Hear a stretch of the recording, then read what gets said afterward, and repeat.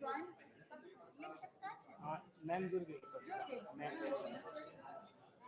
नमस्कार।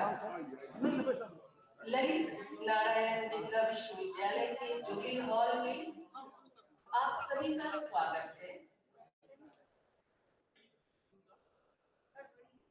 IQAC internal quality assurance से आंतरिक गुणवत्ता आश्वासन प्रकोष्ठ के द्वारा आयोजित NAAC AQAR के लिए प्रलेखन प्रबंधन विषय पर आयोजित कार्यशाला में भाग लेने हेतु हम सभी यहाँ उपस्थित हैं। यह कार्यशाला ऑनलाइन और ऑफलाइन दोनों माध्यमों में आयोजित की गई है। किसी भी शिक्षण संस्थान में गुणवत्ता संबंधी बोध भावना बनाए रखना महत्वपूर्ण होता है।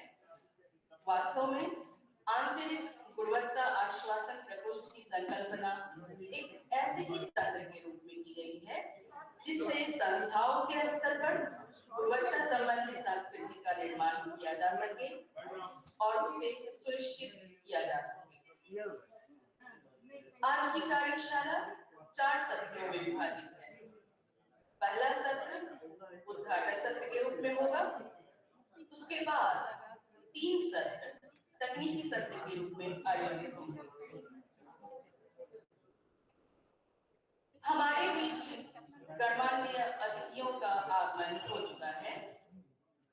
माननीय कुलपति महोदय ने फोन के माध्यम से सूचित किया है कि वो विलंब से इस कार्यशाला में जुड़ेंगे, लेकिन उद्घाटन सत्र की अध्यक्षता उनके नामों से ही रहेगी।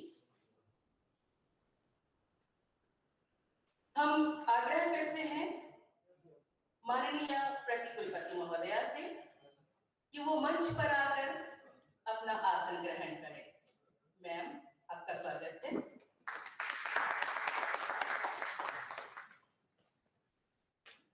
हम मंच पर स्वागत करते हैं प्रोफेसर मुश्ताक अहमद सर, कुल सचिव ललित नारायण मिथिला विश्वविद्यालय। वो आ रहे हैं और मंच पर आमंत्रित हैं professor NK Agarwal, director IQAC Lalit Narayan Mithila विश्वविद्यालय। ऑनलाइन माध्यम से हमारे बीच उपस्थित हैं doctor Pratibha Singh, deputy advisor NAAC Nai Delhi. Ma'am, आपका भी बहुत बहुत स्वागत है। हमारे मध्य ऑफलाइन माध्यम में उपस्थित हैं ढेर सारे रिसोर्स पर्संस जिनका नाम मैं क्रमशः ले रही हूं। Doctor Gaurav Sikka, faculty member department of geography. Sir, आपका स्वागत है।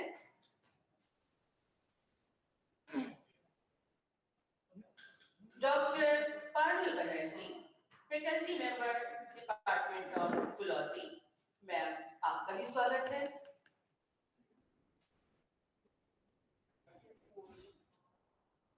Doctor Abhishek Kumar, faculty members department of chemistry.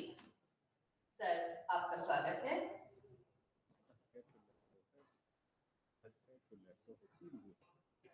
Doctor Manuraj Sharma, faculty member department of geography. Sir, आपका हम मंच पर स्वागत करते हैं। Doctor Sarika Pandey, faculty member department of sociology. Ma'am, आपका भी स्वागत है। Shri Amrita, deputy sports officer. Sir, आप मंच पर आमंत्रित हैं। Doctor Gangesh Kumar Jha, faculty member department of political science. Sir, आपका स्वागत है। विश्वविद्यालय की law officer doctor Soni Singh, Sushri Lakshmi Kumari, faculty member department of sociology. Ma'am, आपका स्वागत है। साथ ही विश्वविद्यालय की वित्तीय सलाहकार सर, आपका भी स्वागत है। कार्यक्रम का शुभारंभ दीप प्रज्वलन के साथ हम सभी गणमान्य अतिथियों से आग्रह करेंगे कि वो दीप प्रज्वलन कर आज की इस कार्यशाला का उद्घाटन करें।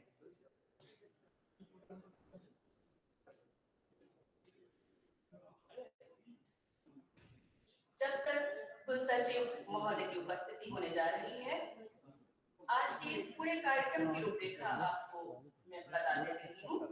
पहला सत्र उद्घाटन सत्र के रूप में होगा, जिसकी अध्यक्षता कर रहे हैं माननीय कुलपति महोदय। दूसरा सत्र तकनीकी सत्र के रूप में होगा, जिसकी अध्यक्षता करेंगी माननीय प्रति कुलपति महोदय। तीसरा सत्र भी तकनीकी सत्र के रूप में है, जिसकी अध्यक्षता करेंगे प्रोफेसर के साहू सर, डेवलपमेंट ऑफिसर। और चौथा सत्र जो ब्रेन स्टॉर्मिंग सेशन के रूप में जाना जाएगा, जिसमें आप अपने प्रश्न रिसोर्स पर्सन से पूछेंगे और 5 बजे कार्यक्रम का समापन हो जाएगा।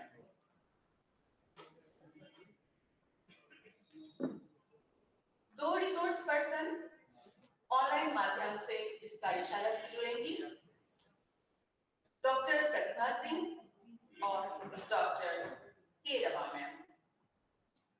बाकी रिसोर्स पर्सन मंच पर अपनी उपस्थिति दर्ज करा चुके हैं।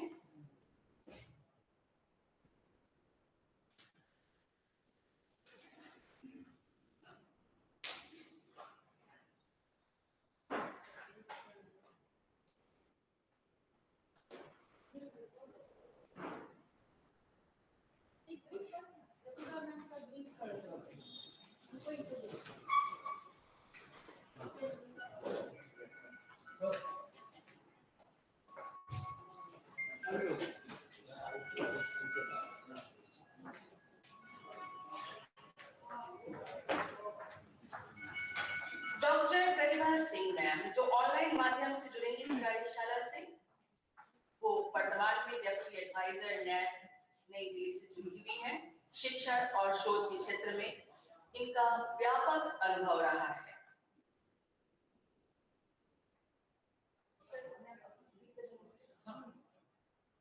हमारे मध्य उपस्थित हो चुके हैं माननीय कुल सचिव महोदय।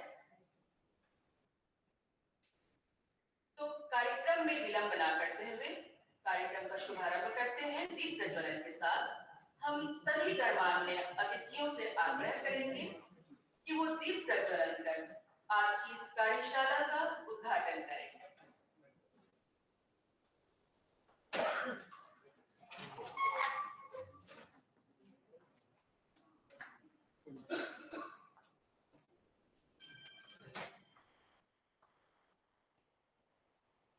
पीछे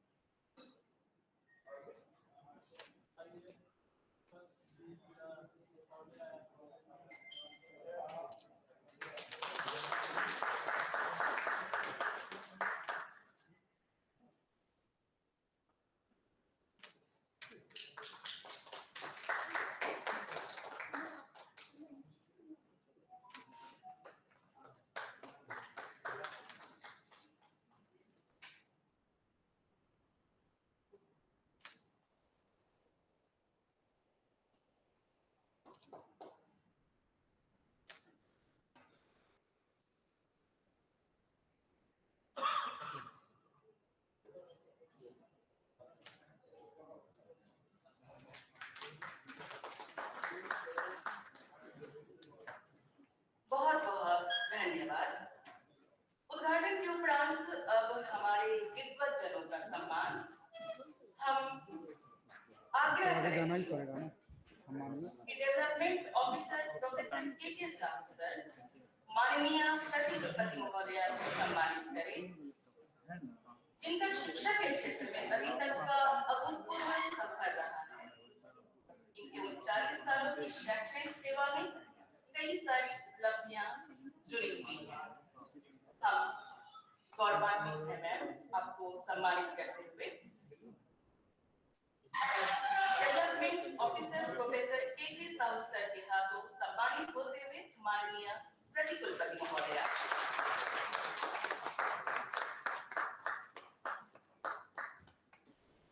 अब हम आग्रह करेंगे डॉक्टर गौरव सिक्का सर से, जो faculty member department of geography से हैं, कि वो माननीय कुल सचिव महोदय को सम्मानित करें।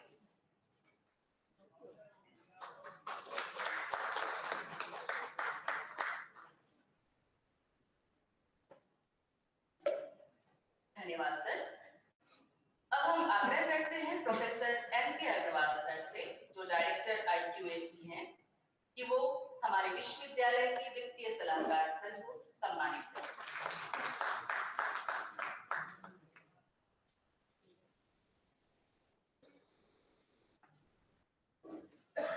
हम आग्रह करते हैं श्री अमृत झा सर से, जो डेप्यूटी स्पोर्ट्स ऑफिसर हैं, कि वो प्रोफेसर एम.के. अग्रवाल को सम्मानित करें।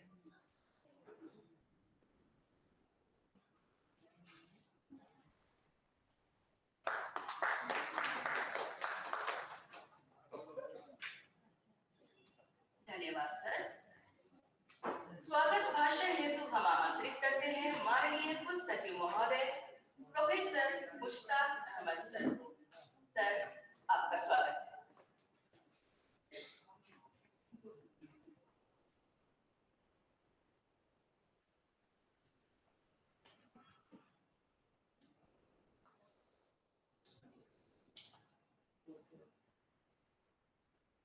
ललित नारायण मिथिला विश्वविद्यालय के सम्मानित प्रतिकुलपति प्रोफेसर डॉली सिन्हा साहिबा, विश्वविद्यालय के वित्तीय परामर्शी आदरणीय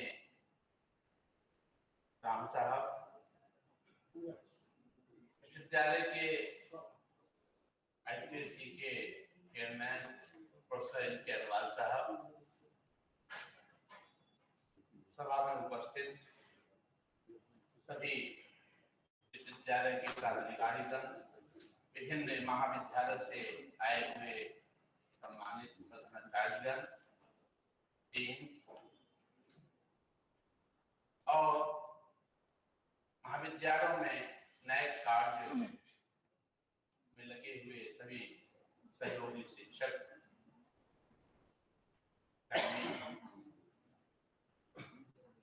यह कार्यशाला बहुत ही महत्वपूर्ण है, और महत्वपूर्ण इसलिए है कि इससे अब कोई छुटकारा नहीं है। यह ऐसा कार्य है जो अनिवार्य है।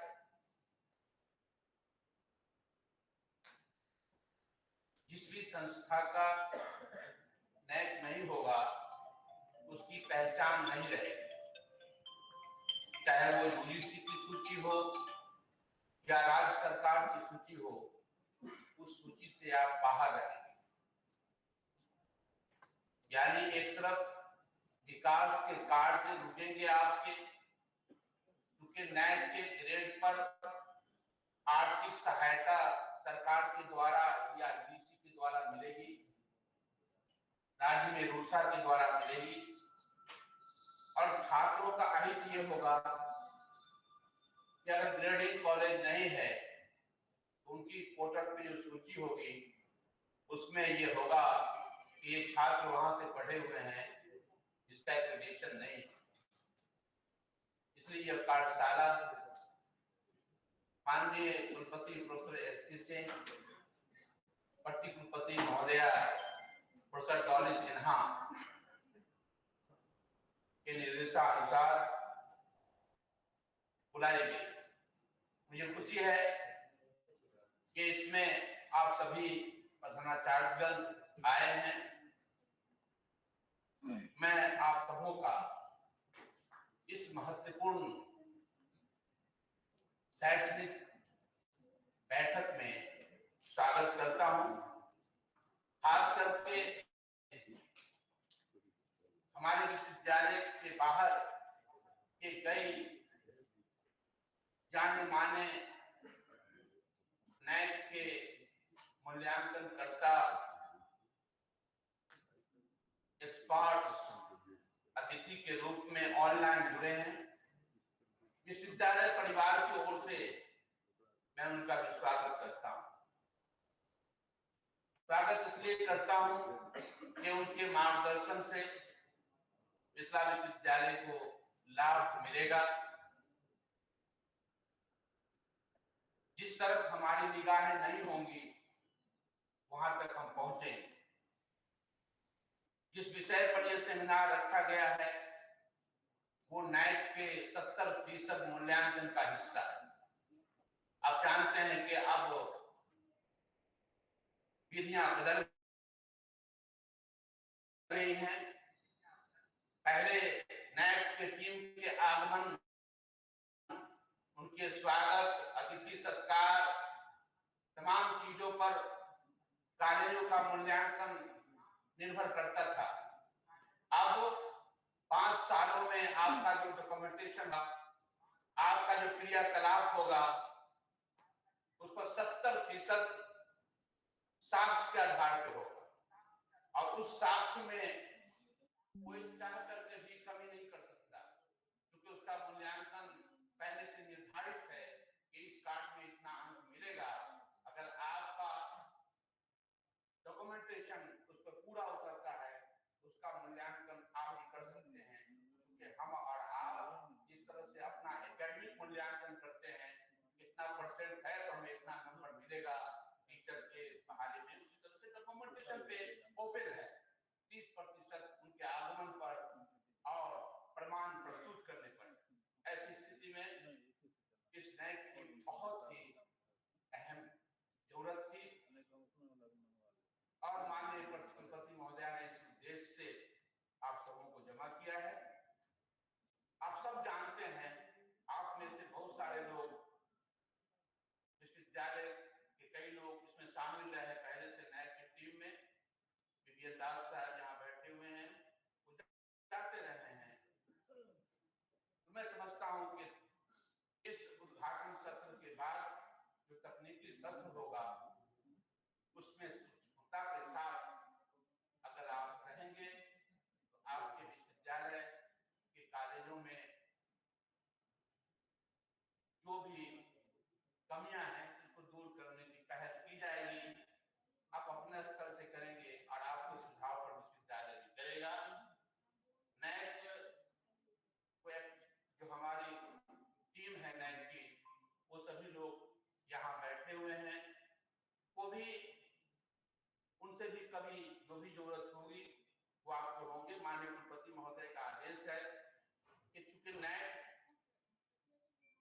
में अगर 5 साल पहले किसी का हो गया है तो आज जो नैक लिख रहे हैं सभी लोग लेटर पैड से वो हटा दें, क्योंकि वो कानूनी अपराध है। यदि आपकी नैक की सीमा समाप्त हो गई है तो आप लोग लेटर पैड आता रहता है, तो आप जो भी लेटर पैड पर भेजेंगे यहाँ से उनके विरुद्ध कानूनी कार्रवाई। आप लोग जिनका सीमा समाप्त हो गया है उस पर भी लिखते रहते हैं B grade, C grade, A grade, तो जिनकी सीमा समाप्त हो गई वो नए ग्रेड में नहीं शामिल। इसीलिए एक चिट्ठी सरकार ने भी लिखा है कि आप कहते हैं कि हमारे यहाँ इतने विश्वविद्यालय नैक हुआ है जबकि हमारे पटल पर वो सूची में शामिल नहीं है। सरकार की चिट्ठी के आलोक में मैं अभी पत्र लिखने जा रहा हूँ आपको, लेकिन जिनका नैक नहीं हुआ है वो नहीं होगा। माननीय कुलपति महोदय का अभी वो पहुंचने वाले हैं, उनका एक आदेश ये भी हुआ है कि अब उन्हीं जो कमीशन प्रिंसिपल हैं उन्हें नैक, जो प्रिंसिपल ने नैक कभी नहीं कराया है उन्हें नैक के कॉलेज में नहीं भेजा। इसलिए आपकी भी जिम्मेदारी है कि आप अपने तौर पे आप इस इंतजार में रहते हैं कि दूसरा आदमी नैक करा दिया है और हम एन कैन पर कैन उछल कूद करके वहां चले जाएंगे और फिर 5 साल मौज करके लौट के दूसरे में चले जाएंगे, वो रास्ते बंद होने जा रहे हैं। ऐसी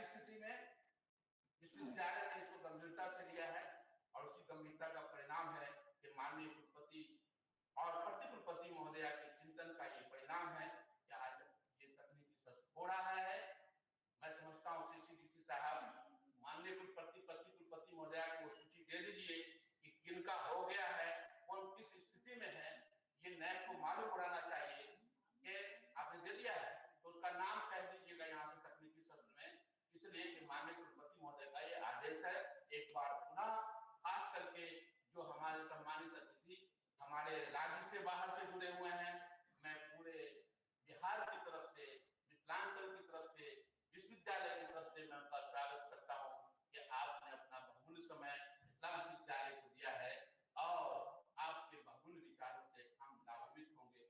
बहुत बहुत शुक्रिया। धन्यवाद सर। आज के इस पूरे कार्यक्रम की रूपरेखा की जानकारी देंगे माननीय प्रतिकुलपति महोदया प्रोफेसर जॉली सिन्हा मैम, आपका स्वागत है।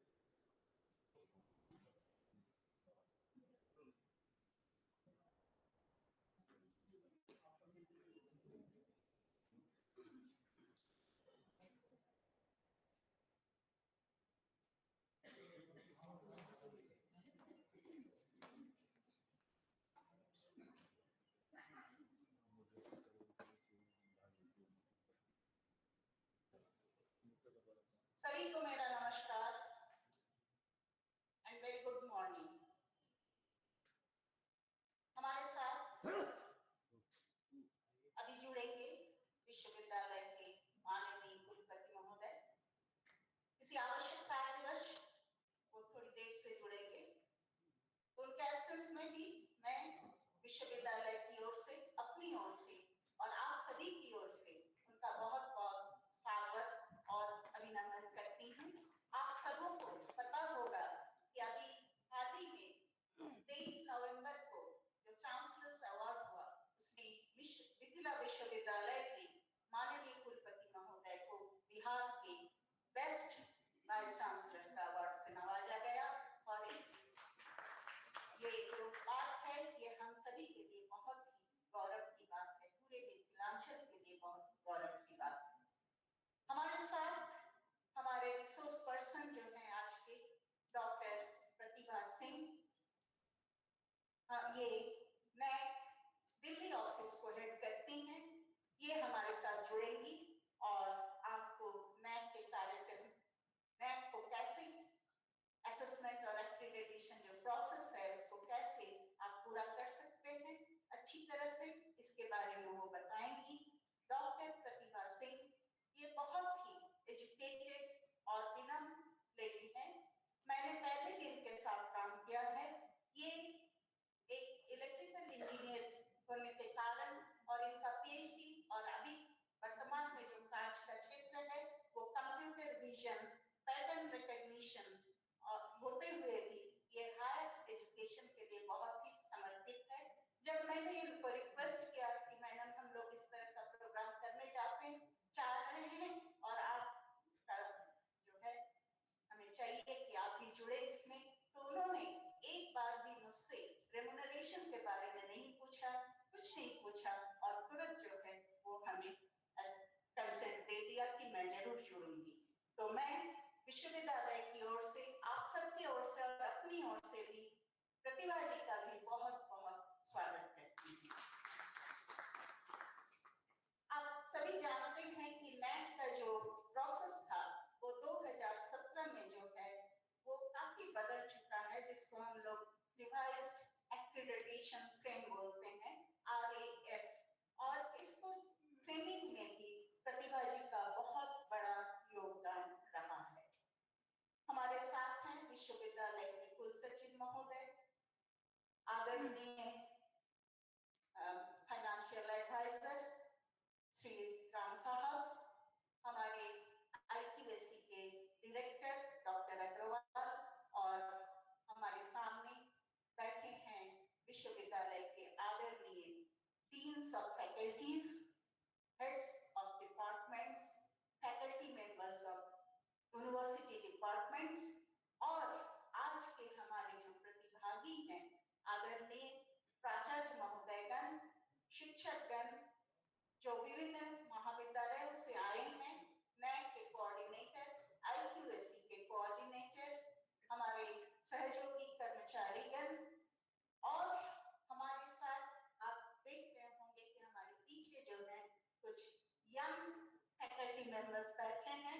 ये आज आपके रिसोर्स पर्सन है, तो आप इन्हें पहचान लें, इनका एक एक करके परिचय कराया जाएगा।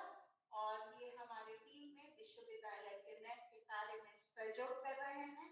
और ये जो कार्यक्रम है, जैसा कि हमारे कुलसचिव महोदय ने बताया है और आप सभी जानते भी हैं कि नैक के बारे में भी नया मैं क्या कहूँ, नैक की जो इम्पोर्टेंस है और इसकी जो आवश्यकता है, नैक एक्रेडिटेशन सभी महाविद्यालयों का समय पे होना ये बहुत बहुत आवश्यक है। इसमें नए से बोलने की कोई आवश्यकता नहीं है, आप सभी इसको महसूस करते हैं।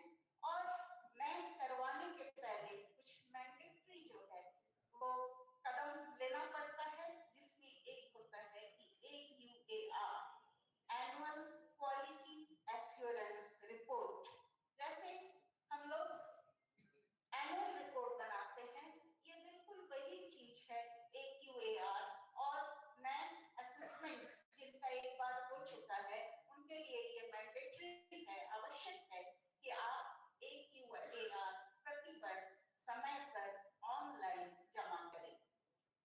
यदि आपके AQAR समय पे जमा नहीं होता है, पेंडिंग है, तो आप आगे के साइकिल के लिए आप नैक में नहीं जा सकते हैं। तो आगे के साइकिल के एक्रेडिटेशन के लिए, जैसे जिन्होंने पहला साइकिल करवा चुके हैं, वो अगर सेकंड साइकिल उनको करना ही है 5 साल बाद, तो सेकंड साइकिल के एक्रेडिटेशन के पहले आपका पिछले 5 वर्षों का AQAR जो है वो सबमिटेड होना चाहिए। तो ये AQAR जो है ये पहला स्टेप है। और ये दुर्भाग्यपूर्ण है कि AQAR के बारे में हमारे कई कॉलेजेस का मेरे पास रिकॉर्ड उपलब्ध है, कई कॉलेजेस का जो है ये पेंडिंग है 1 से 5 वर्ष। कुछ कॉलेज विश्वविद्यालय के 4 कॉलेज, जिसमें दरभंगा से हम समझते हैं कि CM college, CM science college, Marwari college और एक कॉलेज मैं बता दूंगी बाद में, ये 4 कॉलेज का जो है 1 साल का पेंडिंग है। बाकी सभी महाविद्यालयों का जो है 2 से 5 साल तक का AQAR पेंडिंग है। तो जब तक हम AQAR पूरा नहीं करेंगे, हम नैक के लिए कदम नहीं बढ़ा सकते। तो ये कार्यक्रम का जो उद्देश्य है, ये आपको आगाह करना है, आपको आपसे वादा लेना है कि आप AQAR पूरा करेंगे। AQAR के लिए हमारा लास्ट डेट जो था वो 31 अगस्त 2021 को नैक ने समय दिया था कि सभी महाविद्यालय अपने पेंडिंग AQAR को जमा कर दें।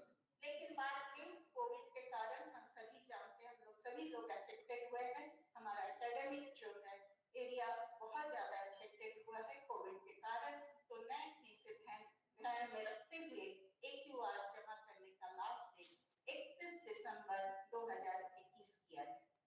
और आप सभी जानते हैं कि बिहार में भी स्टेट नैक कमेटी का जो है संगठन किया गया है और उसमें भी नोटिस दी थी कि 15 अक्टूबर तक सभी महाविद्यालय जो है और विश्वविद्यालय वो अपना पेंडिंग AQAR पूरा कर दें। और बार मिथिला विश्वविद्यालय से भी हमारे अंगीभूत जितने भी महाविद्यालय है सभी को लिखा गया, फोन किया गया, ईमेल भेजा गया कि काइंडली आप लोग जो है AQAR जो है उसको पूरा करें। लेकिन इसके बावजूद भी किसी कारणवश जो है AQAR अभी पूरा नहीं हुआ है। तो आज के कार्यक्रम का उद्देश्य यही है कि हम AQAR जल्द से जल्द भर दें। और ये आज का जो कार्यक्रम है, ये कार्यक्रम जो है ये एक हैंड होल्डिंग कार्यक्रम है। हम सभी समझते हैं कि AQAR या नैक जो है, ऐसा नहीं है कि आप में कॉम्पिटेंस नहीं है, कॉम्पिटेंस की कमी नहीं है। किसी भी कॉलेज में जो हमारे नैक के coordinator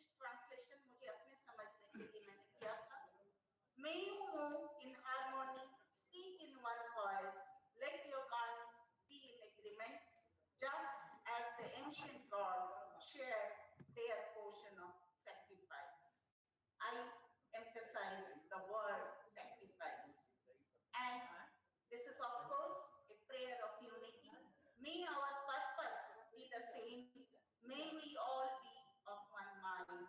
May our intentions and aspirations be alike, and so that a common objective unifies us all.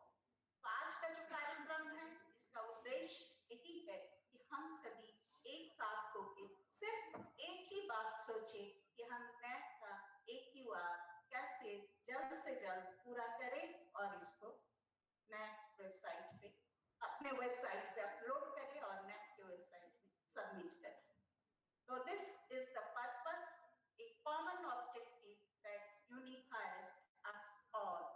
So again, I repeat, I remind you, the AQR to fulfill it effectively and submit before 31st of December 2021. जैसा कि मैंने पहले भी कहा, sometimes the issue is not about the skill deficit but of confidence, और इसके लिए ये हैंड होल्डिंग कार्यक्रम जो है ये किया जा रहा है. आप बिल्कुल निसंकोच होके आप हमारे जो रिसोर्स पर्सन्स हैं उनसे आप सहायता लीजिए और इस कार्यक्रम को पूरा कीजिए. मेरा एक और आग्रह है, आदरणीय प्राचार्य महोदय, NAC के सभी NAC के कोऑर्डिनेटर्स, IQAC के कोऑर्डिनेटर्स से जब आप अपने क्षेत्र में अपने कॉलेज में वापस काम करेंगे तो आसपास के दूसरे कॉलेज से भी चर्चा रखें और एक दूसरे का हाथ पकड़िए. इस कार्यक्रम में NAC के AQAR सबमिशन में हम में से कोई भी पीछे नहीं छूटे. तो आपका उद्देश्य, आपको भी ये जो है लीडरशिप रोल कई कॉलेजेस को करना होगा. आपके आसपास जो थोड़े कमजोर कॉलेज हैं उनको आप मेंटर का रोल पालन करें, यही मेरा आपसे निवेदन है. और इस कार्यक्रम को सफल बनाएं, एक भी कॉलेज छूट न जाए. धन्यवाद.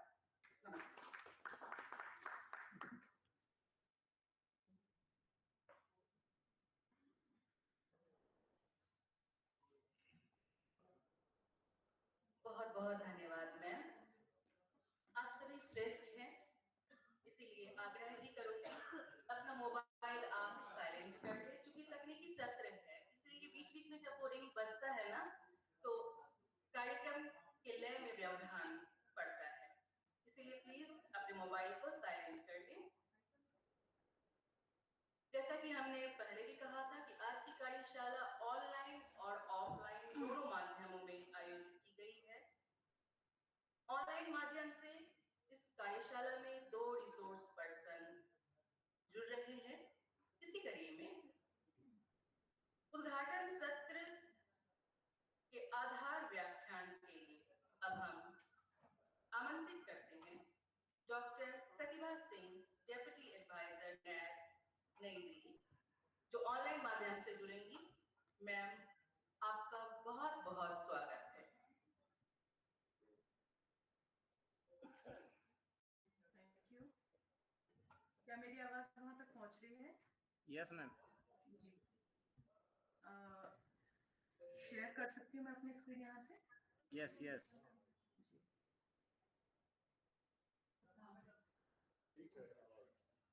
आवाज आ रही है? आवाज आ रही है. शेयर हो रहा है.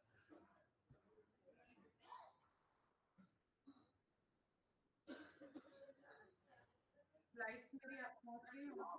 Yes yes ma'am. जी. Thank you. इस कार्यक्रम की अध्यक्षता कर रहे आदरणीय कुलपति प्रोफेसर SP सिंह जी, विश्वविद्यालय के कुल सचिव श्री मुस्ताक अहमद जी, विश्वविद्यालय की प्रतिकुलपति प्रोफेसर डॉली सिन्हा मैडम,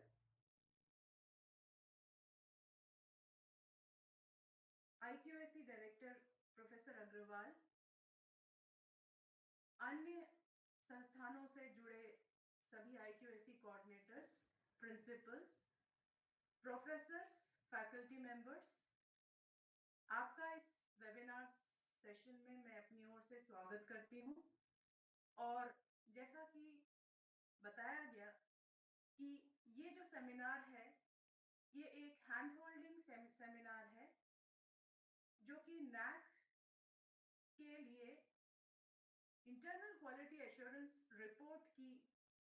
जो बारीकियां हैं उसके बारे में चर्चा पर आधारित है।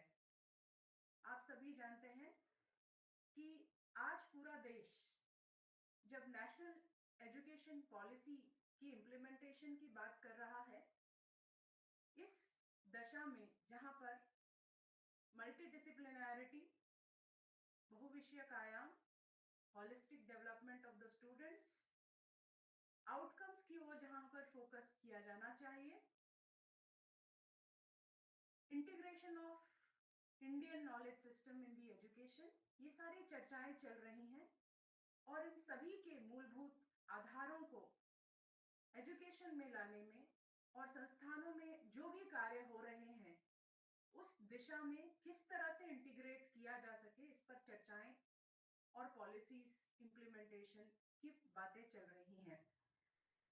लेकिन एक इम्पॉर्टेंट कंपोनेंट जो हम सभी जानते हैं कि जो भी चेंजेस आज से 15 सालों के अंदर आने वाले हैं उसमें क्वालिटी का एक अपना ही महत्व रहेगा और क्वालिटी इंश्योर करना हम सभी का कलेक्टिव दायित्व रहेगा। तो इस दिशा में एक्सटर्नल क्वालिटी एश्योरेंस एजेंसी जैसे कि नैक और इंटरनल क्वालिटी एश्योरेंस मैकेनिज्म जो संस्थानों में उपलब्ध होता है, उन दोनों को मिल करके इस दिशा में अपने अपने प्रयास सुनिश्चित करने पड़ेंगे, तभी हम इस दिशा में आगे बढ़ पाएंगे और जो चेंजेस आ रहे हैं उसी दिशा में अपने आप को डायरेक्ट कर पाएंगे। तो जैसा आप सभी जानते हैं कि एनुअल क्वालिटी एश्योरेंस रिपोर्ट एक पोस्ट एक्रेडिटेशन इनिशिएटिव है जिसमें जो भी संस्थान एक्रेडिटेशन करवाना चाहता है और आने वाले रिसाइकलिंग जो नेक्स्ट साइकिल्स के लिए जो एक्रेडिटेशन करना होता है उसके लिए AQAR को जमा करना एक बहुत ही इंपॉर्टेंट कंपोनेंट है। तो जो संस्थान प्रथम साइकिल में है वहां पर एनुअल क्वालिटी एश्योरेंस सिस्टम की चर्चा की गई है जिसमें स्वतः संस्थान अपने लेवल पे एक सिस्टम डिजाइन कर सकते हैं और वहां हम AQAR सबमिशन की रिक्वायरमेंट नैक की तरफ से नहीं रखते। लेकिन जो संस्थान एक बार नैक के द्वारा एक्रेडिटेट हो चुके हैं और वो दोबारा एक्रेडिटेशन करवाना चाहते हैं जिसको कि हम री एक्रेडिटेशन कहते हैं, वहां पर पिछले 4 सालों का एनुअल क्वालिटी एश्योरेंस रिपोर्ट जो है एक मैंडेटरी रिक्वायरमेंट रहती है और संस्थानों को IIQA जमा करते समय ये AQAR का सबमिशन अनिवार्य किया गया है नैक की तरफ से। तो AQAR एक पोस्ट एक्रेडिटेशन इनिशिएटिव है जो कि एक्रेडिटेशन के पश्चात एनुअल रिपोर्ट की तरह देखा जा सकता है। जो भी एनुअल एक्टिविटी आपने परफॉर्म की है उनका सभी का लेखा जोखा आपको इसके अंदर देना होता है। तो हम सभी जानते हैं कि क्वालिटी कभी भी हमेशा एक्सटर्नल एजेंसी का दायित्व नहीं होता, ये इंटरनली ड्रिवन फिनोमेना है। तो इंटरनली ड्रिवन जो फिनोमेना है उसमें संस्थान अपने अपने गोल्स और ऑब्जेक्टिव्स सुनिश्चित करते हैं और इन गोल्स और ऑब्जेक्टिव्स का जो मूल्यांकन है, उनका जो एनालिसिस है, उसमें किस तरह की कमियां हैं, किस तरह के गैप हैं, वो आइडेंटिफाई कर लेते हैं और जब ये कमियां और गैप हमें पता चल जाते हैं तो उनको इम्प्लीमेंट करने के लिए सभी संस्थान अपने अपने लेवल पे प्रयास करते हैं कि किस तरह से कमियों को दूर किया जा सके। फॉर एग्जाम्पल, ये जो गोल्स और ऑब्जेक्टिव कंटेक्स्ट पर डिपेंड करते हैं, जो हम सब जानते हैं सभी संस्थान एक जैसे नहीं है, संस्थानों की अपनी अपनी विशेषता है, अपनी अपनी खासियत है और उसी के हिसाब से उनके गोल्स या ऑब्जेक्टिव्स सेट किए जाते हैं और उन गोल्स और ऑब्जेक्टिव्स को पूरा करने के लिए गैप एनालिसिस जो हम करते हैं वो एक कंटिन्यूअस प्रोसेस होना चाहिए कि आज हमारा इस वर्ष का टारगेट ये है और अगले 5 वर्षों में या अगले 1 वर्ष में हमारा ये ऑब्जेक्टिव फुलफिल हो जाना चाहिए। तो ये जो गोल्स और ऑब्जेक्टिव्स का एनालिसिस, उनका मूल्यांकन उनका इम्प्लीमेंटेशन और उससे रिलेटेड जो भी मेजरमेंट्स हैं, इंडिकेटर्स हैं, आपने ये इंडिकेटर्स एकेडमिक लेवल पे सेट किए हो सकते हैं, आपने ये इंडिकेटर्स कोई एडमिनिस्ट्रेटिव लेवल पे सेट किए हो सकते हैं। तो इनका मूल्यांकन एक कंटिन्यूअस प्रोसेस है और नैक इसको इम्प्रूवमेंट के लिए बहुत ही इंपॉर्टेंट कंसिडरेशन में लाता है और इसलिए AQAR आई, इसलिए एनुअल क्वालिटी एश्योरेंस रिपोर्ट आई, जहां पर वर्षवार प्रगति को नापने के लिए पैमाने सेट किए गए। जो प्रेजेंट AQAR फॉर्मेट है, ये प्रेजेंट AQAR फॉर्मेट एक ऑनलाइन फॉर्मेट है और जो कि संस्थानों के लिए इसलिए भी महत्वपूर्ण है क्योंकि इसमें जो प्रश्न पूछे गए हैं वो सारे के सारे प्रश्न कहीं ना कहीं 5 वर्ष के बाद जो संस्थान सेल्फ स्टडी रिपोर्ट जमा करेगा उसके डेटा कलेक्शन की बात कर रहा है। तो अगर आपके पास नियमित रूप से ये डेटा आपकी तरफ से तैयार रहेगा तो आप सेल्फ स्टडी रिपोर्ट जमा करने के लिए भी पूरी तरह से तैयार रहेंगे। सारे क्वेश्चंस यहाँ पर जो भी उपलब्ध हैं कहीं ना कहीं SSR के इंडिकेटर्स को ही इंडिकेट करते हैं। कुछ क्वेश्चंस कम या ज्यादा हो सकते हैं लेकिन वो सेल्फ स्टडी रिपोर्ट से मेल खाते हैं और उसके लिए रिक्वायरमेंट जो भी सेल्फ स्टडी रिपोर्ट में है वो AQAR में भी उपलब्ध है। इसलिए ये बहुत इंपॉर्टेंट है कि संस्थान इसको नियमित रूप से जमा करें। क्वालिटी एश्योरेंस मैकेनिज्म किसी भी देश में, किसी भी कंट्री में अगर हम देखें तो जनरली इसका कोऑर्डिनेशन नेशनल लेवल पे होता है और एक इंडिपेंडेंट एजेंसी के द्वारा होता है। नई एजुकेशन पॉलिसी में ये जो इंडिपेंडेंट एजेंसी है इसको NAC नाम से स्पेल्ड आउट किया गया है, नेशनल एक्रेडिटेशन काउंसिल, और जिसके अंदर मल्टीपल एजेंसीज आने की बात कही है। ये मल्टीपल एजेंसीज देखिए आज की तारीख में जो प्रेजेंट एक्रेडिटेशन सिस्टम है अभी तो हमें उसी को फॉलो करते हुए उसकी गाइडलाइंस और उसकी जो भी प्रोसीजर्स हैं उनको फॉलो करना होगा और अपनी अपनी क्वालिटी को सुनिश्चित करने के लिए प्रयास शुरू करने होंगे। कई संस्थान ऐसे भी हैं जो लैक ऑफ इंटरेस्ट की वजह से अपनी तरफ से शुरुआत नहीं करते या कई बार ये भी पाया गया है कि उन्हें फियर ऑफ परफॉर्मेंस लो इस तरह का कुछ दिमाग में रहता है कि यदि हम आए और हम अच्छा परफॉर्म नहीं कर पाए तो उस दशा में क्या होगा। तो इन चीजों से आगे बढ़ते हुए हमें अपनी तरफ से प्रयास करने चाहिए और आपको सभी को पता होगा कि अभी रिसेंटली नैक ने हमारा जो फीस स्ट्रक्चर है उसको भी रिवाइज किया है। सभी कॉलेजेस के लिए फीस को काफी कम कर दिया गया है। तो कॉलेजेस इस दिशा में आगे आए और क्वालिटी एश्योरेंस के लिए जो भी रिक्वायरमेंट है उसको फुलफिल करें, ये मेरी आप सभी से अपील रहेगी। तो जनरली जो नेशनल कोऑर्डिनेशन एजेंसी है ये संस्थानों के प्रयास, अपने अपने गोल को फुलफिल करने के जो भी प्रयास हैं उसको नापने की कोशिश करता है और इस डायरेक्शन में संस्थानों से उम्मीद की जाती है कि आप अपने स्वतः मूल्यांकन को बढ़ावा दें, अपने आप को मूल्यांकित करें, एक टर्म डिसाइड कर लें कि आप किस समय पर अपने क्वालिटी इनिशिएटिव्स को मेजर करेंगे और चाहे तो इसमें आप एक्सटर्नल एक्सपर्ट्स की जो भी आपके प्रदेश में या आपके डिस्ट्रिक्ट में जो भी क्वालिटी की डायरेक्शन में काम कर रहे हैं उनकी हेल्प लेकर इंटरमिटेंट इवैल्यूएशन भी अपने संस्थान का करा सकते हैं। लेकिन इन सभी प्रयासों में ये बहुत ही इंपॉर्टेंट हो जाता है कि जो भी आप एक्सपर्ट्स का इवैल्यूएशन कर रहे हैं उनको बड़ी ही बारीकी से फॉलो अप करें। तो आउटकम्स जो भी इन इवैल्यूएशंस का आया है इसे आपको अपने वेबसाइट पर डालना चाहिए क्योंकि आने वाले जो फ्रेमवर्क NEP में कहा गया है कि सेल्फ डिस्क्लोजर, जो भी आप इंफॉर्मेशन कहीं से आप करते हैं, जो भी आपकी प्रैक्टिसेस फॉलोड हैं उसको आप वेबसाइट पे और अन्य माध्यमों से डिस्क्लोज करें। सो जो फ्रेमवर्क आने वाला है वो सेल्फ डिस्क्लोजर को बहुत ही बढ़ावा देगा। एट प्रेजेंट भी हमारा जो फ्रेमवर्क है वो देखिए आप सेल्फ स्टडी रिपोर्ट को अपनी अपनी वेबसाइट पे अपलोड करने को कहता है। जो भी AQAR आप जमा करते हैं उसे भी अपनी अपनी वेबसाइट पे आपको अपलोड करना होता है। तो सेल्फ डिस्क्लोजर आने वाले समय में हर गतिविधि का डिस्क्लोजर आपको करना होगा। तो इसी तरह से ये जो भी इंटरमिटेंट इवैल्यूएशन की बात है इसका भी आउटकम्स को आपको बहुत ही क्रिटिकली एनालाइज करना पड़ेगा और जो रिकमेंडेशन इसमें कहे गए हैं उसको आपको इम्प्लीमेंट करने की तरफ ध्यान देना होगा।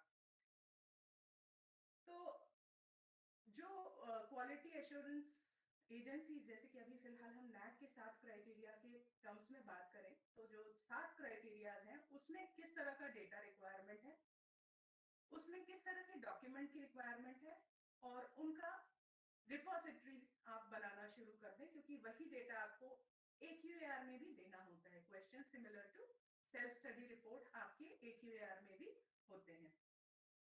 तो उन गाइडलाइंस को आप अच्छी तरह से समझ लें और AQAR की तैयारी करें। मैं अपने संस्थान के बारे में बताना चाहूंगी। नैक आप सभी जानते हैं कि 1994 में स्टैब्लिश हुआ था, यूनिवर्सिटी ग्रांट्स कमीशन की ऑटोनॉमस बॉडी की तरह हुआ था इसका एस्टैब्लिशमेंट, और इसका मुख्य उद्देश्य संस्थाओं का मूल्यांकन करना है। तो ये नैक का विजन है, to make the quality defining element of higher education institution in India to a combination of self and external quality evaluation, promotion and sustenance initiatives। अगर इस विजन स्टेटमेंट को आप देखें तो यहाँ से आपको ये समझ में आएगा कि इंस्टीट्यूशनल एक्रेडिटेशन हमारा मुख्य उद्देश्य होता है। इंस्टीट्यूशन एज ए यूनिट हम कंसिडर करते हैं, और इसमें हम ये मापने की कोशिश करते हैं कि सेल्फ और एक्सटर्नल क्वालिटी इवैल्यूएशन, जो भी आपने खुद अपने इवैल्यूएशन किया है वो किस तरह से है, और एक्सटर्नली जो भी पैरामीटर्स आपसे कहे गए हैं उसमें आप किस तरह से फिट होते हैं, ये सारी चीजें जो है आपकी सेल्फ स्टडी रिपोर्ट में रिफ्लेक्ट होनी चाहिए। इस विजन स्टेटमेंट को पूरा करने के लिए मिशन स्टेटमेंट्स हैं। पहला इसमें मिशन स्टेटमेंट है to arrange for periodic assessment and accreditation of institutions of higher education और यूनिट्स देयरऑफ और स्पेसिफिक एकेडमिक प्रोग्राम्स और प्रोजेक्ट्स। तो पीरियोडिक असेसमेंट की बात की गई है। संस्थान एक बार जब असेसमेंट कराते हैं तो उसकी वैलिडिटी 5 वर्षों की होती है, और 5 वर्षों के बाद दोबारा उसे री एक्रेडिटेशन की तैयारी करनी होती। लास्ट के 6 महीनों के अंदर उसे जो वैलिडिटी के लास्ट 6 मंथ्स के दौरान IIQA जमा करनी पड़ती है री एक्रेडिटेशन के पर्पस के लिए। The second mission statement is to stimulate the academic environment for the promotion of quality of teaching, learning and research in higher education institutions. Third mission statement is to encourage the self-evaluation, accountability, autonomy and innovation in higher education. Next is to undertake the quality-related research studies, consultancy and training programs. Then to collaborate with the other stakeholders of higher education for quality evaluation, promotion and sustenance. तो जब आप इसके framework को देखेंगे तो इसके framework में जो best practices other quality assurance agencies की हैं उनको भी लाने की कोशिश की गई है। क्या आप एडमिनिस्ट्रेटिव एकेडमिक ऑडिट करवाते हैं, क्या आप NIRF में पार्टिसिपेट करते हैं, स्वच्छता रैंकिंग में पार्टिसिपेट करते हैं, तो इस तरह के जो भी इनिशिएटिव है जो संस्थान की क्वालिटी गुणवत्ता बढ़ाने की तरफ किए गए हैं, ये सभी इवैल्यूएशंस को आपको पार्टिसिपेट करना चाहिए, और इसमें सेल्फ स्टडी रिपोर्ट में उन्हें कहीं ना कहीं दर्शाने की कोशिश करना चाहिए। क्योंकि आज हम AQAR के बारे में बात कर रहे हैं, तो AQAR annual quality assurance report IQAC के माध्यम से जमा की जाती है। IQAC के इनिशिएटिव्स के स्वरूप ही हमें ये AQAR का फाइनलाइजेशन होता है, और उस IQAC का संरचना के बारे में मैं कुछ बातें करना चाहूंगी आपसे। तो आपको जैसे पता है कि internal quality assurance cell is a tactics for performance evaluation, assessment and accreditation, quality upgradation of higher education institutions, and NAAC initiate that every accredited institution should establish an internal quality assurance cell as a post-accreditation quality sustenance measure. As a quality enhancement is a continuous process, IQAC will be a part of institution's system and work towards the realization of the goals of the quality enhancement and sustenance. इसमें देखिए ये बहुत important है कि IQAC को क्या क्या करना चाहिए, IQAC किस तरह के कार्यों के लिए दायित्व होना चाहिए। IQAC सिर्फ एक ऐसा सेल नहीं होना चाहिए जो कि अंत में जबकि एक्रेडिटेशन ड्यू है उस समय पर अपने कार्यों का निष्पादन करने के लिए एक्टिव हो जाए। ये एक बहुत ही एक्टिव सेल होना चाहिए जहां पर कंटिन्यूअसली क्वालिटी को स्ट्राइव किया जाए, कंटिन्यूसली गोल्स को देखा जाए, कंटिन्यूस मेजरमेंट किया जाए, कंटिन्यूस प्रयास किए जाए, किस तरह के प्रोग्राम्स IQAC में होने चाहिए, किस तरह का फीडबैक और किन लोगों की भागीदारी सुनिश्चित करना चाहिए, ये सारी चीजें बहुत ही एक्टिव तरीके से पूरे जो पोस्ट एक्रेडिटेशन पीरियड है, जो कि गुणवत्ता NAAC के एक्रेडिटेशन के पश्चात आपका जो पोस्ट एक्रेडिटेशन पीरियड है, उसमें IQAC को बहुत ही एक्टिव तरीके से इन सभी कार्यों का निष्पादन करना चाहिए। तो जब भी कोई एक्रेडिटेशन होता है तो उसके बाद एक कुछ रिकमेंडेशन दी जाती है आपके संस्थानों के, कुछ कमियां बताई जाती हैं, उनको बेस लेते हुए IQAC को अगले साइकिल के लिए तैयारियां शुरू करनी चाहिए कि ये कमियां हैं, इन्हें किस तरह से दूर किया जाए। ये रिकमेंडेशन प्रीवियस रिपोर्ट की थी, प्रीवियस साइकिल की ये रिकमेंडेशन दी गई थी और इसे किस तरह से बढ़ाया जाए। तो इस दिशा में सतत प्रयास करना ही IQAC का मुख्य उद्देश्य होना चाहिए। तो इस तरह से IQAC की जो प्राइम रिस्पॉन्सिबिलिटी है वो ये है to develop a system for conscious, consistent and catalytic improvement in the overall performance of the institution, to promote the holistic academic development of the institutions during the post-accreditation period. It will channelize the efforts and measures of the institution. So this becomes very important that all the efforts are channelized through IQAC. IQAC will be a supreme body, will be channelizing the efforts and will be responsible for taking it forward for the purpose of institutionalization, for making the participation of each and individual for the quality culture, for bringing the quality culture in the institution. तो ये मुख्य कार्य है। IQAC cell के कुछ functions यहाँ मैंने list किए हैं। तो preparation of annual quality assurance report, ये मेजर रिक्वायरमेंट या रोल देखा जाएगा कि AQAR को आप एनुअली किस तरह से तैयार करें, उसकी क्या गाइडलाइन है। जैसे कि प्रेजेंट गाइडलाइन AQAR की ये कहती है कि अब हम जो एनुअल क्वालिटी एश्योरेंस रिपोर्ट है वो पोर्टल के माध्यम से ही लेंगे।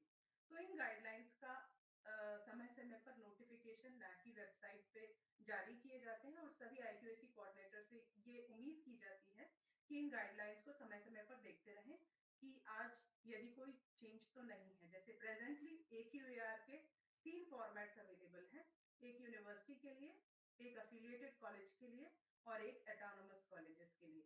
तो अफिलिएटेड कॉलेज में भी UG और PG के लिए AQAR के 2 अलग अलग फॉर्मेट हैं और उनमें जो डेटा टेम्पलेट की रिक्वायरमेंट है वो SSR से मेल खाती हुई है। तो वो डेटा टेम्पलेट अभी हमने नया इसमें इंटीग्रेट किया है और संस्थानों को एक्सेल शीट में डेटा जमा करना होता है इन मैट्रिक्स में जो भी आप इंफॉर्मेशन देना चाहते हैं उसके साथ में। तो ये गाइडलाइंस को आपको NAAC की वेबसाइट और पे देखना पड़ेगा और यहाँ पर जो भी नोटिफिकेशन उपलब्ध है उनको देखिए और उसके हिसाब से AQAR को जमा करने के लिए तैयारियां शुरू कीजिए। Then the second is development and application of the quality benchmark parameters for various academic and administrative activities of the institution. आप सभी जानते हैं academic activity या administrative activities के लिए आपको benchmark सुनिश्चित करना पड़ेंगे। जैसे आपने pass percentage, progress of the students या फिर research progress, इनके लिए कुछ पैमाने निर्धारित किए हैं, फंडिंग के लिए कुछ पैमाने निर्धारित किए हैं, फैकल्टी मेंबर्स को इतने प्रोजेक्ट्स लाने हैं इतने वर्षों में, इस तरह के कुछ बेंचमार्क्स अपने संस्थानों के लिए रखें। और कई बार ये एडमिनिस्ट्रेटिव एक्टिविटीज में एफिशिएंसी के लिए भी गोल्स आप सुनिश्चित कर सकते हैं। तो जो भी एक्टिविटीज चाहे वो इवैल्यूएशन हो चाहे वो गवर्नेंस हो, वो सारी एडमिनिस्ट्रेटिव एक्टिविटीज को आप के लिए बेंचमार्क या पैरामीटर्स डिसाइड करिए और उसकी इम्प्रूवमेंट की तरफ आप ध्यान दीजिए। तो ये इस तरह का जो कार्य है कि कौन एनालिसिस करेगा, ये भी IQAC के कार्य क्षेत्र में आते हैं। कौन एनालिसिस करेगा, कौन गोल्स का निर्धारण करेगा और कौन इन एक्टिविटीज को फाइनली हर एक स्टेक होल्डर्स जो कि संस्थान से जुड़े हैं वहां तक लेके जाएगा। Then facilitating the creation of the learner centric environment. अभी हम सब टीचर सेंट्रिक एनवायरनमेंट से लर्नर सेंट्रिक एनवायरनमेंट की बात कर रहे हैं। तो इसको फैसिलिटेट करने के लिए किस तरह की रिक्वायरमेंट है, लर्नर सेंट्रिक बनाने के लिए क्या ये कुछ मेंटरी सेल स्टैब्लिश करने की आवश्यकता है? किस तरह से लर्नर को as a centre of teaching learning process हम बना पाए, इस डायरेक्शन में क्या किया जा सकता है अपने अपने लेवल, क्योंकि हर संस्थान की अपनी लिमिटेशंस है, अपनी फैकल्टी रिसोर्सेज है। तो उस हिसाब से जो भी आपकी प्रेजेंट सिचुएशन है आप उसके हिसाब से, लेकिन प्लानिंग बहुत इंपॉर्टेंट है। जो भी आपके पास रिसोर्सेज है उसमें आप कुछ अच्छा करने की कोशिश करें। यही चीजें जो है क्वालिटी या इवैल्यूएशन में आती जाती हैं कि क्या हम जो सुविधाएं प्रेजेंटली हमारे पास है उनका इफेक्टिव यूटिलाइजेशन कर पा रहे हैं या नहीं। कई बार ऐसा भी देखा गया है कि जो संस्थान प्राइवेट हैं या उनके पास फंडिंग नहीं है, वो भी कई बार नैक में अच्छी ग्रेडिंग लेके आ जाते हैं। तो इसलिए हर बार रिसोर्सेस मेन हर्डल नहीं होता क्वालिटी ना इंश्योर करने के लिए। इसके अलावा देखिए इसमें फीडबैक की बहुत इंपॉर्टेंट महत्ता है। देखिए हमारे एक्रेडिटेशन फ्रेमवर्क में भी जो भी करिकुलम आप स्टूडेंट्स को ऑफर करते हैं उसमें सभी के फीडबैक की की गई है कि ये जो भी करिकुलम है इसमें करिकुलम को डिजाइन करते समय स्टूडेंट्स, पेरेंट्स और सभी स्टेक होल्डर्स का ओपिनियन लिया गया, एम्प्लॉयर्स का ओपिनियन लिया गया। तो इस तरह के जो भी कार्य आप कर रहे हैं इसमें स्टेक होल्डर्स की भागीदारी भी सुनिश्चित करना IQAC किस लेवल पे भागीदारी सुनिश्चित की जा सकती है। जैसे कि जो भी आपकी स्टैट्यूटरी बॉडीज है उसके अंदर आप यहाँ किस तरह का प्रोविजन है जिसमें आप पब्लिक का ओपिनियन उसमें ले सकते हैं।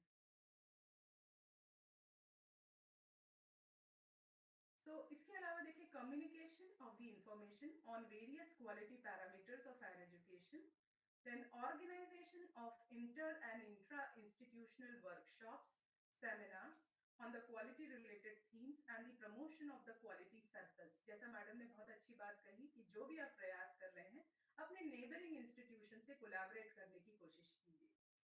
जो भी संस्थान अच्छा कर रहे हैं उनकी बेस्ट प्रैक्टिसेस को ऑब्जर्व कीजिए, क्योंकि वही आपके बेस्ट रिसोर्स हो सकते हैं। हर बार नैक के लिए संभव नहीं हो पाता कि हर एक स्टेक होल्डर्स या हर एक कॉलेज तक पहुंच पाए। तो इस तरह के क्वालिटी सर्कल्स को स्टैब्लिश करने की कोशिश कीजिए और वहां पर जो भी प्रयास है कलेक्टिवली उनको सुनिश्चित कीजिए।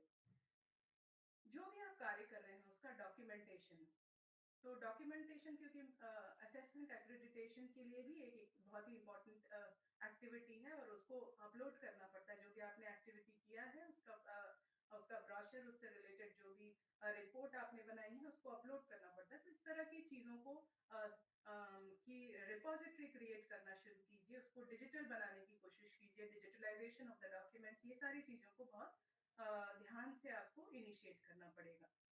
So acting as a nodal agency of the institution for coordinating quality related activities, including the adoption and the dissemination of the best practices, the development and the maintenance of institutional database through MIS for the purpose of maintaining and enhancing the institutional quality and development of the quality culture. So all these are the functions of IQAC. Strategies: ensuring the timely, efficient and progressive performance of academic, administrative, financial tasks, the relevance and the quality of the academic and research programs, equitable access and affordability of academic programs for various sections of the society, optimization and integration of modern methods of teaching and learning, the credibility of the evaluation process। जो भी आप काम कर रहे हैं इसमें progress कैसे ली जा सकती है, ये सब चीजें कई बार कई पॉलिसीज बनती हैं। जैसे कि अभी आउटकम बेस्ड एजुकेशन की बात की गई है तो उसको इवैल्यूएशन से किस तरह से लिंक किया जा सकता है, इवैल्यूएशन में आउटकम बेस्ड एजुकेशन लाने के लिए किस तरह के प्रयास किए जा सकते हैं। तो वो सारी चीजें आप जरूर इस दिशा में कार्य शुरू कीजिए। हो सकता है कि कुछ पॉलिसीज आपको परमिट नहीं कर रही हो, तो कहाँ परमिट किया जा सकता है, ये तभी पॉसिबल है जब IQAC सेल कंटिन्यूअसली इसके बारे में सोचे, इसके बारे में प्रयास करें, क्योंकि सोचने से ही आगे आप इस दिशा में कमियों को आइडेंटिफाई कर पाएंगे। पॉलिसीज में मॉडिफिकेशन कहाँ हो सकता है, फीडबैक किसको देना चाहिए जहां से इम्प्लीमेंट हो पाए, ये सब बातें हो पाएंगी। बेनिफिट्स के बारे में मैं और चर्चा नहीं करूंगी क्योंकि ये बहुत ही सिमिलर काइंड ऑफ थिंग्स हैं। तो क्वालिटी एनहांसमेंट के लिए ज़रूरी है, इंटरनलाइजेशन के लिए ज़रूरी है, और ये ज़रूरी है कि जो भी डिसीजंस IQAC सेल लेता है उसको supreme authority of the university या द ऑर्गेनाइजेशन वहां तक ले जाया जा सके। जो भी प्रयास है उसका उसको प्रॉपर सपोर्ट मिले, तभी ये चीजें सुनिश्चित हो पाती हैं। ये IQAC की संरचना है। तो इसमें एक चेयरपर्सन होते हैं जो कि हेड ऑफ द इंस्टीट्यूशन होते हैं, कुछ सीनियर एडमिनिस्ट्रेटिव ऑफिसर्स होते हैं, 3 to 8 टीचर्स होते हैं, 1 member from the management, 1 or 2 nominees from the local society, students and alumni, 1 or 2 nominees from the employers, industries, stakeholders, 1 of the senior teachers as a coordinator or the director of IQAC। ये जो IQAC है ये second cycle onward establish करना पड़ता है। First cycle के बाद ही इसको आप स्टैब्लिशमेंट फॉर्मल IQAC स्टैब्लिश होता है। उसके पहले इसको इनफॉर्मल तरीके से आप इंटरनल क्वालिटी एश्योरेंस सिस्टम रख सकते हैं अपने अपने संस्थाओं में, जो कि क्वालिटी रिलेटेड एक्टिविटीज का निष्पादन करें।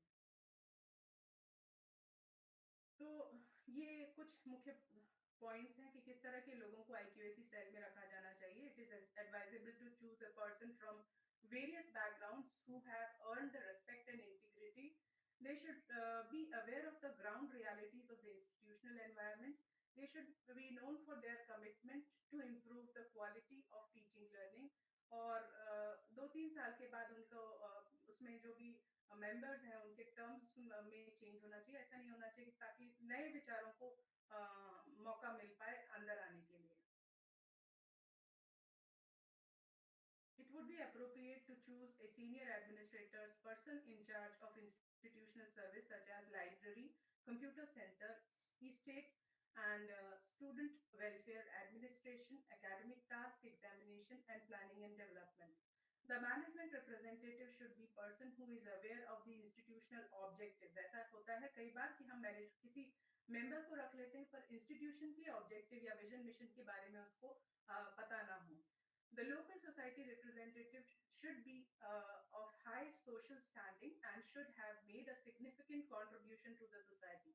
इस तरह की कुछ लोगों का किस तरह के लोग होना चाहिए IQAC के सेल में, उसके बारे में गाइडलाइंस उपलब्ध है।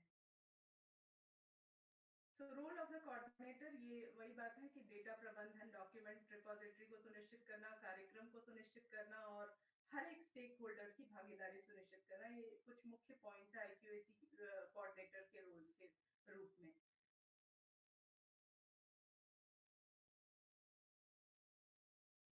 तो क्योंकि अब AQAR के बारे में बात करूंगी कि AQAR देखिए 2019 से जो भी AQAR आपको सबमिट करनी है वो ऑनलाइन के पोर्टल के माध्यम से सबमिट करनी है।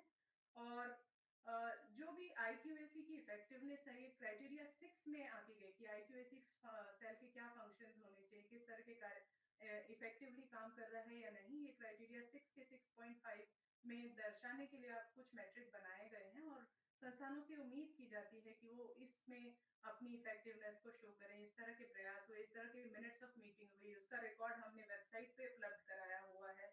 और इस तरह से हमने इसमें जो रिजोल्यूशन था वो अगली मीटिंग में हमने उसकी प्रोग्रेस नापी। इस तरह का जो भी आपके कंटिन्यूस इवैल्यूएशन के प्रयास है, कंटिन्यूस एनहांसमेंट के प्रयास है, उनको आपको IQAC मिनट्स में शो करने की कोशिश करना चाहिए। तो ये IQAC से रिलेटेड हुआ। अब इसमें AQAR क्या है और कितने तरह के AQAR उपलब्ध हैं, इसके बारे में बताया कि एनुअल क्वालिटी एश्योरेंस रिपोर्ट में जो डेटा आपको देना होता है वो एनुअल डेटा देना होता है, एक एकेडमिक ईयर के लिए डेटा देना होता है। और एकेडमिक ईयर NAAC की डिफाइंड एकेडमिक ईयर को 1 जून से 31 मई तक के लिए डिफाइन किया गया है। और पेंडेमिक पीरियड में ये जो हमने एकेडमिक ईयर दिया है संस्थानों को डेटा सबमिट करने के लिए वो 31 दिसंबर तक दिया है। जैसे 19-20 और 20-21 का जो एकेडमिक ईयर का डेफिनेशन है उसमें इंस्टीट्यूशंस को फ्लेक्सिबिलिटी है कि वो अप टू दिसंबर तक एकेडमिक ईयर कंसीडर कर सकते हैं और उसके हिसाब से वे डेटा जो है अपने अपने SSR में सबमिट करेंगे। इसमें जो एकेडमिक ईयर डेटा है वो आप इस डेडलाइन जो भी आपने एकेडमिक कैलेंडर फॉलो किया पर पैंडेमिक वाले ईयर्स को छोड़कर। अभी नैक ने AQAR सबमिशन की डेडलाइन दी है वो 31 दिसंबर है। जितने भी पेंडिंग AQARs हैं वो आपको 31 दिसंबर के पहले सबमिट करनी है, इंक्लूडिंग 2021। इसका इम्पोर्टेंस मैंने बताया कि IIQA में AQAR 4 सालों की AQAR पूछी जाती है और हो सकता है नैक के फ्यूचर साइकिल्स में ऐसा होगा समय आने पे, क्योंकि क्वेश्चन सेम है। तो जो भी इंफॉर्मेशन आपने AQAR में जमा की है यही आपकी सेल्फ स्टडी रिपोर्ट हो सकता है दोबारा भरने की जरूरत ना पड़े, क्योंकि अभी ये देखा गया कि संस्थान बड़े इरेगुलर है AQAR को सबमिट करने में। नैक के पास जो रिपोर्ट है वो एक बार एक्रेडिटेशन होता है और उसके बाद कोई फिर बॉदर नहीं करते संस्थानों की तरफ से लाइटली लिया जाता है AQAR सबमिशन, और उसका परिणाम ये होता है कि जब दोबारा साइकिल रीअक्रेडिटेशन कराने की बात आती है तो संस्थान एक साथ सारे AQAR जमा करते हैं और फिर उसमें कई बार डेटा को किस तरह से सेग्रीगेट किया जाए एनुअली, और उसमें बहुत डिस्क्रिपेंसी आने के चांसेस हो जाते हैं। इसलिए नियमित रूप से एनुअली हर साल आपसे AQAR जमा करने के लिए कहा गया है और आप इसी चीज का ध्यान रखिए। और यदि अभी तक नहीं जमा किया है तो आप अब इसको 31 दिसंबर के पहले जमा करने की कोशिश कीजिए। जो डेटा पॉइंट्स आपके पास नहीं है, मान लीजिए आप प्रीवियस AQAR जमा करने जा रहे हैं, कुछ डेटा पॉइंट्स मिसिंग होंगे, आप वहां पर नील या 00 सबमिट कर सकते हैं। अभी इसमें इस तरह की कोई बाउंडेशन नहीं है कि सभी सारे फील्ड या सारे एंट्रीज फुल होनी चाहिए तभी AQAR एक्सेप्ट होगा। ऐसी कोई गाइडलाइन या ऐसी कोई बाउंडेशन पोर्टल में नहीं है। तो आप प्रीवियस AQAR में भी जहां आपके पास डेटा नहीं है, जहां आपको लगता है सबमिट करने की स्थिति में नहीं है, वहां 00 या नील सबमिट करके उसको अपलोड कर सकते हैं। लेकिन AQAR आप पोर्टल के माध्यम से ही सबमिट करेंगे। तो पोर्टल लेने के लिए सबसे पहले आपको रजिस्टर करना होगा।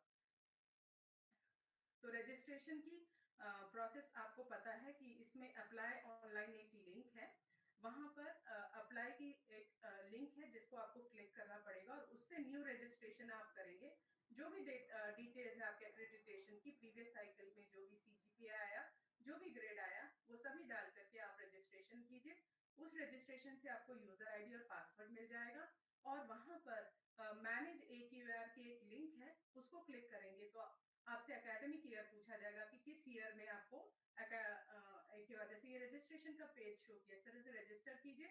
रजिस्ट्रेशन के बाद आपको ये सारी इंफॉर्मेशन रजिस्ट्रेशन के समय आपको देनी पड़ेगी। Email ID, accreditation date, validity period, cycle, grade, certificate, ये सारी चीजें आपको देनी पड़ेगी, प्रीवियस साइकिल का सर्टिफिकेट।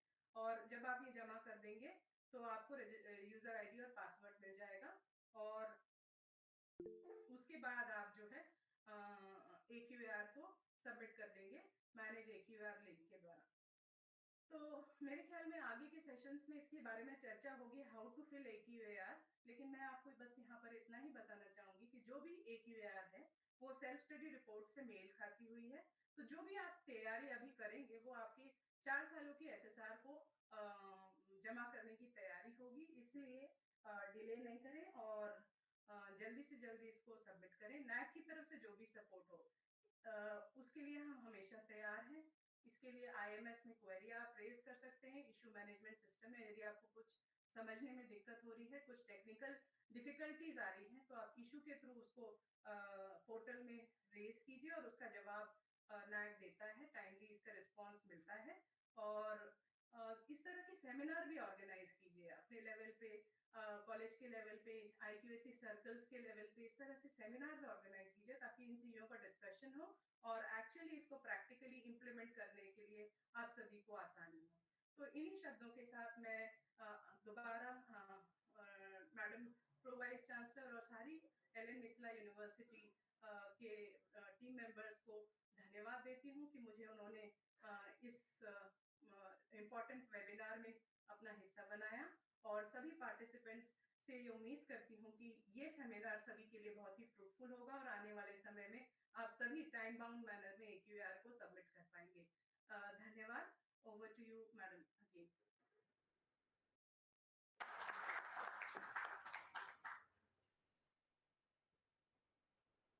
बहुत बहुत धन्यवाद मैम।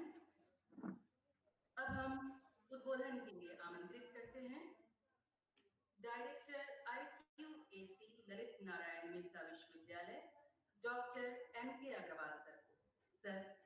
स्वागत है।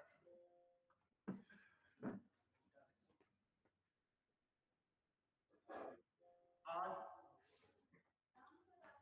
नेक के ऊपर जो वर्कशॉप आयोजित है जिसका विषय documentation management for neck AQAR है। आप लोग भली भांति परिचित हैं कि नेक करवाने के लिए क्या क्या जरूरी चीजें हैं। उसमें सबसे जरूरी आइटम AISHE पोर्टल पर डाटा भरना। आप लोग को बहुत अच्छी तरह पता होगा कि वर्ष 1920 का पोर्टल जो खुला था उसमें ललित नारायण मिथिला विश्वविद्यालय के द्वारा 100% AISHE पोर्टल पर डाटा अपलोड किया गया था, जिसके लिए आप सभी धन्यवाद के पात्र हैं। इस बार 19-20 के बाद 20-21 का पोर्टल कोरोना के कारण नहीं खुल पाया। 21-22 का पोर्टल भी अभी तक नहीं खुला, परंतु अभी उच्चतर शिक्षा भारत सरकार के द्वारा 20-21 का जो लंबित है पिछले साल का, उसका पोर्टल कल 1 तारीख को खुल चुका। और आप लोग को विदित है कि मिथिला विश्वविद्यालय में प्रथम 3 महाविद्यालय जो सबसे पहले डाटा अपलोड करते हैं उनको कुलपति महोदय के हाथों एप्रिसिएशन लेटर दिया जाता है। आज 2 तारीख है। हम ये चाहेंगे कि जितनी जल्दी जो महाविद्यालय डाटा अपलोड करेंगे उनको ये सौभाग्य प्राप्त होगा। मैं समझता हूँ कि 15 से 20 तारीख इसी दिसंबर का ही अधिकतर लोग उम्मीद करते हैं कि अभी 2 महीने बाकी है, 3 महीने बाकी है, लेकिन जो 15 दिसंबर तक डाटा भरेंगे, और मैं समझता हूं कि अंगीभूत महाविद्यालय जो अपने जितने भी हैं सभी पूर्णतः डाटा 15 दिसंबर तक अवश्य भर ले, क्योंकि जब तक डाटा आप नहीं अपलोड करेंगे तो नेक में आपका कोई काम आगे नहीं बढ़ेगा। AQAR जो सबमिट करना 31 दिसंबर तक, या आप सबमिट करते हैं पहले AQAR अगर आपका सबमिट नहीं होगा तो वो गाड़ी आपकी रुक जाएगी। इसीलिए सबसे पहले आपसे विशेष आग्रह होगा ये दोनों काम पैरेलल करें, और ये इस चीज का बस ध्यान रखना है कि दोनों डाटा मिसमैच नहीं हो। जो आप AQAR में या अपने कॉलेज इंफॉर्मेशन में जो डाटा देते हैं और AISHE का डाटा देते हैं उसमें अंतर न हो, क्योंकि अब डॉक्यूमेंटेशन प्रोसेस इतना स्ट्रॉन्ग हो गया है कि पहले लोग अलग अलग भर देते थे तो वो कैप्चर नहीं करता था, परंतु अब वो सावधानी पूर्वक आपको करने की आवश्यकता है। तो ये बीच में मुझे एक इंफॉर्मेशन देनी थी, इसलिए मैं आया हूँ। अब आगे का कार्यक्रम चलता रहेगा।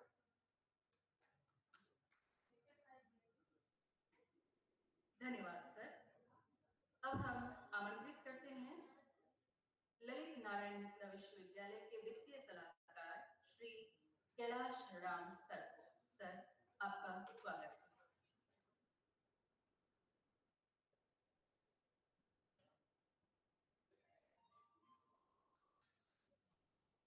मंचासीन आदरणीय प्रतिकुलपति महोदय,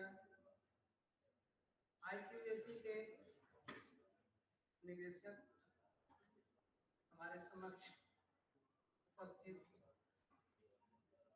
कॉलेजों के प्रधानाचार्य, डीन, HODs, प्रोफेसर, अगर हम नेक की बात करते हैं तो सबसे पहले हमें जानना होगा कि इसकी आवश्यकता क्यों पड़ी। इसकी आवश्यकता जानने के लिए एक छोटा सा उदाहरण लीजिए। हमारे देश का एक विद्यार्थी जब अमेरिका में पढ़ने जाता है तो वहाँ की बिल्डिंग, वहाँ का कैंपस, वहाँ की फैसिलिटीज, टीचर्स का व्यवहार, अपने साथियों का व्यवहार, एजुकेशन की प्रणाली को देखकर अचंभित होता है। लेकिन जब एक अमेरिका का स्टूडेंट इंडिया में आता है तो अपने उस माहौल के कंपेयर में इंडिया में इंटीरियर पाता है, तो सोचता है कि यहाँ भी हमारे सारे देश जैसा होता है। इस समय ये ग्लोबलाइजेशन का युग है, सभी देश से विद्यार्थी यहाँ वहाँ किसी भी देश में आ जा सकते हैं। तो हमें इंटरनेशनल स्टैंडर्ड्स को पाने के लिए हमें अपने हर चीज में सुधार की आवश्यकता महसूस हुई। हमारा परिसर कैसा हो, हमारी बिल्डिंग कैसी साफ सुथरी हो, हमारी लाइब्रेरी कैसी हो, विद्यार्थियों का क्लासरूम कैसा हो, हमारे कॉलेज का या यूनिवर्सिटी का अगर कोई यूनिफॉर्म है तो वो कैसा होना चाहिए, हमारे पढ़ाने की शैली, स्टूडेंट्स और टीचर के आपसी व्यवहार का ढंग, इन सभी चीजों को लेकर के जो प्रयास किया गया, तो सबसे पहले जो नैक की शुरुआत हुई उसमें ज्यादा कड़ाई नहीं थी। ये समझा गया कि लोग हमारे देश के भी समझदार हैं, इन चीजों को समझते हुए खुद ही आगे बढ़ेंगे। लेकिन हमारे देश के लोगों का मिजाज शायद किसी को नहीं पता है। कुछ लोग तो ये सोचते हैं कि हम कभी नहीं सुधरेंगे, कुछ लोग सोचते हैं कि अच्छा सुधरने का प्रयास करेंगे। अब ये सुधरने का प्रयास जब शुरू हुआ तो NAAC वाला नैक छोड़ दीजिए, NECK वाला नैक को देखिए कि सरकार ने आपकी गर्दन पकड़ना शुरू किया कि आप ये नहीं करेंगे तो आपको ये फैसिलिटी नहीं देंगे। इसके लिए उन लोगों ने कुछ स्टैंडर्ड्स बनाए, बेंचमार्क बनाए, कुछ क्राइटेरिया दिए, कुछ गाइडलाइन दिए। इसके आधार पर हम अपने विश्वविद्यालय के परिसर से लेकर पढ़ाई तक सब कुछ में हमें सुधार की आवश्यकता महसूस हुई, तो हम करने का प्रयास करते रहेंगे। हमें अपनी बिल्डिंगों को साफ सुथरा, हवादार, ऐसा जिसमें कि हम अपने आप को हाइजीनिक महसूस कर सकें। हमारे यहाँ का परिसर जिसमें स्टूडेंट्स को पढ़ाई के साथ खेलने कूदने का भी भरपूर मौका मिलना चाहिए, क्योंकि ये हमारे कॉलेज और विश्वविद्यालय विद्यार्थियों का सर्वांगीण विकास करते हैं। केवल मेंटल डेवलपमेंट ही नहीं, फिजिकल प्रोग्रेस भी आवश्यकता है। इसके लिए हमारे लिए खेलकूद का परिसर और पढ़ाई का परिसर दोनों ही उन्नत होना चाहिए। हमारे यहाँ की लाइब्रेरी में वो सारी आवश्यकता की पुस्तकें होनी चाहिए जिससे कि हमें विद्यार्थी को कहीं और भटकना न पड़े। हम डिजिटल लाइब्रेरी तैयार करें, फिजिकल लाइब्रेरी तैयार करें। हमारे यहाँ जो प्रयोगशालाएं हैं उसमें इतनी चीजें होनी चाहिए कि हम किसी विद्यार्थी को जब भी हम चाहें वो तुरंत जाकर के प्रयोगशाला में जाकर अपना काम कर सके। कंप्यूटराइजेशन का ये युग है, हमारे यहाँ कंप्यूटर लैब इतनी उन्नत होनी चाहिए, इस तरह के अपडेटेड उसमें इक्विपमेंट्स लगे होने चाहिए कि विद्यार्थी को दिक्कत ना हो। इसके बाद संभवतः आगे और भी बहुत सी चीजें नैक के स्टैंडर्ड और क्राइटेरिया में आ सकती हैं।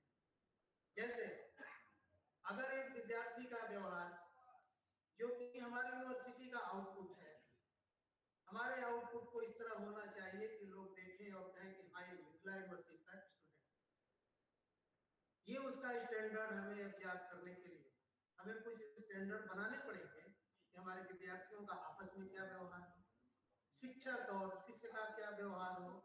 इन सभी चीजों पर आप लोगों को आज नहीं तो कल और आ सकता है ये क्राइटेरिया में। इसके लिए हम अभी से प्रयास करें कि हम किसी मामले में पीछे ना रहें, क्योंकि मेरे पास फाइनेंस एंड अकाउंट्स है, हमारी तरफ से पूरा सहयोग है और हम चाहते हैं कि हमारा हर तरह का आउटपुट उत्तम हो। हमारे पास जो भी फैसिलिटीज है फाइनेंशियल की, हम आप लोगों के लिए पूरी तरह से हम लोग हेल्प करने के लिए तैयार हैं। बहुत बहुत धन्यवाद। बहुत बहुत आभार सर। अब हम धन्यवाद ज्ञापन हेतु आमंत्रित करते हैं प्रोफेसर NK अग्रवाल सर। मैं धन्यवाद ज्ञापन के पहले हमारे जो रिसोर्स पर्सन हैं जो आज के इस कार्यक्रम की शोभा है, जिनके ऊपर आज का सारा कार्यक्रम निर्भर करता है, उनका एक एक कर मैं परिचय करा रहा हूँ। Doctor Gaurav Sikka, department of geography.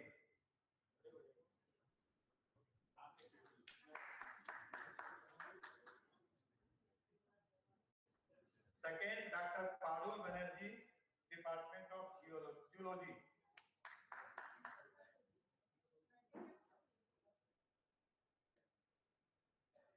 Doctor Manuraj Sharma, department of geography. Doctor Abhishek Kumar, department of chemistry. Doctor Sarika Pandey, department of sociology. Doctor Amrit Jha, deputy sports officer. Doctor Soni Singh, law officer, एरेंजमू Darbhanga. Lakshmi Kumari, department of sociology. Mister Gangesh Kumar Jha, department of political science. ये हमारे university department के भी faculty हैं और महाविद्यालय के भी हैं, संयुक्त रूप से हैं और सभी ने काफी मेहनत की है एक एक आइटम को समझने में, कार्य करने में। इन लोगों ने काफी मेहनत की है और मेहनत करके ये मुकाम हासिल किए हैं कि ये हम लोग को कुछ गाइड कर सके, क्योंकि नए लोग हैं, काम करने की क्षमता है, एनर्जी है, इसीलिए ये भाग इन लोग को दिया गया है। आप लोग को सबसे पहले मैं धन्यवाद देता हूँ। आज के इस कार्यक्रम में से जुड़े हुए जो अभी हम लोग के बीच उपस्थित नहीं हो पाए हैं, हमारे विश्वविद्यालय के माननीय कुलपति प्रोफेसर एसपी सिंह सर, लेकिन उन्होंने अपनी शुभकामना दी थी और वो लगातार सुबह से 2-3 बार फोन करके वो आने की चेष्टा कर रहे थे, परंतु किसी कारणवश वो आ नहीं पाए हैं। लेकिन उनकी शुभकामना है और हम समझते हैं उन्हीं की अध्यक्षता में ये कार्यक्रम कर रहे हैं, इसलिए मैं सबसे पहले उनके प्रति अपनी कृतज्ञता जाहिर करता हूं और उम्मीद करता हूं कि उनका मार्गदर्शन सदा हम लोग को मिलता रहेगा। आज के इस कार्यक्रम में deputy adviser NAAC New Delhi की डॉक्टर प्रतिभा सिंह, जिन्होंने नैक के बारे में विस्तृत जानकारी दी और बताया कि नैक क्यों आवश्यक है, इसका विजन और मिशन क्या है और कैसे अच्छे से हम लोग कर सकते हैं, उनको भी मैं बहुत बहुत धन्यवाद देता हूं। हमारे इस कार्यक्रम की प्रणेता प्रति कुलपति प्रोफेसर डॉली सिन्हा, ऐसे तो डायरेक्टर मैं हूं, लेकिन प्रणेता हमारी प्रति कुलपति महोदया है, जिनको इनके बारे में गहन और अच्छी जानकारी है। ये पूर्व में नैक पटना यूनिवर्सिटी में कराई हुई है और ये विशेषज्ञ भी रही है, तो इनको एक एक आइटम के बारे में आइडिया है, कैसे करवाना है। हमारे रिसोर्स पर्सन को भी दक्ष करने का काम यही की है। तो ऐसे प्रति कुलपति महोदया डॉली सिन्हा को भी मैं बहुत बहुत धन्यवाद देता हूँ। हमारे रजिस्ट्रार मुश्ताक साहब, जिन्होंने नैक के साथ साथ विश्वविद्यालय के विजन के बारे में आप लोग को बताया और ये भी बताया कि प्रधानाचार्य की नियुक्ति आगे से जिन महाविद्यालयों में होगी, उन महाविद्यालयों में जो नैक कराए हुए प्रधानाचार्य होंगे, उन्हीं को नैक ग्रेड महाविद्यालय में दिया जाएगा। अन्य सभी बातों को जो उन्होंने बताया, जिससे आप लाभान्वित हुए, उन कुल सचिव महोदय के प्रति भी मैं धन्यवाद ज्ञापित करता हूँ। हमारे एफटे साहब भारत को छोड़कर विश्व के मुकाबले में भारत कैसे नंबर 1 बने, अपना विश्वविद्यालय कैसे अच्छा बने और क्यों बने, उन्होंने उदाहरण के साथ ये बात बताई और एफटे साहब के बिना तो ये कार्यक्रम संभव नहीं था।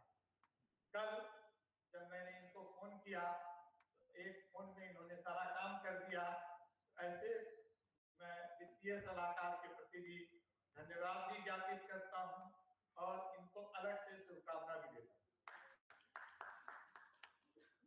हमारे आगत जो इस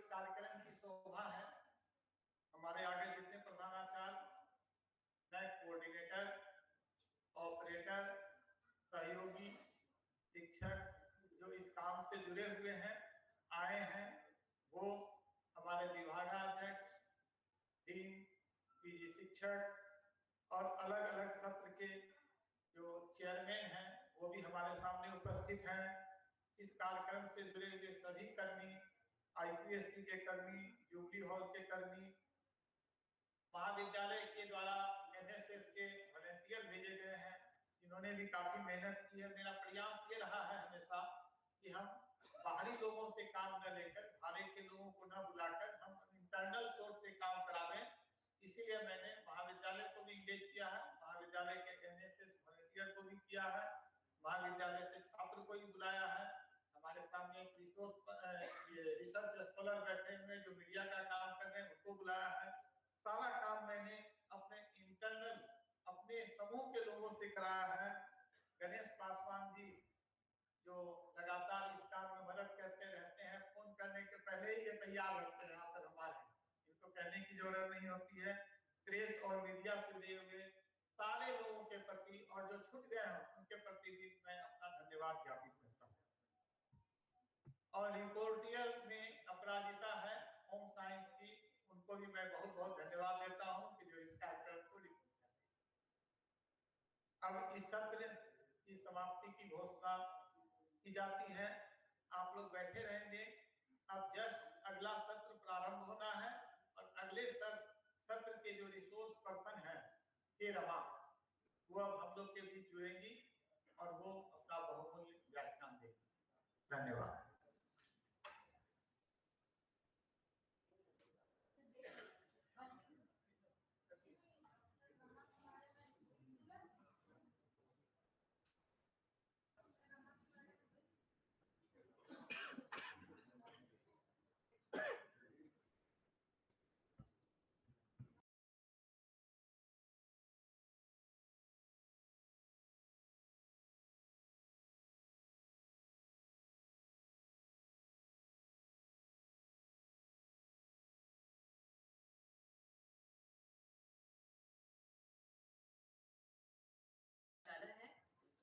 उसके तकनीकी सत्र प्रथम में आप सभी का स्वागत है। इस सत्र की अध्यक्षता करेंगी माननीय प्रतिकुलपति महोदया, मंचासीन है। रिपोर्टियर होंगी doctor Aparajita Kumari, faculty member home science. Ma'am, आपका मंच पर स्वागत है। साथ ही मंचासीन होने के लिए हम आग्रह करते हैं डेवलपमेंट ऑफिसर प्रोफेसर के साहू सर से। सर, आपका भी मंच पर स्वागत है।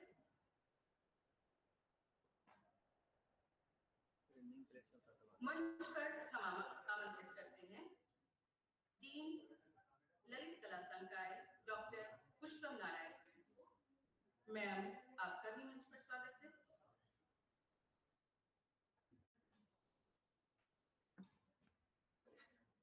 इस सत्र में रिसोर्स पर्सन के रूप में ऑनलाइन जुड़ेंगी doctor K Rama ma'am, former adviser NAAC Bengaluru. मंच पर जो रिसोर्स पर्सन है जो इस सत्र में संबोधित करेंगे डॉक्टर गौरव सिक्का sir, faculty member department of geography, doctor Parul Banerjee, faculty member department of zoology, doctor Abhishek Kumar, faculty member department of chemistry.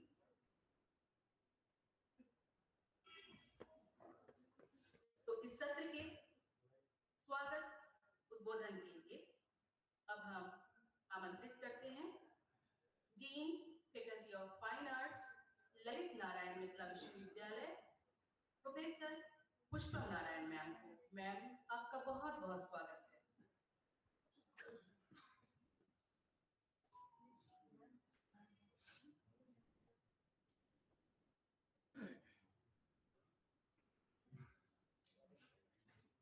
सबको हमारा नमस्कार। ललित नारायण मिथिला विश्वविद्यालय दरभंगा की ओर से आयोजित इस महत्वपूर्ण कार्यशाला में आप सबों का एक दिवसीय कार्यशाला प्रथम सत्र में स्वागत और अभिनंदन है। बहुत ही महत्वपूर्ण विषय पर यह कार्यशाला आयोजित है, जिसके माध्यम से हम अपने विश्वविद्यालय को नई ऊंचाइयों पर ले जा सकते हैं। इस महत्वपूर्ण कार्यशाला की चेयरपर्सन इस तकनीकी सत्र की अध्यक्षता कर रहे हैं माननीय प्रतिकुलपति, विदुषी, वैज्ञानिक और कुशल प्रशासक प्रोफेसर डॉली सिन्हा जी का बहुत बहुत सादर अभिनंदन, जिनका मार्गदर्शन इस विश्वविद्यालय को नई ऊंचाइयों पर ले जाएगा। स्वागत उस महत्वपूर्ण व्यक्तित्व का जिन्होंने नैक में अपना बहुत ही महत्वपूर्ण योगदान दिया है। मेरे कहने का मतलब है, आज की जो हमारे इस तकनीकी सत्र में गेस्ट स्पीकर हैं doctor K Rama, former adviser NAAC Bengaluru. हम अपने विश्वविद्यालय ललित नारायण मिथिला विश्वविद्यालय परिवार की ओर से उनका बहुत बहुत स्वागत और अभिनंदन करते हैं। स्वागत और अभिनंदन सभी संकायाध्यक्ष का, सभी विभागाध्यक्ष का और संपूर्ण विश्वविद्यालय, जो हमारा विश्वविद्यालय है वहां से पधारे सभी प्रधानाचार्यों का बहुत ही स्वागत और अभिनंदन। स्वागत और अभिनंदन इस मंच पर बैठे, ये पीछे कतार में बैठे हुए हमारे ऊर्जावान उन शिक्षकों का, जिनके माध्यम से आप नैक के लिए इनसे जो भी सहायता लेंगे, आपकी भरपूर मदद करेंगे। हम विश्वविद्यालय की ओर से उनका स्वागत और अभिनंदन करते हैं। साथ ही हम सभी इस कार्य में नई ऊंचाइयों को छुए, इसकी आशा और अभिलाषा के साथ पुनः सबों का स्वागत और अभिनंदन। बहुत बहुत धन्यवाद।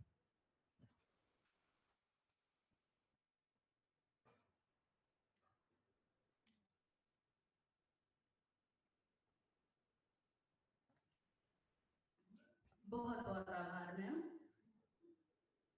रिसोर्स पर्सन के रूप में ऑनलाइन उद्बोधन होने जा रहा है डॉक्टर के रमा मैम का, जो फॉर्मर एडवाइजर रह चुकी है नैक बेंगलुरु की। इनका शिक्षण और शोध में काफी व्यापक अनुभव रहा है। पीएचडी इन्होंने किया हुआ है इकोलॉजी से और एनवायरनमेंट से, मास्टर्स लाइफ साइंस विश्व भारती विश्वविद्यालय शांति निकेतन से। इसके अलावा 20 सालों का इनका अनुभव है educational administration, policy planning, management, quality assurance और रिसर्च में। तो आइए डॉक्टर के रमा मैम से हम लोग इस सत्र का आधार व्याख्यान सुनते हैं। Thank you for such a nice introduction and बहुत ही अच्छी सेशन रहा है मॉर्निंग का। I was hearing to that session. अभी थोड़ा सा I think we have to go towards conclusion mode. So I'll just focus some of the slides and let us see how we can move ahead.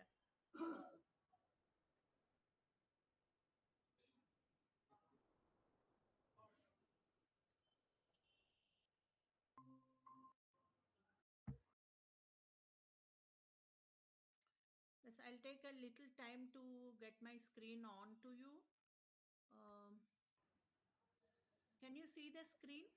Yes. मेरा slide देख सकते हैं आप? Yes, yes. Yeah, good. Thank you. I just want to talk a little bit on the philosophy of IQAC. बहुत ही technical session रहा है। Pratibha and others have talked to you on detail. कैसा करना चाहिए, क्या है NAC का rules, regulations, and what are the requirements, और procedure क्या है, process क्या है, ये सब हमने बात किया है. But what should the institution do to build an internal quality assurance system? Okay, which can be transformed, as Pratibha has told, at a later stage into the technical term as internal quality assurance cell. Or even you can retain this word internal quality assurance systems, but you can respond to it as an internal quality assurance cell. So this slide, makes a difference. I like this slide, and I feel the whole slide will tell you why you need an internal quality assurance systems. Even when institutions have nothing, there should be something called quality assurance, which should be developed by the yourself within the available resources. And it is the mindset which what separates the best from the rest. That is what I want to tell. So your mindset, your attitude towards quality of higher education in your institution is what which you build. It is not what NAC tells or your university tells, या कोई और organisation आके आपको बताए ऐसे करना है वैसे करना है. These are all only guidelines. But लेकिन आपका थ्रोन गोल्ड का हो या ब्रिक का हो, लेकिन कितना मजबूत है, that makes a difference. And that is what you have to build for yourself, and nobody can help you. And that building of yours, that throne which you build for yourself, in which you are going to stably sit and safely sit and securely sit, depends on your ideas. And that makes a difference to everyone around you. So you have to make a difference through the internal quality assurance system. So this is what I want to tell. Internal quality assurance systems are not building golden thrones. It's just within the available resources, what you do, how best you do, and what is the purpose of this is what makes a difference. Now quality assurance systems, जब हम बताते हैं तो और NAAC में 7 criteria के लिए आप AQR भरना पड़ता है. तो the whole activity, all the activities, building construction से, ग्रीनिंग ऑफ द कैंपस से, गार्डनिंग से, फी कलेक्शन से, फाइनेंस से, everything people think is the responsibility of the internal quality assurance system unit. लेकिन वैसे नहीं होता है. Because all these fringe departments contribute to the core activity of the institution. The focus should be core activity of the institution, that is academics. Academic quality should be the focus of the internal quality assurance system, taking support from the fringe units like administration, finance, your government, then your affiliating universities, regulations, etc., etc. So there are two basic functions of internal quality assurance unit. One is to monitor and moderate and plan the internal functioning of the institution. So, what is the internal functioning of the institution which the IQAC should plan and monitor is look at plan for the continuous improvement of your quality aspects of the institution.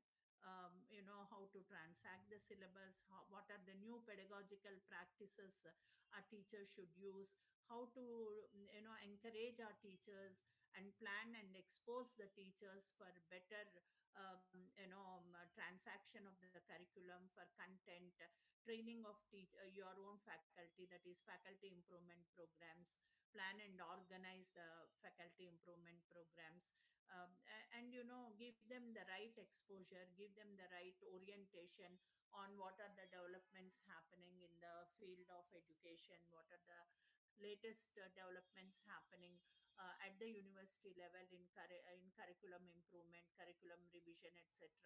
What are the new examination practices which are going to come on board, and how do you improve the learning process of the students, whether the students are coming down, their performance is coming down, or if the teacher's performance is not up to the mark and the students are not happy. So through the feedback analysis process, dovetail this feedback to your teachers and help them, support them in improving their own teaching learning practices, their own content improvement practices. Whatever feedback comes, you have to give it back to the teacher, and do some sort of support mechanisms, develop some support mechanisms for the improvement of the teacher performance. Similarly, how do you improve your student performance if the students are not coming regularly? What is happening in the system? So what are the mechanisms we can put in place so that the students are attracted to be in the classroom, retaining students in the classrooms, retaining students in the campuses, improving your admission processes, and their performance in academics, their how to plan for their own placement activities, or moving towards progression to higher education. These are some of the things which this continuous improvement means, which will automatically enhance the quality of the institution. Then you have to do some sort of your performance benchmarking. That means what Pratibha was also talking, and other speakers were talking on, connecting with your neighboring institutions, adopting good practices of those institutions which are suited to you. Don't just blindly adopt good practices. लेकिन कहीं पे कहीं और institution बहुत अच्छा practice किया है, ताकि उससे उनका स्टूडेंट्स का परफॉर्मेंस इंप्रूव किया है, they have brought in teachers, visiting lectures arrange किया है, ताकि students and teachers both benefit from those visiting lectures. That sort of, if the performance of your neighboring students is like, say, pass percentage is around 90% and your pass percentage is somewhere 60%, how do you reach up to that 70%? Average pass percentage of the university say is 90%, but your pass percentage is 70%. Then you have to set a benchmark on improving your pass percentage to 90%. That is the average pass percentage of students. Similarly, attendance in the classrooms, how do you improve the attendance? So you have to set a benchmark, that like targets. Benchmarks are nothing but set certain targets that only will lead to improvement. And there should be some sort of self regulation in terms of regularity of students, regularity of your own teachers. If teacher is on time into the classroom and takes attentively the class, attends to the students, then if I regulate myself, then automatically students will fall online. In terms of, I'm giving simple examples, but it can be much more. So if as a teacher you are a continuous learner or a self learner, then you inculcate that practice to your students, to your colleagues. So that type of self regulation of the institution, to sort of establishing a discipline within the institution, discipline across departments, across units of the institution. That is what if it's going a little hayway, then how to bring it back on track. This is what the internal functioning, what the IQAC is expected to do. Then if you look at external functioning, it is mainly relating to accountability. So you have to informing the stakeholders on compliance to standards and the stated objectives. And like, not only this, but if your commitment to your stakeholders was that you will establish, you ensure them a sort of placement if they attain something like 80% in their examinations, then you have to monitor that continuously. Then tell your stakeholders that your performance is coming down, call the parents, you inform the parents about the performance of the wards, take their help, take other community help to establish ethical practices if the students are going hayway and they are creating some sort of nuisance value in the local community, then take them into confidence and bring them back into the normal situation. And also you have to make them aware of your outcomes like your graduate attributes and other things, and your objectives of your own institution and the program should be made aware to all the stakeholders, especially the students, the community members, and the parents. This is very important thing. So how do you do that? By by forming lot of conducting lot of awareness programs, having continuous contact and meetings with these stakeholders, and already the guideline states that the stakeholders, both the students and the community members, should be part of the internal quality assurance unit, the committee. So what type of committee members you choose, which students do you choose to be on board, what are the strengths of the students whom you choose on board, and how they can be used to communicate various decisions and the nitty-gritties of the and the ethos of the institution, so that there'll be a commonality among all the institutional members, that is both internal and external, is what we mean by informing. So that means what I want to tell is having a proper communication channels, establishing a proper communication channel among the institutional members, both internal and external. The stakeholders can be internal as well as external. So how do you establish these type of communication channels is what the and how do you communicate with the stakeholders and keep them informed and updated of the activities happening and seek their support, is what we look at one of the important, very important function of the IQAC. Then insight into quality, which comes again, both through internal functioning, which gets into embedded into the functioning of the institution, but it should be visible to the outside world. So how do you bring in that type of insight, and insight into the diversity of the institution, which is a major component. Diversity not only in terms of admission process, but diversity in terms of stakeholder participation, and diversity in terms of your activities, your social responsibility. How do you map this, and how do you try to build in this component of accepting diversity and a sort of cultural ethos into your students, is what one of the major functioning which the IQAC should be handling overboard. It's very easy to tell what I told in my previous slide. But I also see these are your major challenges. When you have to do all those things, these are the challenges which you will find. So it is very important for the IQAC unit to identify the challenges before they take any activity on board. Risk analysis is a very, very important component if you have to be successful in your endeavors. Whatever activity you plan, there should be a risk analysis component built into the activities master plan. So these are the common challenges which almost every institution face. Some institutions become very smart, and they try to take up one after the other and slowly resolve and build these practices, good practices, into the institutions one after the other. And then they try to convert these challenges into opportunities and then move towards making them as their strengths. So this is what how you have to move while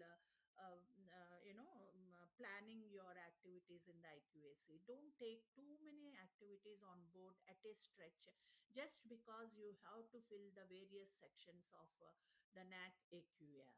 That is not the only goal. Okay, somewhere you may say that you have initiated and interpret it that NAC doesn't ask at what stage of the process is. Next is whether you have the process. So it's better to have a process on board. So you start initiating and focus one or two at a time, which are achievable. Once these are achieved, then you should move to the next. Please remember, now you are filling the AQRs online, so there is a tracking mechanism built into this online AQRs. So your progressive progression across years is what NAC is going to see through the AQRs. It's not just filling the AQRs. It's not just physically filling a form. So you should know what you have filled now and what you should fill next year. So that targeted achievement should be mapped properly and reviewed properly while filling your AQRs one after the other. So don't just fill your AQRs. Then it's just a form filling exercise. It's not the All India Survey for Higher Education data filling exercise. It's beyond that. The data which you are filling in All India Survey for Higher Education and giving to the university can be populated into the AQRs. But the impact of the processes and the impact on the whole system and the quality of your teaching learning processes is measured through the AQRs at various levels.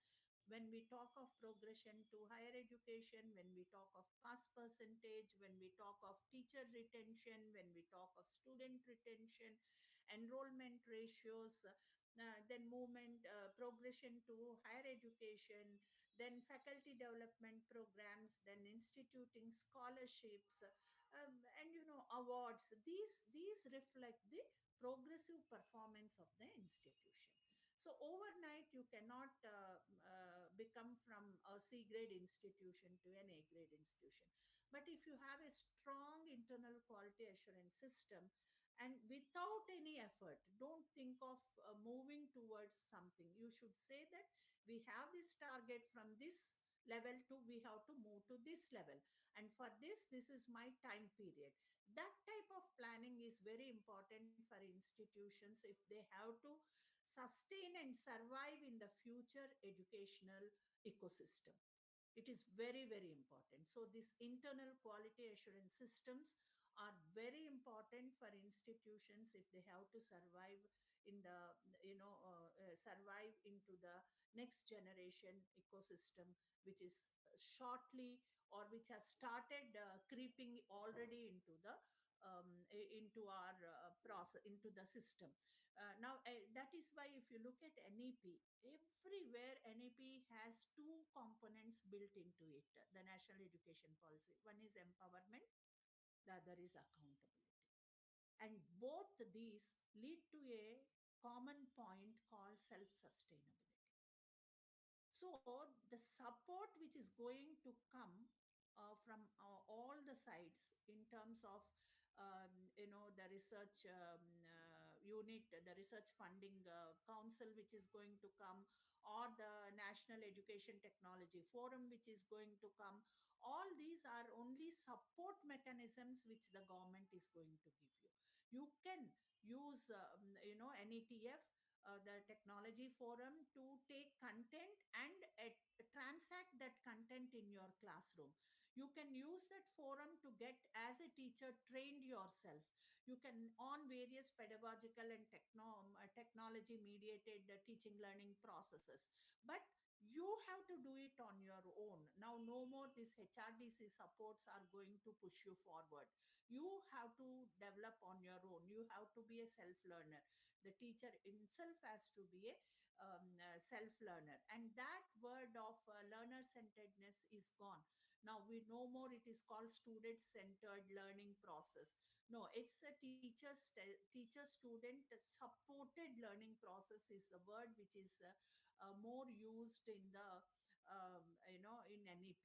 And they say you have to create the learning ability among the students, and not to just accumulation of knowledge. So unless you yourself have the ability, and you yourself are role models, and you yourself have that attitude to be a learner, lifelong learner, I don't think we can do much in the new process, because here the student is empowered. He has a flexibility to move anywhere and everywhere across institutions across the globe, and accumulate credits and take a degree from any institution. And if the teacher in an institution is not a self learner, not updated, doesn't use the latest information and enhance the curriculum given by the university, there is a possibility that no student will come onto your campuses. Then your self sustainability and that will be lost, and the institution will be into danger of extinction. So it's very important that we use this empowerment, which is going to be provided through various support mechanisms. It's not financial, but it will be, everything now has to be learned online, has to be accessed online, and you have to be the first one to encash on the various mechanisms. How does that happen? That happens by keeping yourself abreast and aware of the latest developments and latest support mechanisms which are being provided by the various governments, various NGOs, various various industries, whoever it is. There are multiple opportunities which are floating around now, especially after COVID. So so it's the responsibility of the IQAC to give this to collect this information, to disseminate this information to teachers, to expose them properly, to connect them and tell them this is how you have to move, guide them. So by taking expert advice from elsewhere. So because, and you have to do it because every individual cannot do it individually, so you share your experiences and responsibilities, and you have to make over for these challenges. So this is why I have told, make quality embedded in the institutional process. This is the major challenge. How do we do? How do we go about? Where do we start? These are the various questions which keep on coming to our mind. So we should think of not just questions and think that justify that this is not possible in our institution because we don't have a proper leader, we don't have somebody who can really guide us, we don't have a type of exposure which we have to get, we don't have money to move ahead. Now money is no more a limitation. If you have a small internet connection, that suffices. We all have access to emails, we all access so many submissions. All your students have to submit online your examination forms. They have so much of online things have been floating around, and you have to take this as an opportunity and build your skills on this, how to use these IT platforms to your own benefit as a teacher, and also support your students to use these facilities and go in a right way, and not to get deviated into another direction which is happening because of the indiscriminate use of mobiles.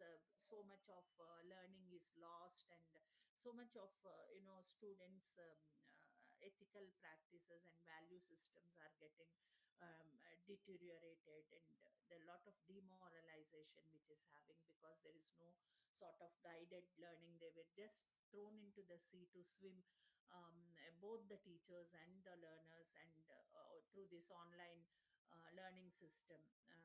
Why this has happened is, though almost 10 years back, UGC has said a 20% flexibility for institutions.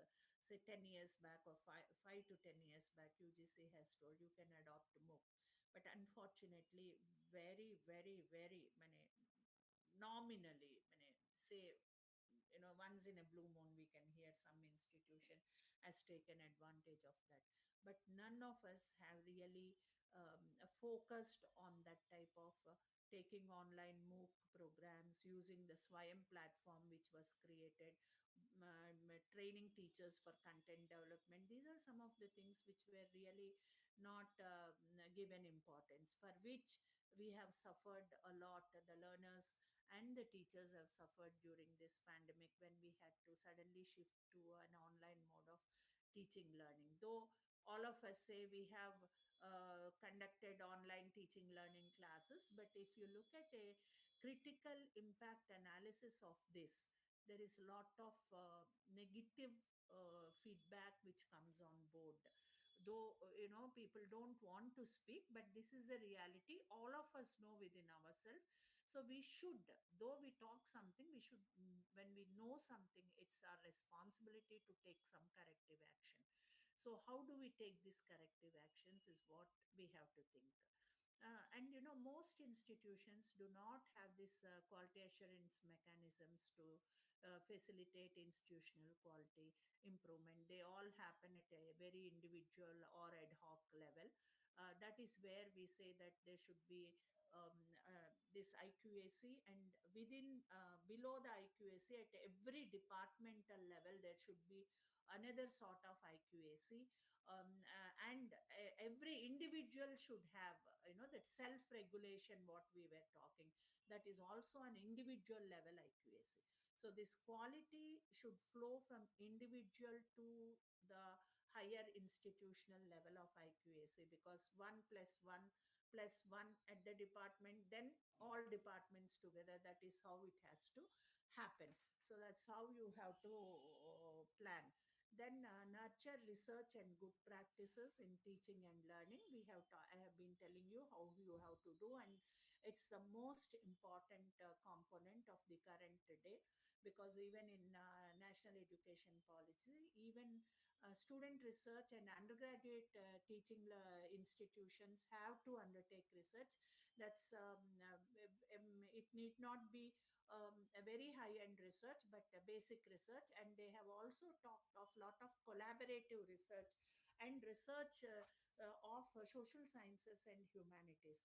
That is which is the requirement of the day. It's not, science happens at a very higher order level, but basic research which supports the research of science research is research in humanities and social sciences.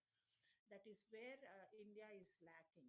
So at a community level, if we have some problem, say of some communicable disease or some local issue of social issues, then and when that research is taken up and solutions are found, then it should lead to whether sort of policy decisions or higher order research, like what we had now, this COVID vaccine invention, or what type of thing has to happen. So once COVID vaccine is given, then back end lot of social sciences and humanities data collection and research interpretations have to happen on the impact of that on the on the families and community practices, what is happening. These are some type of research which we are lacking.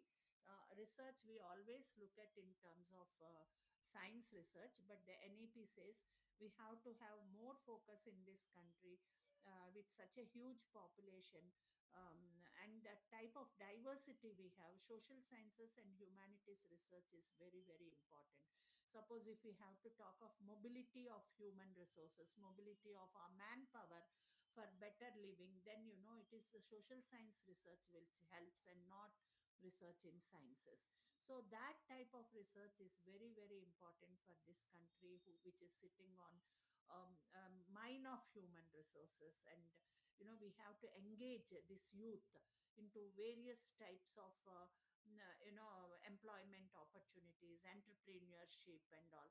So it's very important that social sciences and humanities research activities taking place at the ground level, at the field level, is very, very important. And that is why there's a lot of stress in NEP and research in social sciences and humanities, and collaborative research. So you have to collaborate with your own, with your neighboring institutions across the country, and maybe institutions beyond borders.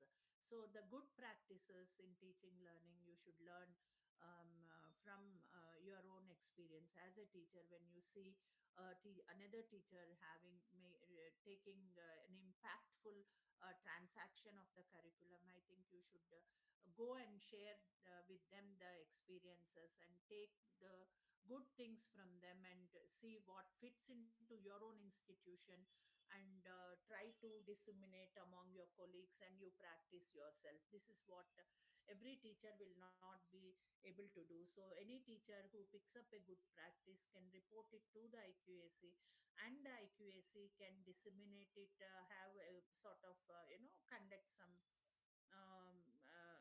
awareness programs, conduct some workshops, and give larger exposure to more number of teachers. This is the type of activity which is very challenging, but how you can convert it into challenge into an opportunity, and an opportunity into a strength. So I'm not talking these as challenges, I'm talking these as opportunities. So I'm telling what you can do, how you should do, and what is expected of.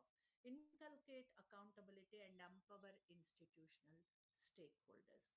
Okay, in most of the institutions, we don't speak them out, but in small groups, in individuals, when we speak, when we go as resource persons, we say, what to do, madam, students don't come to classrooms.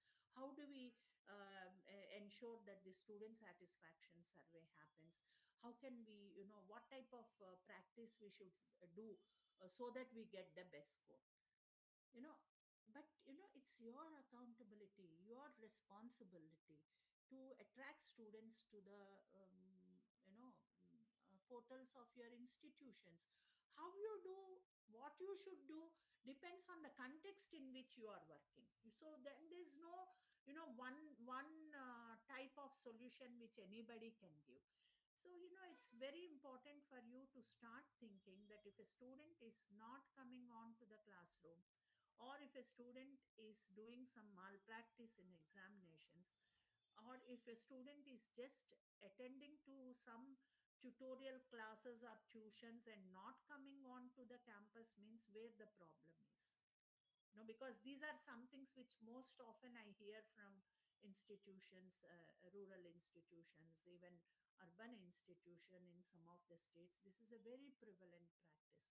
Now what you should do to bring them on board, to attach, because you are accountable for that student's performance as a teacher, as an institution. So what you should do, how you should do, depends on on your ideation. So you can have this online type of classes for some time, ask the students, okay, this much leverage we give you, then slowly you give them good visiting lectures, or you yourself develop new pedagogical practices. Don't sometimes people ask me to give a lecture for 3 hours, 2 hours, which I can hold audience maximum for half an hour to 40 minutes. I don't think I can hold audience beyond that. If I start speaking anything beyond half an hour to 40 minutes constantly, it will be any audience, I can assure, will not be listening to my talk. So that interactivity, how do you build, and how do you empower your students to come and interact with you and be responsible for their own learning. you know we need not be responsible for their learning, but prepare them to be responsible for their own learning. This is what we need. Ethical practices, and effective and efficient use of resources, it's very important. And you have to have a roadmap that aligns the national aspiration, that is NEP, and expanding higher education. That distance mode is going to take a major leap, because it's going to be a dual mode or a mixed mode of education, and no more just a face to face mode of education. So how as teachers we transform ourselves to the new aspirations of our students, of the nation, of ourselves, our colleagues, our institutions, is what the challenge is. And these are what the IQAC has to really look at and plan their activities into. Now, so effort, overall what I would tell, you put effort, but it is important to be having a focused effort. Where do you put effort? Okay, for AISHA I have to do this, for NAC I have to do this. No, If IQAC is aptly functioning, and if it's really planned its activities, prioritized its activities properly, I think you need not struggle, pull your hair every year, day in, day night, and struggle filling up the forms. Your staff will do that. You just have to place systems in board and train your staff how to collect data, organize data. Only thing is how to analyze and interpret the data will be your role. And once you analyze and interpret the data using appropriate tools, you can leave that decision also to the lower administrative staff. But for building such a system, your intelligence is very important, and that makes all the difference. That makes all the difference. Now, normally in any institution, for quality and efficiency is influenced by this 11 factors. This you can see these slides. I'll not explain this. As I told you, I don't want to hold you for long. So I want to quickly conclude this, just giving you an idea how to go about with establishing a proper, sustainable, efficient, enhancing type quality enhancement systems in your institution. That is the whole thing I am talking of, and it's only my ideation. So from this you have to develop your own, start thinking. So I'm not talking, I'm just giving you examples from my experience, from what I have talked to institutions. So I'll not talk on this, but you can just go through these 11 things I have identified. You can change, I have given some title, but you can change them. Okay. So the eighth one, like, students rights and responsibilities, is going to be a big issue. Big issue. And being a learning organization and purposeful teaching, these 7, 8, 9, 10, 11 are very, very important components for your future development and sustaining yourself as a quality institution. So, this slide I'll not explain. Um, what matters most is how you see yourself, how you want to be in future. Okay. That's what which is important as an internal quality assurance system, to tell in one word. So what you want to be in future, and how you plan it and how you implement it, uh, is what the internal quality assurance systems responsibility is there. There are, I'm talking now of some technical things. There is a McKinsey firm which does lot of evaluations, lot of surveys, and lot of gives lot of models for development. So this was not given for IQAC, but it was given a quality institution, how it should be developed, what are the important components which a if you want to develop to be a quality institution, you should have. That I have put it for your IQAC. So what an IQAC should be there? It should be based on the 7 S models. That is all our 7S model of McKinsey's. That seven. What are the 7S? Strategy. You should have a strategy. Should have a proper structure. You should have systems in place. You should have your own style of functioning. Okay. How do you monitor? Your monitoring system should be in place. Your specific feedback, because these are all, your strategy, your structure, your systems are all context dependent. In which context you are working, what is the context, what is the type of community of learners which come, what is the type of stakeholders you are working with it. So this is not a uniform thing which can work across. So this style, what I am telling is, tells you have to decide your style of work based on the context in which you are situated. That's what NAC talks of situatedness in the seventh criteria. Okay. So, and your staff, how is your staff? What is the level of awareness? What is the level of their technical abilities? What are the level of their subject abilities? What are their qualification? What are the opportunities for them to grow, to move ahead, to be exposed? What are their career opportunities? all these things, your staff structure, your skills of your staff, your administration, support staff skills, and what is the type of shared values you have. Shared values, that is the institutional social responsibility.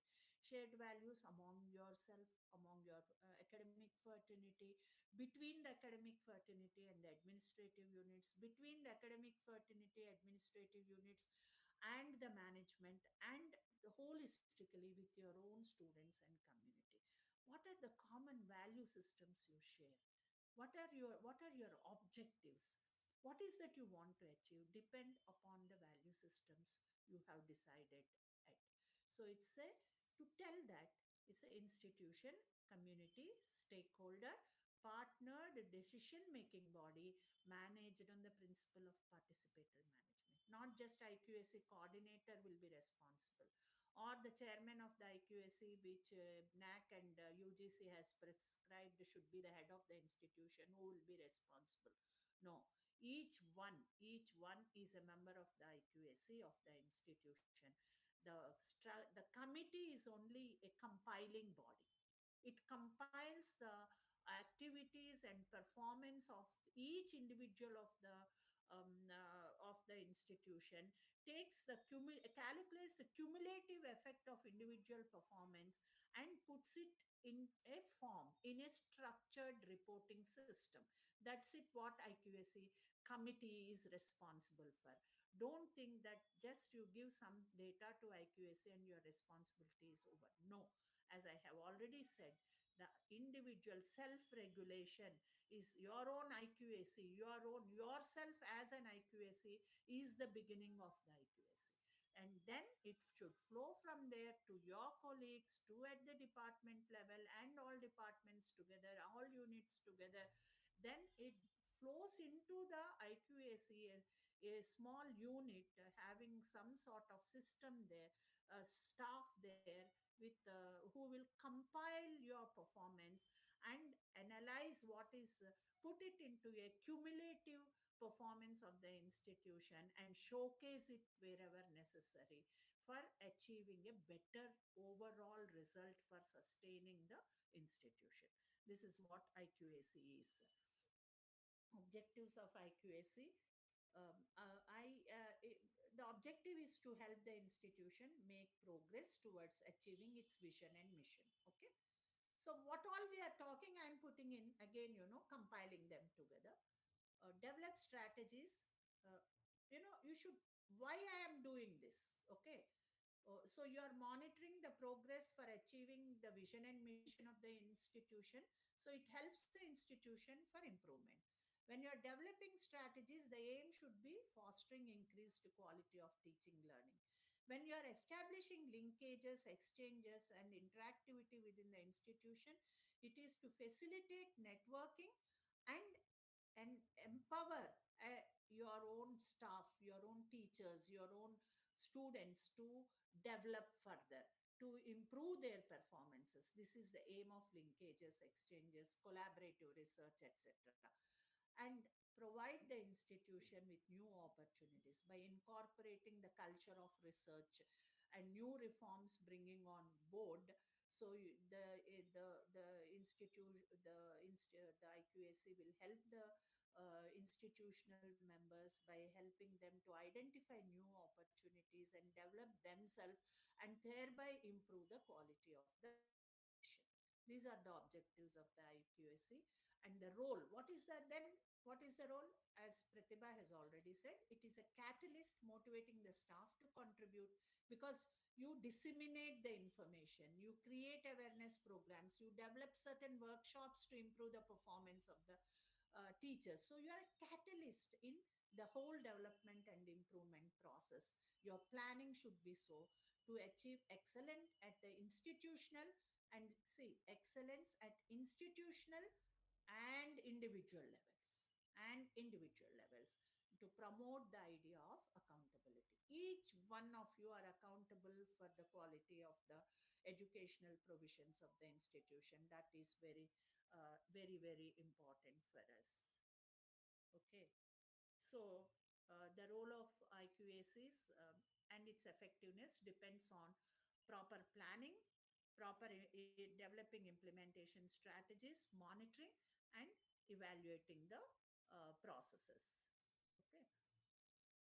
So, for example, I have told what are the types of educational monitoring systems. This slide most often I put because we get lost in monitoring. Monitoring means we normally think at collecting, we don't look at and analyzing. But what is after analyzing? What are the actions you have taken after analyzing is what is important in a monitoring system. How do you follow up? How do you attack that problem and resolve that issue is what is important, not having just a monitoring system. It is more important that how do you resolve issues, how do you improve upon, and how do you take these problems as a learning and try to remove these some of the challenges, and how do you attack this problem and how do you resolve it. So this monitoring system is an input, process, and output model. So compliance monitoring is an input level monitoring. Diagnostic monitoring is a process level monitoring. So why? Because you diagnose some teaching learning process कुछ गड़बड़ है, हमारा teachers ICT use नहीं कर पा रहे हैं, learners are more ICT enabled, बहुत बोरिंग हो रहा है, we are not able to, student performance is falling down. So internal examination say, your internal assessment say up, you have to identify and try to rectify that problem and see how the students don't pass percentage doesn't fall down. So your internal assessment system is a, for example, I've given just one example, like that there may be many examples. If a teacher is not able to cover up the syllabus, you have to look at it and monitor that the syllabus or the curriculum is appropriately covered and nothing is left back, is up to date. These are the type of things you have to monitor. So you have to develop lot of forms in which they will, they are all available online. You can pick up which is suitable for you, and then build it into your systems, and ask every teacher to prepare a lesson plan, give a diary, prepare a teacher's diary, monitor that teacher diary at the department level, let the feedback come to the principal, then go to the IQAC analyzes, then have a individual meeting with the teacher and see what his or her problems are, and if it's a, if she or he is not able to take that much load because of health problems or because of certain other problems, then try to share the responsibility temporarily and put the teacher into some comfort zone. So that type of, similarly, student performance, see why the students are not performing well, what is the reason. If it's an individual student, then identify that students, put him to counseling session. This type of diagnostic monitoring, again, it is not just IQAC, it should happen at very from individual teacher level to up. So performance monitoring, it is overall performance of the institution. So it can be anything, but I preferred, I, from my experience, I thought these can be the three levels of monitoring systems which should be in place. And these three levels of monitoring system, timing of reporting also should be appropriately planned, so that when should compliance monitoring happen, when should diagnostic monitoring happen, who will be responsible for taking action on this, for reporting on this type of thing, is what you really should take. Then it will result, if you can go through all these practices, then it will result in a total quality management, which will be a quality assurance mechanism to avoid faults. Then there'll be a quality control mechanisms. So, you remove, you have solutions coming on board if at all anything creeps in. Then there is you have to have an assessment of your own quality systems, whether their timely reporting is happening, whether it is properly being analyzed, properly being evaluated, reported or not. So that type of monitoring. So quality assurance plus quality control plus continuous monitoring and evaluation will result in total quality management. It's a simple procedure, not very complicated. And annual quality assurance reports will help you to keep track of your activities. Don't think you should fill this data at the end of the year, academic year. You can have your own online format of AQR and start entering your quarterly or monthly, whatever data you want on some of the components, whichever components which will, where you can have monthly data, put you monitor through that monthly data collection, where you have to collect quarterly, take it quarterly, you have to schedule that. And then at the end, when you have to submit NAC, you just club all your information and put it to NAC or any other institution which wants you to submit an annual report. Pratibha has missed one point on AQR. At NAC, when you submit your AQR, they review it. If there is a sort of inconsistency on your data, which most often happens, then you have an option for edit.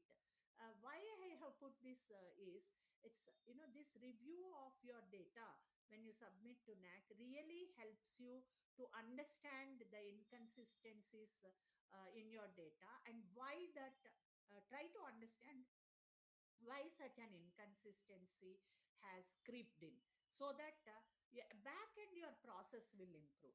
Back end your process will improve. Don't just for knack's sake try to justify your wrong thing. You justify for knack's sake and correct the data because they'll give you an edit option, but this will help you think what problems are there in your back end, in your systems. So you have to make a correction there. So it's very important to make a correction in your system, and try to see that such a thing does not happen in future.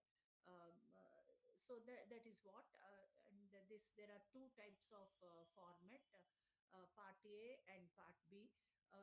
Because these will help you if you review your earlier formats year over year. They will really, from that's where I'm telling, when you fill, you look at both parts and see where your data, at what point of time you need to fill and keep it. Don't submit it, but you can always review, because it will be open for you all through the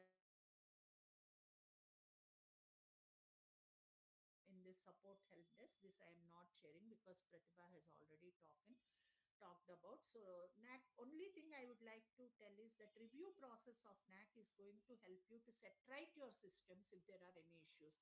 So don't take that clarifications and justify your stand, but try to see how you can rectify, if at all there is some problem in the system.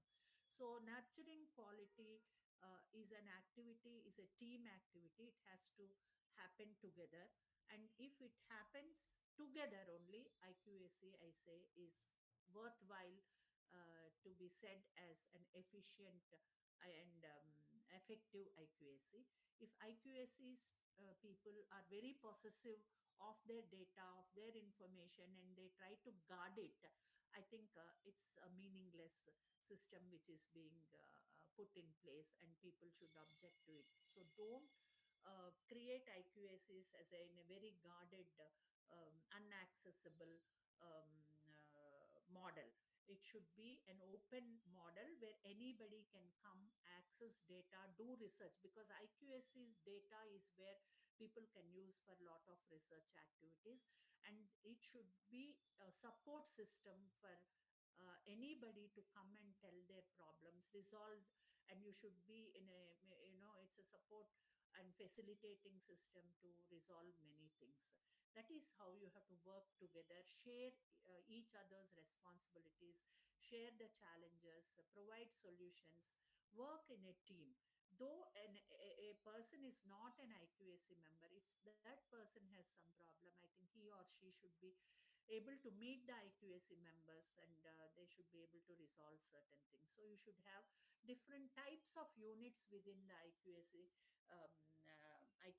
unit, so that anybody have certain problem on if they have a request for having a workshop, then because they want some updation on some of the skills, they should be able to write to IQAC, and IQAC should be able to take requirement from other teachers as well and develop that skills. Or if the students want some sort of special course or a lecture to be arranged, then there should be a sort of mechanism where they can tell to this IQAC to have that type of program.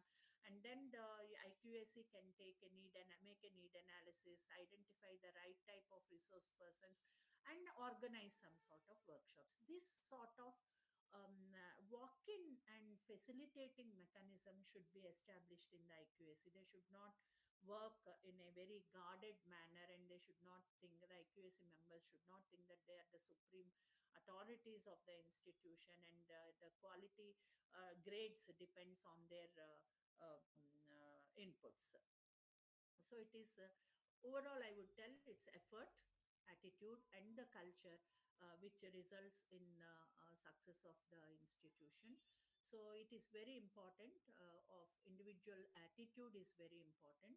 Most of you might have seen my slide of this is my favorite slide. I keep on putting this slide because unless each individual of the institution have the type of attitude to be a quality person, or to transact a quality or transform the institution to a quality institution, no single individual can achieve anything, or IQAC nor the principal can do anything. So it is building of the attitude within each staff. It's difficult, but it's a gradual process, but that makes the difference of the institution. And I'm sure all of you are set to win in the new educational policy reform. All of you are empowered. All of you are have that type of accountability factor within you, and you have the right attitude. You are working in challenging situations. You have already converted lot of the challenges to opportunities. Now you have to convert them, or move towards converting them to your strengths, and work towards that. Thank you for patient hearing. Over to the organizers, please. Thank you for the opportunity given.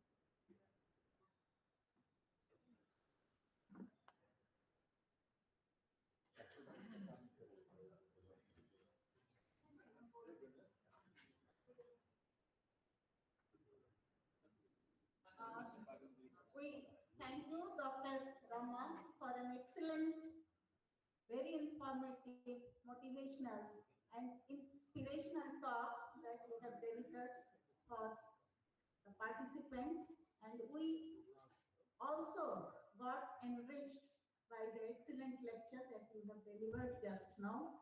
On behalf of the university and on my personal note, I express my deep gratitude to you because of we have some paucity of time. We have so many sessions left. So we'll ask the next person who will be talking on how to fill in the part A of AQAR. He is Professor K.K. Sahu. He is a professor of botany and also the development officer of LMNU. I will request Dr. Sahu to throw light upon how to fill in part A of AQAR. Thank you.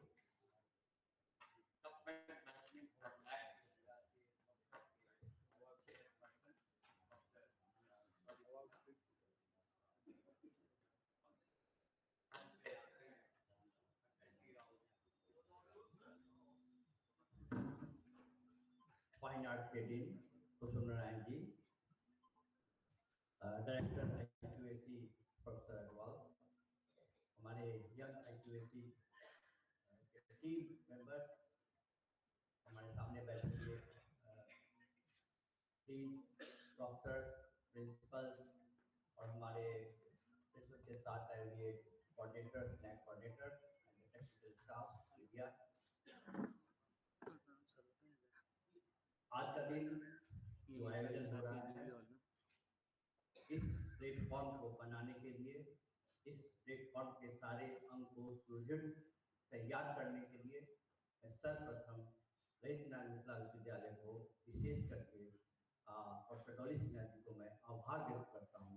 ऐसा platform बना के न्याय के क्रियाकलाप के लिए एक बड़ा ही अच्छा रोड मैप किया गया। इसके लिए मैं विशेष करके प्रोफेसर डॉली सिन्हा जी को बहुत आभार व्यक्त करता हूँ। साथ ही मैं दूसरा आभार व्यक्त करता हूँ कि मुझे इस लायक समझा इन्होंने, कि मुझे ये अपॉर्चुनिटी दी है कि मैं आपके सामने कुछ अपना बात कर सकूँ। मैं जिस विषय पर अभी आपको बताने जा रहा हूँ बहुत सीधा है। सच बात यह है कि आप सब कुछ जानते हैं, इसलिए वो बात मैं नहीं बताऊंगा जो सब जानते हैं। अभी हम जो बताने जा रहे हैं वो है कि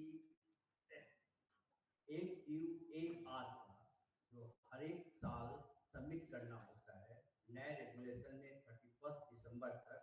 प्रत्येक साल एक QAR को वेल डिफाइन करके आपकी एक्टिविटीज को मार्कअप करके सबमिट करना है। लेकिन सिर्फ उन्हीं महाविद्यालयों के लिए है जिनका कम से कम एक साइकिल हो चुका है। जिनका अगर नैक एक्रेडिटेशन बिल्कुल नहीं हुआ है उसके लिए एक QAR सबमिट करना नहीं है। लेकिन उस तरह के मैकेनिज्म अगर पहले तैयार कर लेते हैं तो वो काफी अच्छा होगा। मैं एक बहुत महत्वपूर्ण बात ये कहना चाह रहा हूँ, जैसे डॉक्टर रमा ने अपने फर्स्ट स्लाइड में दिखाया था, हमारे पास इंफ्रास्ट्रक्चर नहीं है, मेरे पास रूम की कमी है, मेरे पास छात्र की प्रेजेंस नहीं है, हमारे पास जो 7 क्राइटेरिया के जो नियम कानून है सब विचित्र है। सच बात है उसी तरह का मकान है जिसमें कि सिर्फ ईंटा पर रख के बगैर कपड़ा के पैर लगा के बादशाह बने हुए हैं, जैसे इन्होंने फर्स्ट स्लाइड में डॉक्टर रमा ने कहा। लेकिन डॉक्टर रमा ने जो एंड किया जिस स्लाइड से रेडी टू विन, यह पूरा उनका थ्योरी अपने स्लाइड में दिया हुआ है, बहुत ही प्रेरणादायक है। और मैं उसी रूप से मैं चाहता हूँ कि आप लोग अपने तैयार अपने मामले अपने करें। मैडम, जो हमने जो स्लाइड यहाँ बनाया है वो ऐसा कुछ नहीं है जो कि कोई नहीं जानते, परंतु मैं बहुत जल्दी उस सरसरी निगाह से वो बात को बता दूंगा। उसके बाद थोड़ा सा कुछ मैं टिप्स दूंगा पर्सनल अनुभव का जो आपके IQAR के पढ़ने में आसानी है। नेट वेबसाइट पर सारे गाइडलाइंस है। गाइडलाइंस में जो क्या है वो आप सब जानते हैं और पढ़ेंगे भी तो आपको बहुत आसानी से समझ में आ जाएगा। लेकिन कौन सा गाइडलाइंस लेना है वो पहली बार जब आप डाउनलोड करेंगे तो थोड़ा कंफ्यूजन होगा। उस कंफ्यूजन को दूर करने के लिए मैंने यह स्नैप डाल दिया है जिसको आप समझ सकते हैं। पहली बात है कि जो हमारे पास जो वेबसाइट है नैक का, जो ऑफिशियल नैक का NAC.gov.in, इसमें ध्यान दें 19-20 के लिए अलग गाइडलाइंस है और 20-21 के लिए अलग गाइडलाइंस है। यही नहीं, गाइडलाइंस की टाइप अलग अलग है, यूनिवर्सिटी का अलग है, इंस्टीट्यूशन का कॉलेज का अलग है, एफिलिएटेड एंड कंसर्न कॉलेज का एक ही है, टेक्निकल इंस्टीट्यूशन के अलग है और भी दूसरे तरह के बहुत तरह के चीज़ हैं। इसके अलावा जो आप गाइडलाइंस जब वो डाउनलोड करेंगे जो यहाँ पर मैंने दर्शाया है उसको थोड़ा सा ध्यान से देखिए।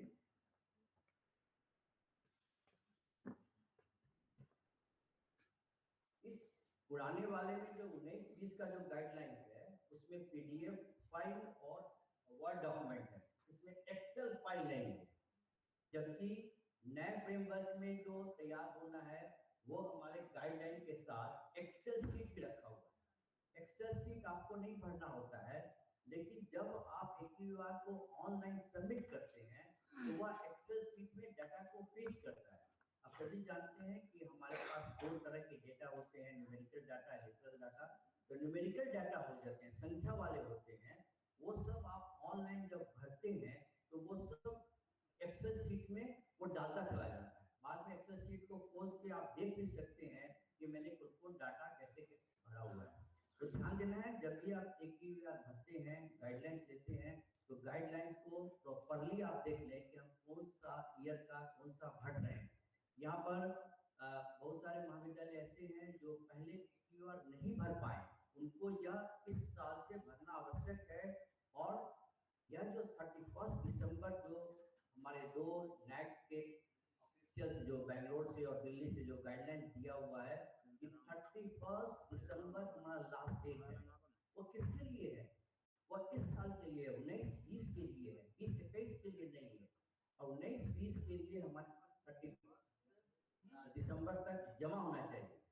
हम लोग चाहते हैं कि आप 15 तारीख तक तैयार कर लें और इसके पहले का जो छूटा हुआ है वो भी लगातार तैयार कर लें। और वो तैयार करने में अगर कोई परेशानी होती है, गाइडलाइंस में समझ में नहीं आता है, डेटा नहीं समझ में आता है, तो हमारा ऑफिस मिथिला ऑफिस बहुत ही सुदृढ़ बन गया है और विभाग बन गया है। 2 से 5 हमारे सारे टीम मौजूद रहते हैं। आप पर्टिकुलर क्राइटेरिया के पर्टिकुलर प्रॉब्लम को समझने के लिए यहाँ आके फिजिकली आप हेल्प ले सकते हैं।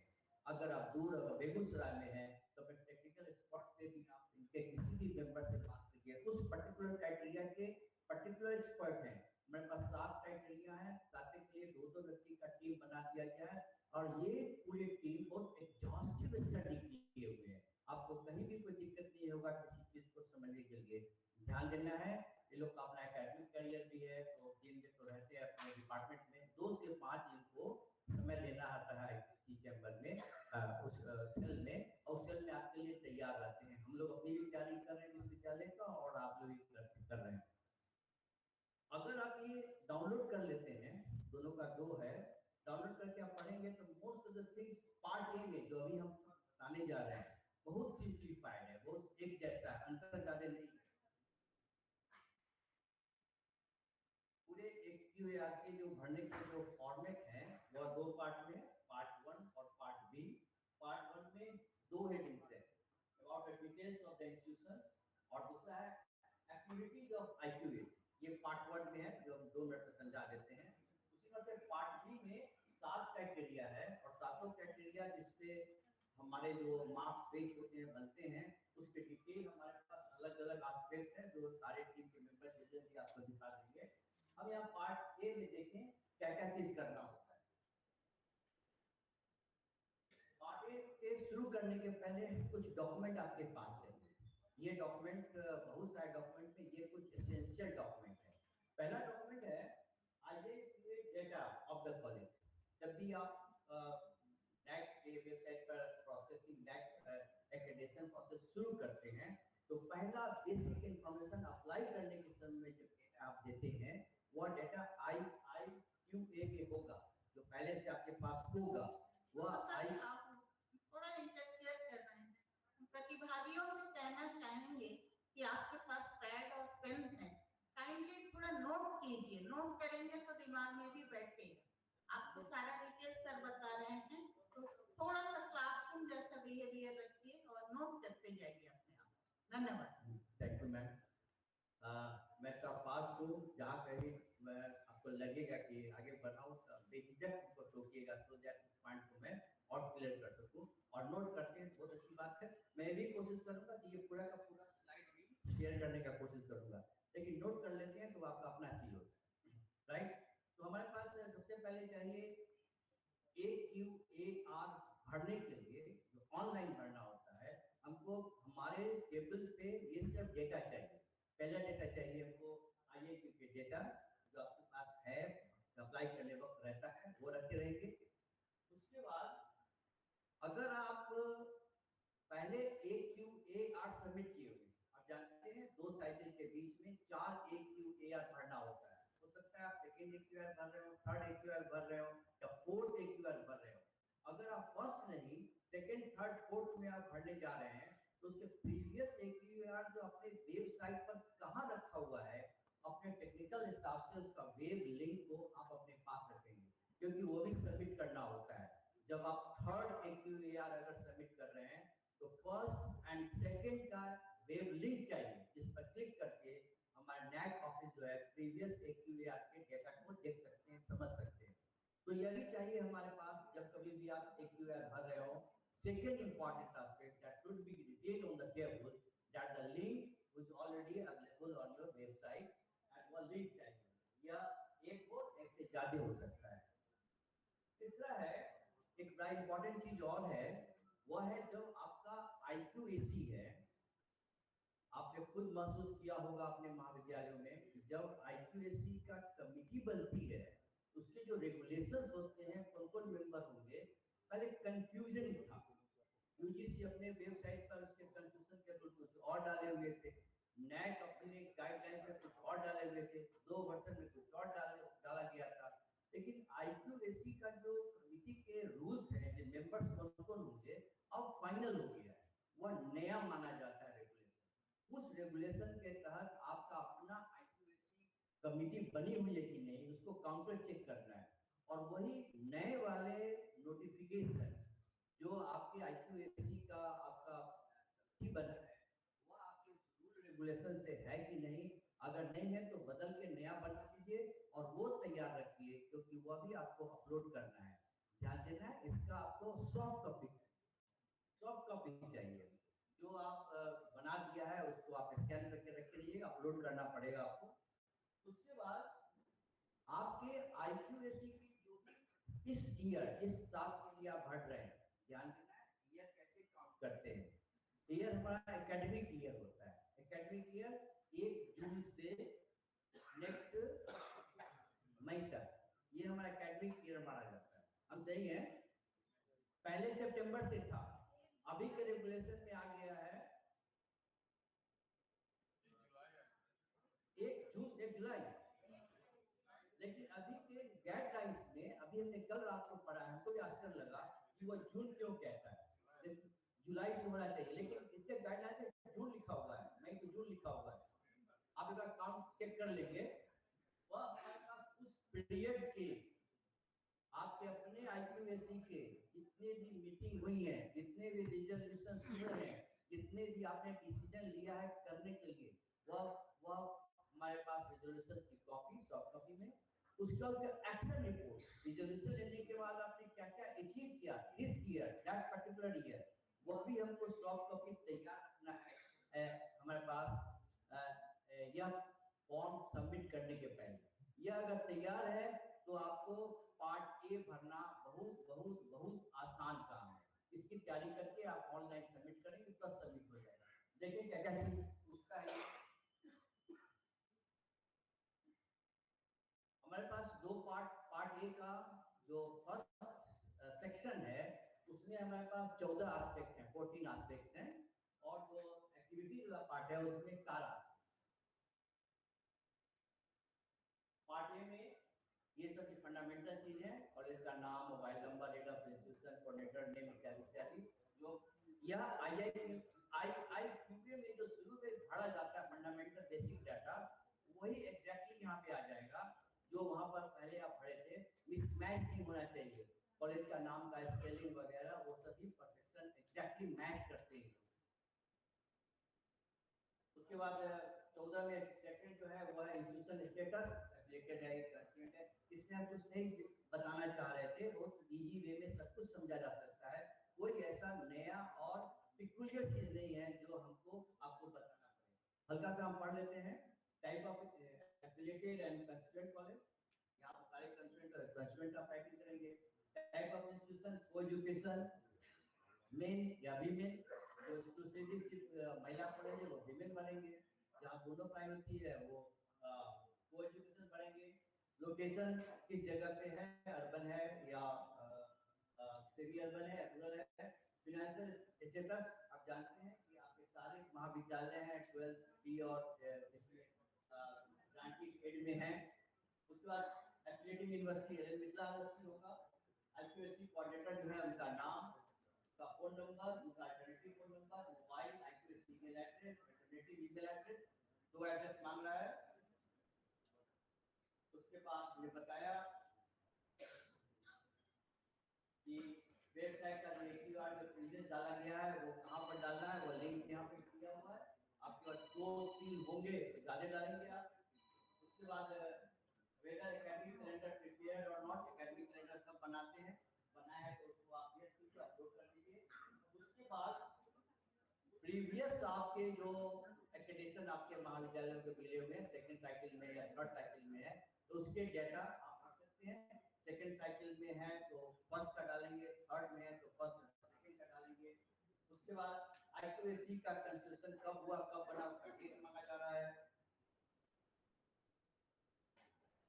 फंड रिसीव जो आपके पास है वो तो बहुत सिंपल सी बात है। जो फंड रिसीव होते हैं उसमें ध्यान देना है कि किस तरह के फंड एजेंसी है, कितने पीरियड के लिए मिला हुआ है। ये fund provide the list of fund for central and state government institution, department, scheme, funding agency, year of reward of duration and amount. Whether composition because as per the latest net guidelines, यह एक important चीज जो incorporate किया गया है वो आप जरूर से उसके हिसाब से डालेंगे। नंबर ऑफ IQAC मीटिंग है, कितना आपने एक साल में मीटिंग किया हुआ है और उसके सारे मैन्यूल्स को डाल देना है।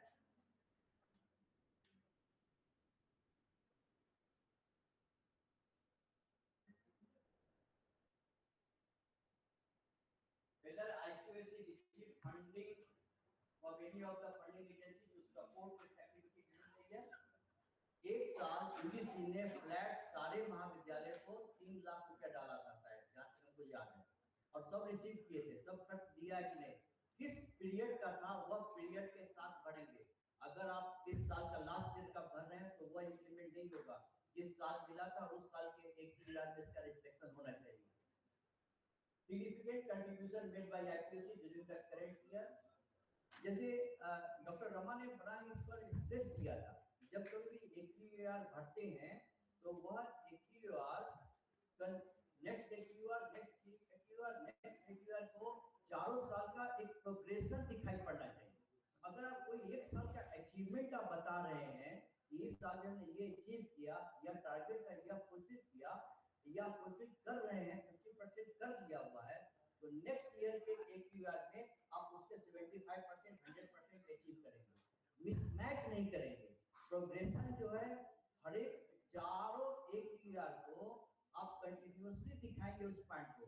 जैसे कि एक एग्जांपल लेते हैं, जैसे फर्स्ट ईयर में आपने एक IQAC से आपने एक निर्णय लिया कि हमको एक कंप्यूटर लैब बनाना है, वह अचीवमेंट हो गया कि आपने डिसीजन लिया और उस साल तक आपने फंडिंग एजेंसी करके उसे काम करने का एडवर्टाइजमेंट वगैरह कर दिया।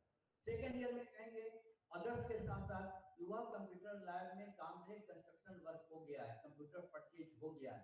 थर्ड ईयर में कर सकते हैं कि फंक्शनिंग हो गया। जब कभी भी AQAR बनाते हैं तो प्रीवियस AQAR को देखते हुए आप आगे का बढ़ेंगे और इसके रिलेशनशिप को एस्टैब्लिश करेंगे। आप जब बढ़ते हैं तो NAC ऑफिस में ये सब चीज बहुत माइन्यूटली देखा जाता है कि आप अनाप शनाप तो नहीं भर रहे हैं। अनाप शनाप का मतलब रिलेशन एस्टैब्लिश करके भर रहे हैं कि नहीं। लास्ट ईयर जो बढ़ा है तो आज भर रहे हैं तो और नेक्स्ट ईयर बढ़ेंगे तो रिलेशनशिप एस्टैब्लिश करेंगे।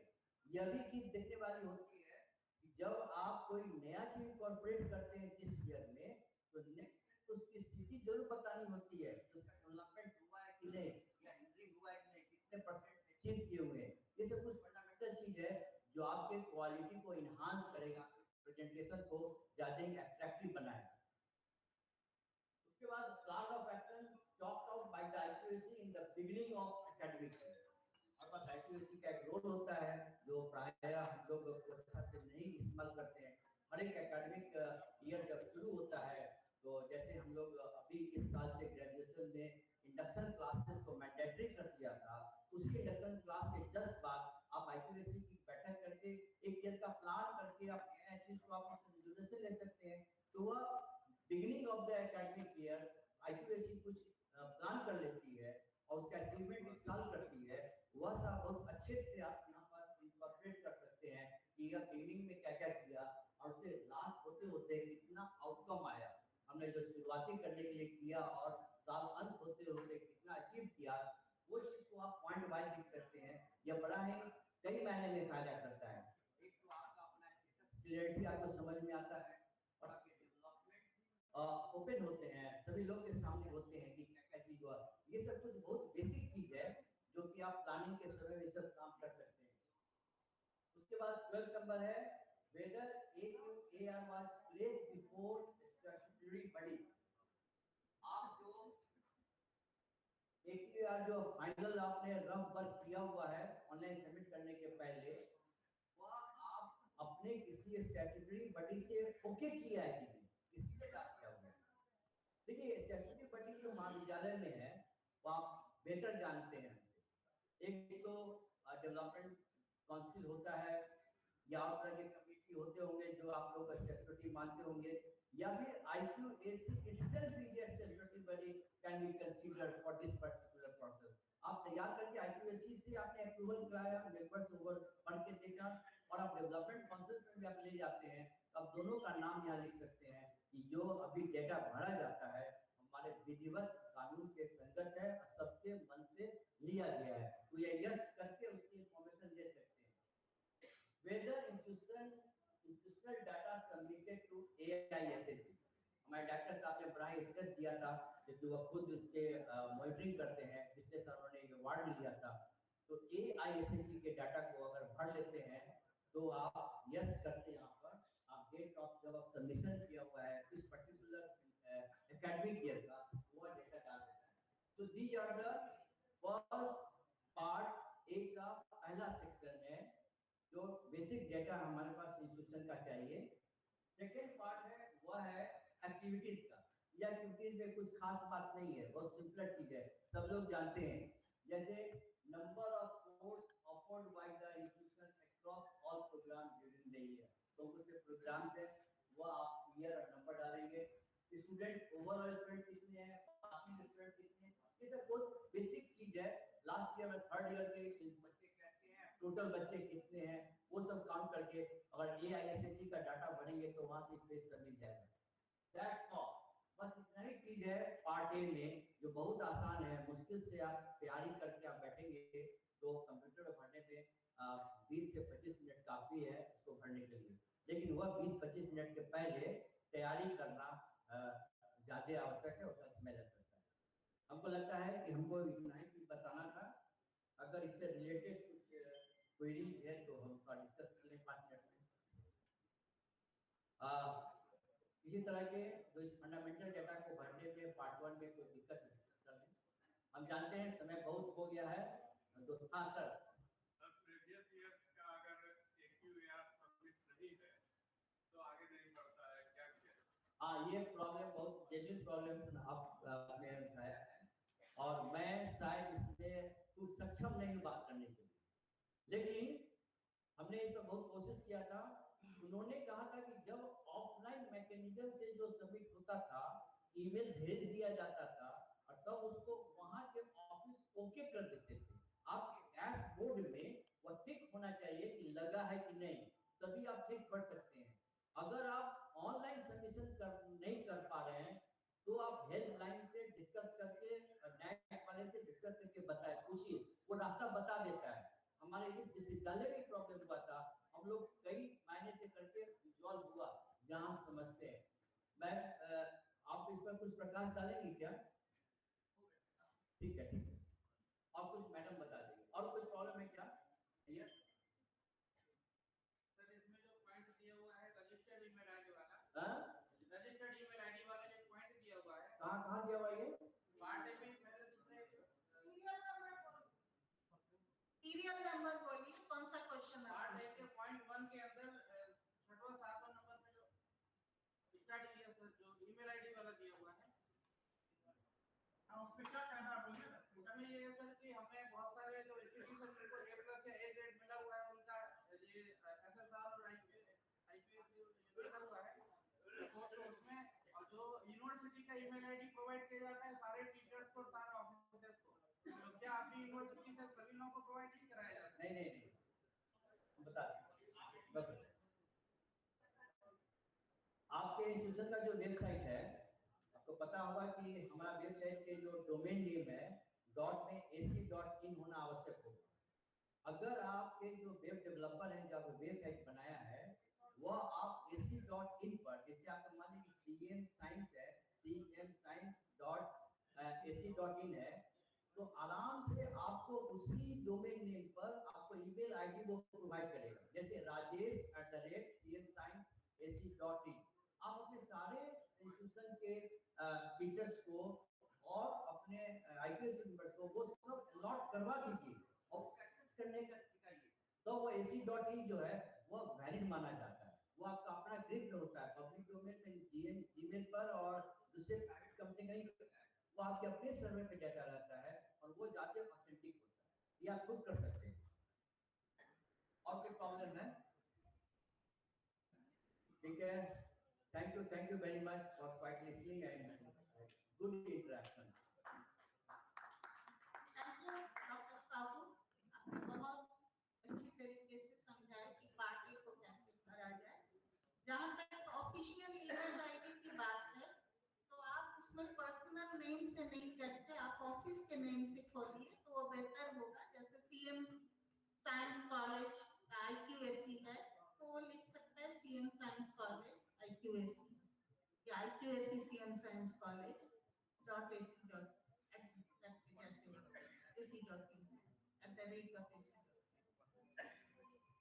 पर्सनल नाम से नहीं खोले। कई बार जो होता है स्टाफ अपने पर्सनल नाम से खोलते हैं। Give it official name. Thank you.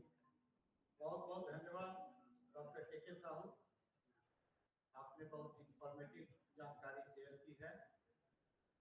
का जो एक प्रश्न था वो नेट के वेबसाइट पर ही एक क्वेरी करके ईमेल दिया रहता है, आप उसमें अपना क्वेरी दे सकते हैं और वहाँ से रेस्पॉन्स बहुत जल्द मिलता है।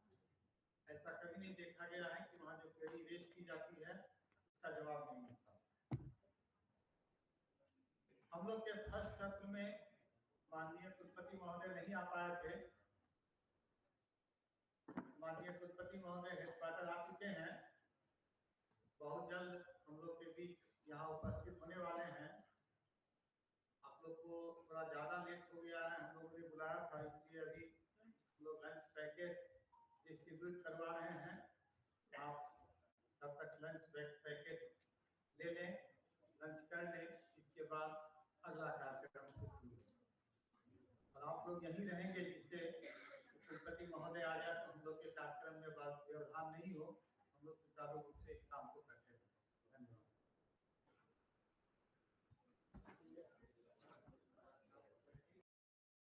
मैंने पहले ही आप लोग को बताया है कि माननीय कुलपति महोदय ने AISHE डाटा के लिए 15 दिसंबर की डेडलाइन तय की है। मैं कुलपति महोदय जो बिहार स्तर पर सर्वश्रेष्ठ कुलपति के रूप में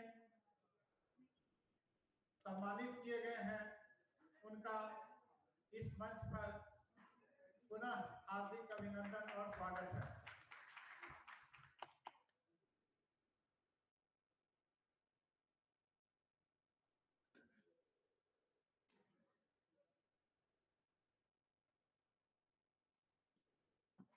अभी हम लोग का एक सत्र समाप्त हुआ था, दूसरा सत्र चल रहा था। हमारे दोनों NAC के बाहरी रिसोर्स पर्सन अपना वक्तव्य दे चुके हैं। डॉक्टर प्रतिभा सिंह और के रमा दोनों NAC के एडवाइजर एक रह चुकी हैं और एक हैं।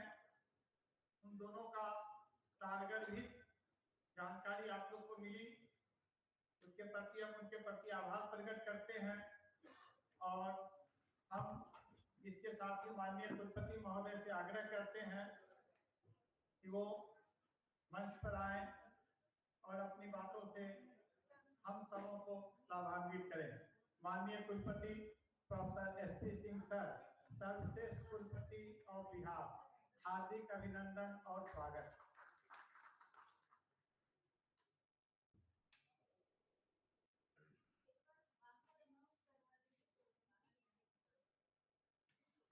आज की इस कार्यशाला को आयोजित करने वाली ललित नारायण मिथिला विश्वविद्यालय की कर्मठ योग्य प्रति कुलपति सिन्हा जी, IQAC के संयोजक जी, मंच पर बैठे हुए और सभी साथी,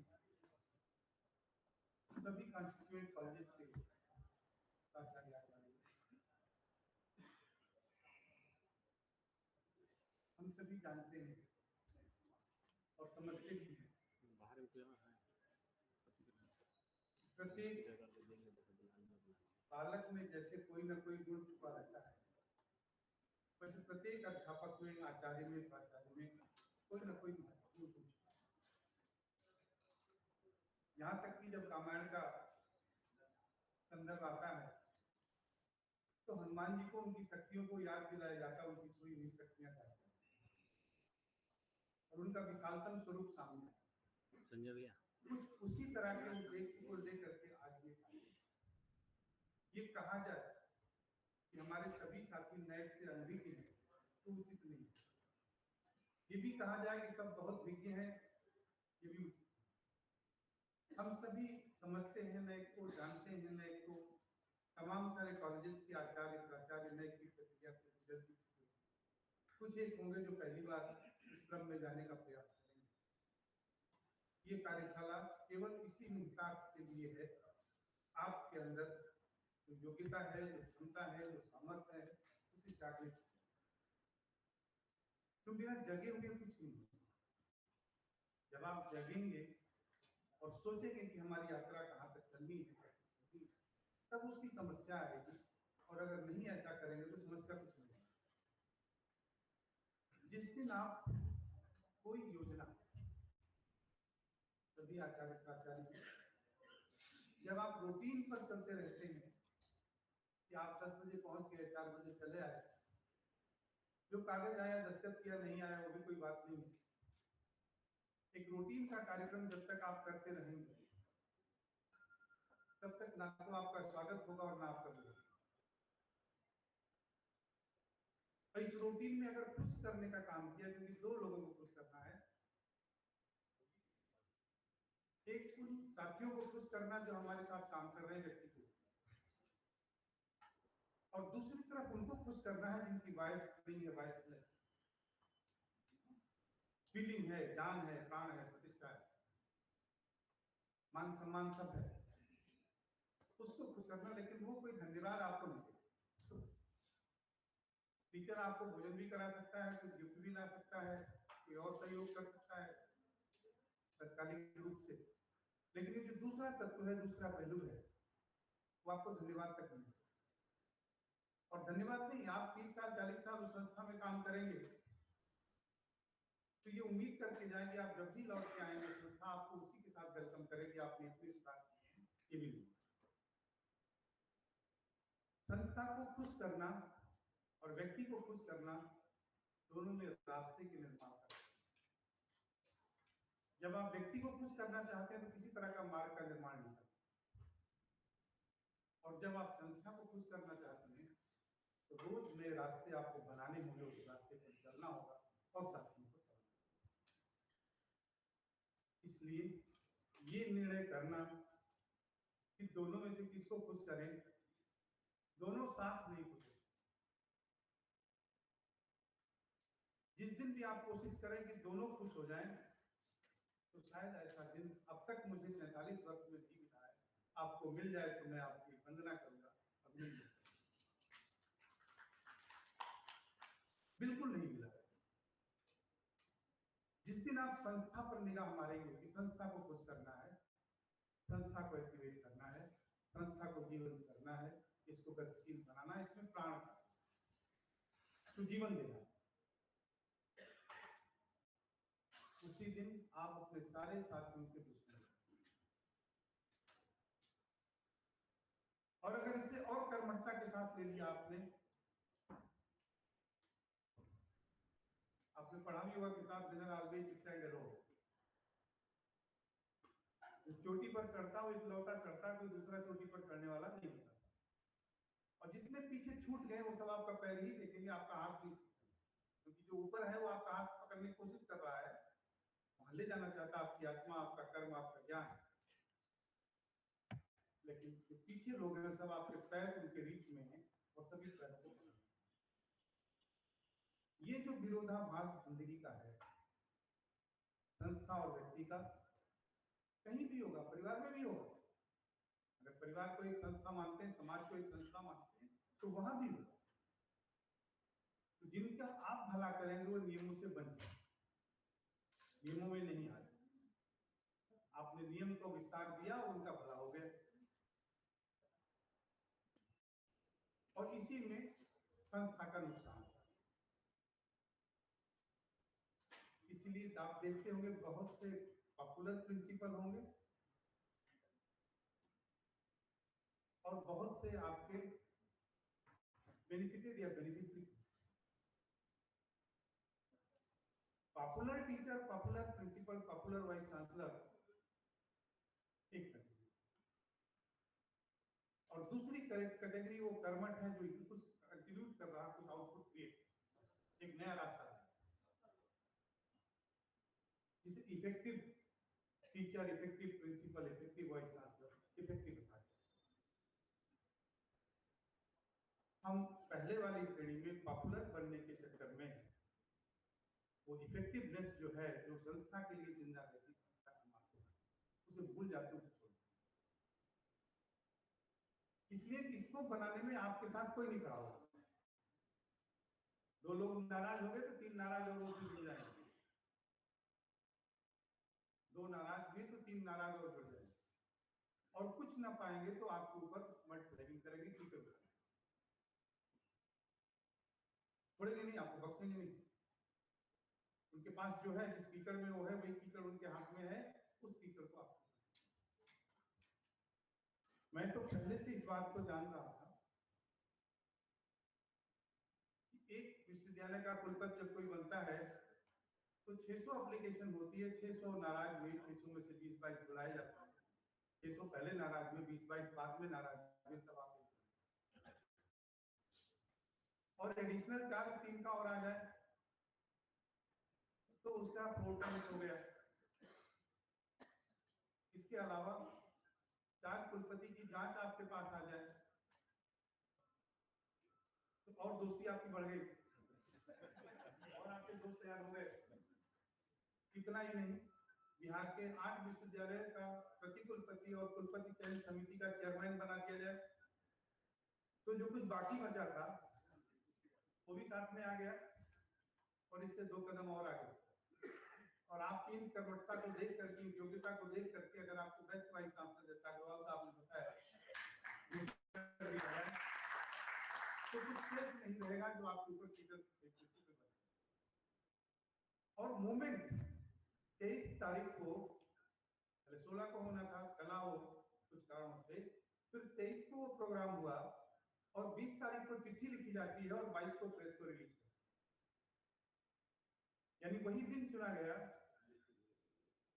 कि उसी दिन ये अखबार और मीडिया की खबर बने जिस दिन बेस्ट वाइस चांसलर है। अब बात दूसरी है, आप ये समझे ये कुछ नहीं होगा तो आपका समझना भूल हो, क्योंकि ये सारी बातें आपके कंट्रोल में कुछ नहीं, ये किसी और के रिमोट में।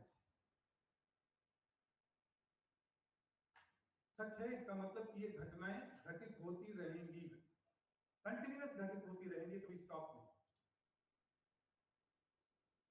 फिर आपके लिए बचता क्या है कि आप इसकी परवाह नहीं,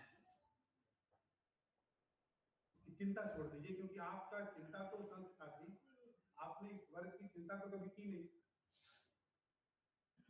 जिस दिन आप कॉलेज को इफेक्टिव, यूनिवर्सिटी को इफेक्टिव चलाना चाहेंगे, पॉपुलर मोड से हटेंगे, इफेक्टिव मोड में आएंगे, उसी दिन आपने इतनी सारी चीजों को निमंत्रण दिया, आमंत्रण दिया।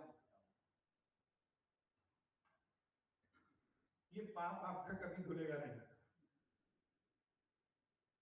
संस्था बोलेगी नहीं, जो व्यक्ति समझता वो भीड़ के सामने जाएगा नहीं, जो लाभान्वित हो रहा है वो कुछ कहने नहीं जाएगा, लेकिन जिनका जिनका नुकसान हो रहा है इस क्रम में, उनका संगठन मजबूत हो जाएगा, मजबूत।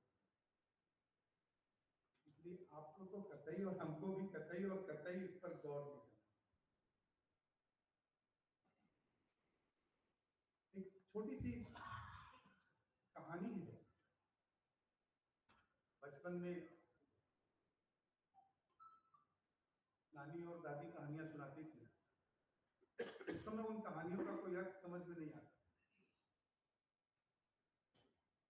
अब जब आप प्रैक्टिस में आते हैं, उसकी एप्लीकेशन लेना चाहते हैं, तो ये कहानियां तब आती हैं। उस छोटी उम्र में इस कहानी का अर्थ नहीं समझा। कहानी छोटी सी है, कोई एक पहलवान था, जहां भी जाता था सारा युद्ध जीतता, सारा दंगल, सारा कुश्ती जीत करके सारे मेडल ले। लोग उसे हराने के लिए बड़ी कोशिश किए, लेकिन उसे हरा नहीं पाया। फिर सबने फिर संगठन मंत्रणा की और उसकी मां को एक जिम्मेदारी सौंप दी कि इसको कल ये बताइएगा आज रसोई में ये चीजें नहीं है, ये नहीं आएंगी तो खाना शाम का नहीं।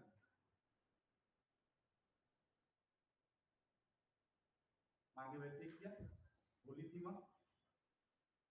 वो चिंता में पड़ गया कि अब मैं पहलवानी करने जाऊं या राशन की दुकान पे लाइन लगा करके ये सारी चीजों को करूं। उसी तारीख के बाद जितने युद्ध वो लड़ने गया, जितनी कुश्ती लड़ने गया, सब लड़ा,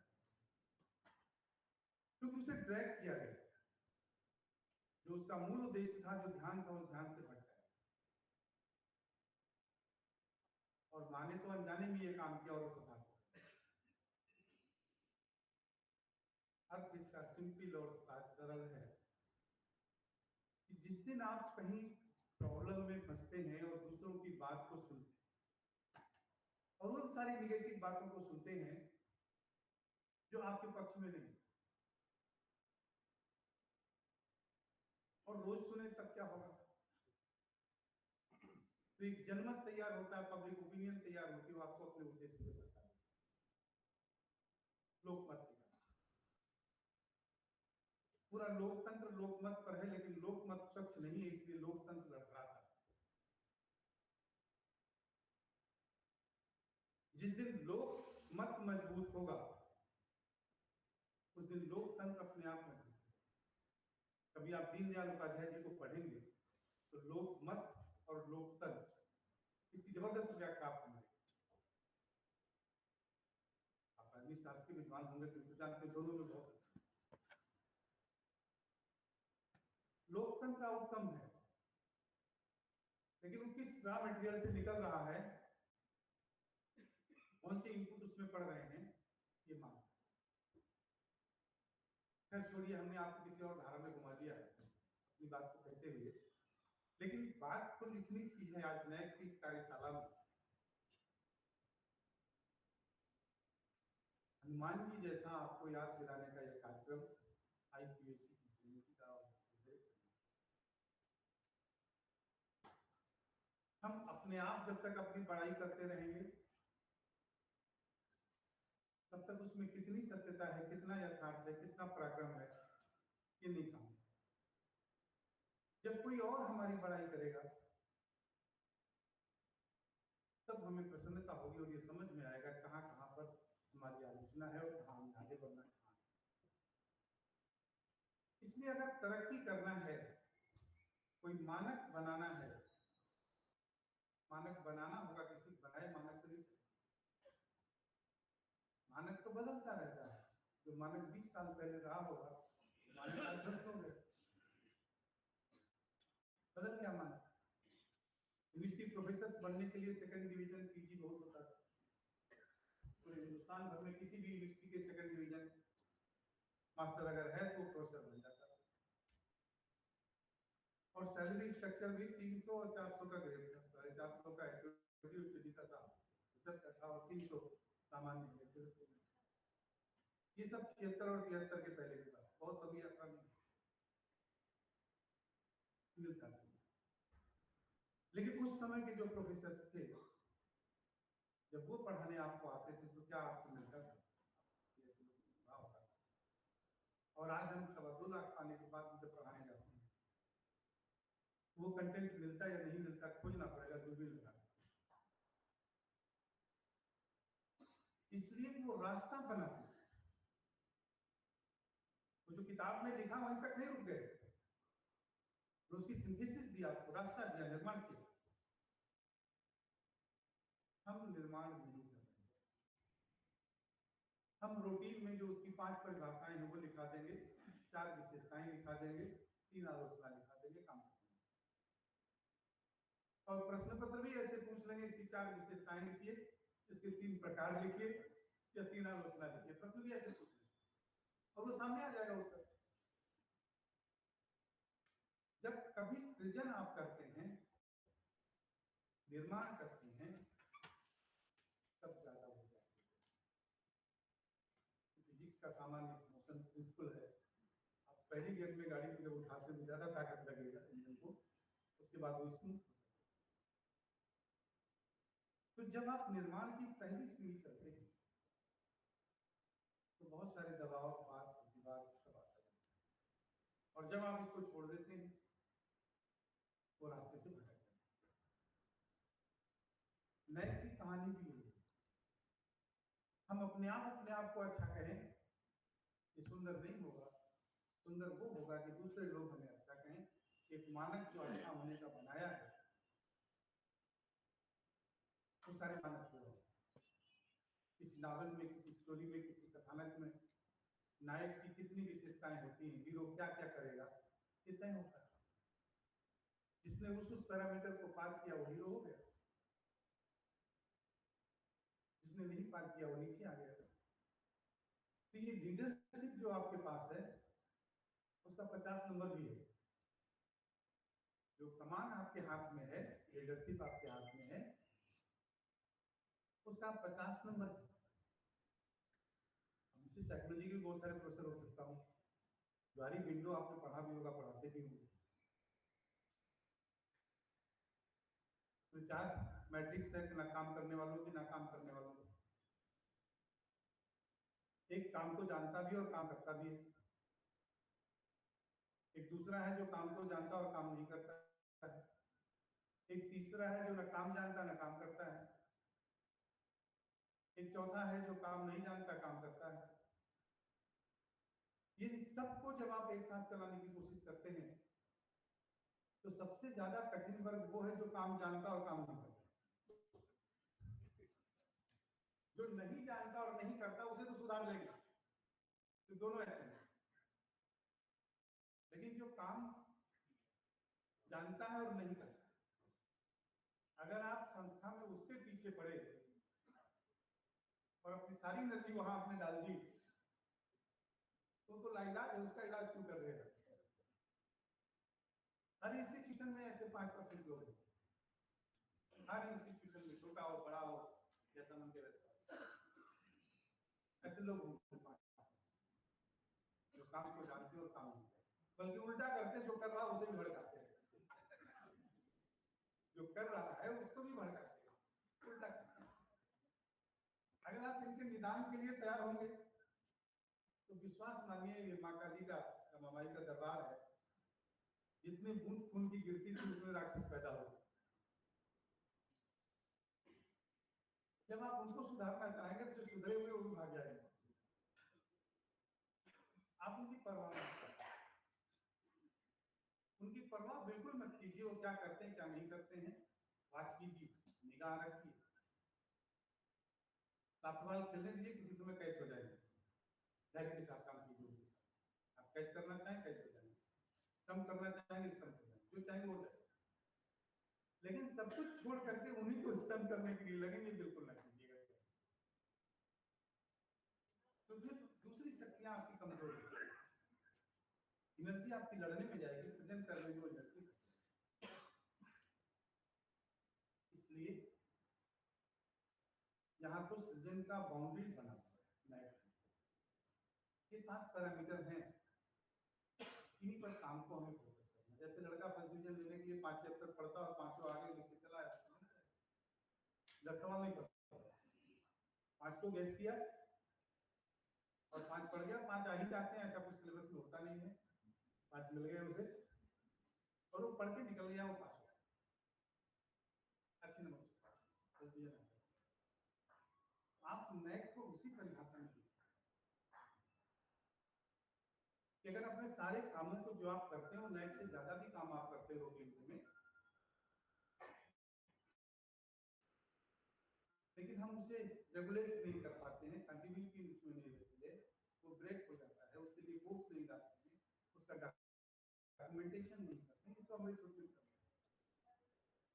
हैं। इसको जिस दिन मजबूत कर लेंगे उस दिन नैक रूटीन,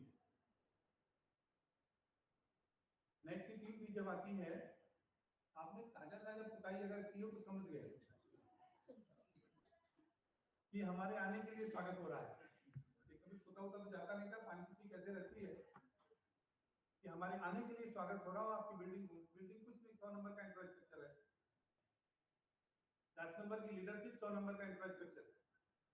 वो अकेला 100 नंबर में नहीं, वो 20 और 30 में है, 4 कंपोनेंट उसके हैं जो 20 में 30 में 20 में 30 में, क्या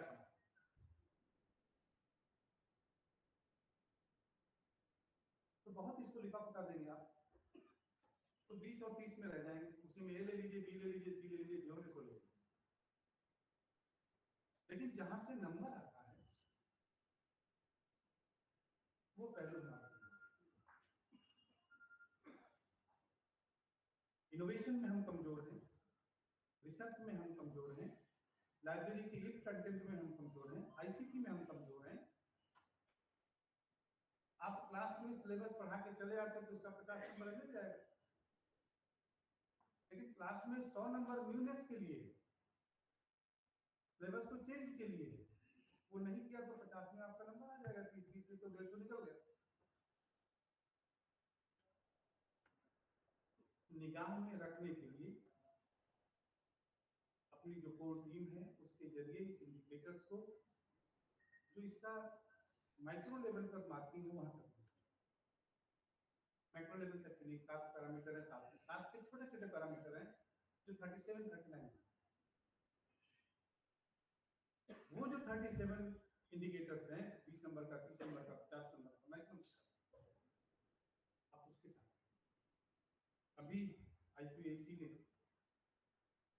एक अपना ऑफिस बनाया है, सुंदर ऑफिस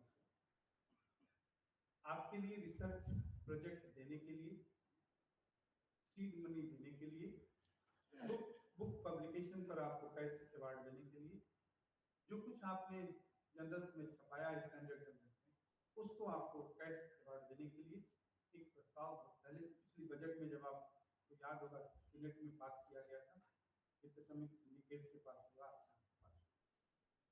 उसको हमें एक्सरसाइज करना है। तो हमारी जो कमी रिसर्च विंग की है, लाइब्रेरी विंग की है, ये सबकी कमी है, खास करके सारी स्टेट यूनिवर्सिटी की कमी इसी दो में से रिसर्च और कंसल्टेंसी भी एक बड़ा आइटम है, 20 नंबर का है, ज्यादातर कोई जीरो नहीं। तो उस कंसल्टेंसी को नहीं मानते हैं कि हमने किसी को सलाह दी मुफ्त में, उस कंसल्टेंसी का अगर पेमेंट लिया उसकी तुलना करते हैं IIT से, IIM से। तो जो कंसल्टेंसी IIT को है, IIM को है, अपने मार्केटिंग करना से एक प्रोजेक्ट उनको भेज करके एनालिसिस कराते हैं, उनको फीस देते हैं, उसको लागू करते हैं। इंजीनियरिंग में बड़ा ब्रिज बनना हुआ, उसकी स्ट्रक्चरल डिजाइन के लिए, उसके असेसमेंट के लिए, उसकी स्टडी के लिए IIT को कॉल किया जाता है और टीचर को दिया जाता है, वो कंसल्टेंसी आएगी। क्या ये पढ़ाने में कौन सी कंसल्टेंसी आएगी? हम पढ़ाएंगे क्या कंसल्टेंसी? पैसा नहीं मिलेगा कंसल्टेंसी आपको, फिर वो कंसल्टेंसी का अमाउंट देखते, कितने अमाउंट की कंसल्टेंसी है। लाख वाख तो निगाह नहीं मारेंगे, तो 1000 में भी नहीं, तो करोड़ों में जाएगा। अब जो हमारे कमजोर हैं, जो नहीं हो सकते हैं, उसको कंपनसेट करने के लिए रिसर्च जो आपके हाथ में, article, books, journal, publication, research projects, इसके उसको ये वहां नहीं कंपनसेट कर सकते, हमारे स्कोप में ही नहीं। यहाँ तक कि जब ये कुछ इस्टेब्लिशमेंट होता है तो सोशल वर्क उसका ह्यूमन एस्पेक्ट स्टडी करने के लिए, सोशल एस्पेक्ट स्टडी करने के लिए प्रोजेक्ट करता है। तो रोड बन रही बड़ी भैया, तो अभी तो बात बन आज के बाद हम तो इतना बड़ा आज का प्रोग्राम है, ठीक ना?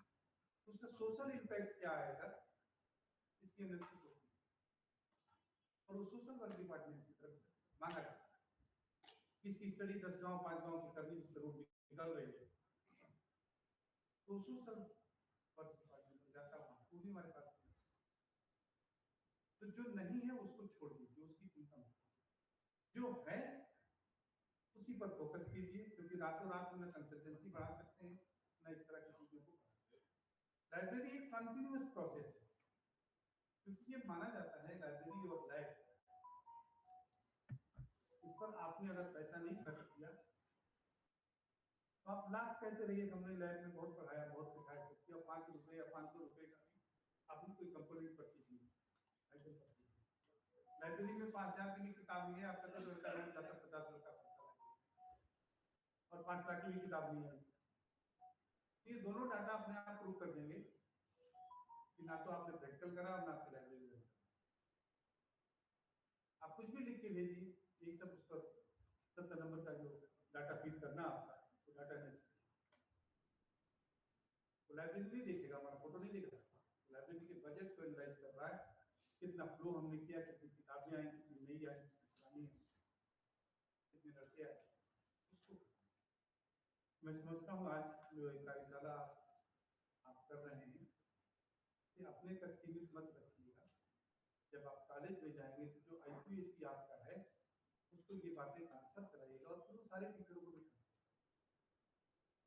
क्योंकि एक एक व्यक्ति को जब आप जोड़ेंगे तभी एक कॉलम बनेगा। 32-37 के सब पैरामीटर्स हैं, कुछ डिपार्टमेंट तो सब स्कोर कर लेते हैं और कुछ में 0 में चले जाते हैं, तो ये एवरेज स्कोर आता है सबका जोड़ करके मल्टीप्लाई करके उसके वेटेज दिए हुए हैं, उस वेटेज जो निकलता है वही हमारा स्कोर। इसलिए मन में शांति के साथ सोचिए कि हमें इसमें जाना है और वो टीम जो ले जाने में सक्षम हो, जो पैर खींचने वाली नहीं उनको छोड़ दीजिए, जो ले जाने में सक्षम हो उनको आइडेंटिफाई कीजिए, उनके साथ अपनी फोन कीजिए और एक हफ्ते तक इस पर कंटिन्यूस मॉनिटरिंग कीजिए। होमवर्क देकर के साथ क्या क्या लिखेंगे, कौन कौन से मेजर पॉइंट्स होंगे, एक हफ्ते तक उन्हें सोचने दीजिए, फिर एक हफ्ते के बाद फिर कार्यशाला और देखिए क्या निकलता है। क्योंकि आइडिया प्राइम होता है, हो सकता है कोई ऐसा आइडिया मिल जाए जो आपको और आगे ले जाने में सहायक होगा। केवल और केवल आपको आपकी शक्तियां याद दिलाई जा रही हैं इस कार्यशाला के माध्यम से। और दूसरी तरफ टीचर है, जब तक सेल्फ स्टडी कोई नहीं करता है तब तक ट्यूशन पढ़ाने वाला टीचर भी बहुत खुश रहता है, क्योंकि सवाल कोई लड़का कर नहीं रहा है, जो उसे पढ़ाना आया पढ़ाया और चला गया घर, बिल बना, महीने में पैसा लगेगा, लेकिन लड़का एक कदम आगे नहीं बढ़ा, तो जहाँ खड़ा तो नहीं खड़ा, क्योंकि उसने कुछ सोचा ही नहीं। जो गुरु जी बता गए तो सीधा होमवर्क खत्म कर दिया, वही याद कर दिया, वही छोड़ दिया, आगे कुछ सोचा ही नहीं। वैसे लिखना हो तो हम लोग किंतु परंतु तथा अर्था लगा करके सेंटेंस 20 बना सकते हैं, लिख डालेंगे। भारत एक संपन्न राष्ट्र है, इसको 3 पेज में लिख डालेंगे। अतः सिद्ध होता, अतः निकलता, अतः इसलिए होता, लिख डालेंगे, लेकिन कंटेंट एक शब्द का भी नहीं होगा। तो लिखने वाले में तो होशियारी से हम लिख जाते हैं और टीचर ने देखा 5 पन्ना लिखा, कुछ लिखा, नंबर दे दो। लेकिन जब आपका मल्टीपल चॉइस का होगा तो उसमें एग्जैक्टनेस है। अगर आपको आता है तब तो एग्जैक्टनेस पे आप जाएंगे, और नहीं आता है तो आप हनुमान जी वाला नहीं होगा, पूरा पर्वत ही दे दिया, मुझे खोजिए। ये आपको समझना पड़ेगा, यानी हमारे बताने से, इस वर्कशॉप में आने से ज्यादा नहीं होगा। आप जब खुद चिंता करके बैठेंगे अपने के साथ तब आपकी समस्या होगी, और उस समस्या के समाधान के लिए ये IQAC के सारे अधिकारी आते हैं। लेकिन पहला कदम आपको बढ़ाना होगा, दूसरे तीसरे चौथे कदम के लिए हमारे। अगर आप समझते हैं कि विश्वविद्यालय से इन चीजों में कुछ सहूलियत चाहिए तो वो भी आपको मिलेगी सहूलियत, प्रॉपर फोरम से तय करके वो भी सहूलियत आपको मिलेगी। अभी तो रिसर्च में आपको जोड़ा हमने, ये प्रोजेक्ट जब हमारे लोग मांगेंगे तो आपसे भी मांगेंगे और यहाँ का भी होगा, सबका। यहाँ तक कि उसमें रिसर्च स्कॉलर्स जो है, जो PhD कर रहे हैं हमारे स्टूडेंट, अगर वो भी कुछ कहना सुनना चाहते हैं, तो प्रोजेक्ट लाना चाहते हैं, तो उनको भी हम जवाब।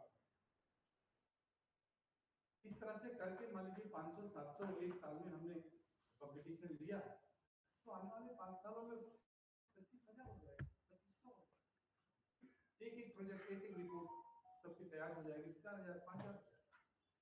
ये डाटा जो 20 नंबर वाला उसमें मिक्सिंग कर जाएंगे आप, 250 नंबर में अपना स्टेटस बना। लेकिन ये सोचना पड़ेगा आपको, लीड लेना पड़ेगा, करना पड़ेगा। आप अगर फिर कोई बड़ी समस्या होती है तो आप छोटे छोटे वर्कशॉप कर दीजिए, एक एक विषय को लेकर के कर दीजिए, एक एक चैप्टर को लेकर के वर्कशॉप कर दीजिए, क्या जाना क्या आना है, तो सुंदर हो जाएगा। लेकिन आप होमवर्क करके आइए, साथियों के साथ बैठ करके आइए, वरना फिर वो ट्यूशन मास्टर वाली कहानी होगी और आप एक कंपटीशन नहीं क्वालिफाई कर पाए, क्योंकि आपने पढ़ाई नहीं जो चाहिए। इसलिए बहुत तन्मयता के साथ मन लगा करके सोच करके अपने साथियों की टीम बनाइए, उनको भगा दीजिए। जो जानते और नहीं करते उनको साथ में मत, क्योंकि उस निगेटिविटी के साथ आप चल नहीं पाएंगे। उनको प्रणाम कीजिए, आप चाय पीजिए और आप जाइए, हम जो कर रहे हैं कर रहे हैं। मैं समझता हूँ आप आए इतनी दूर से,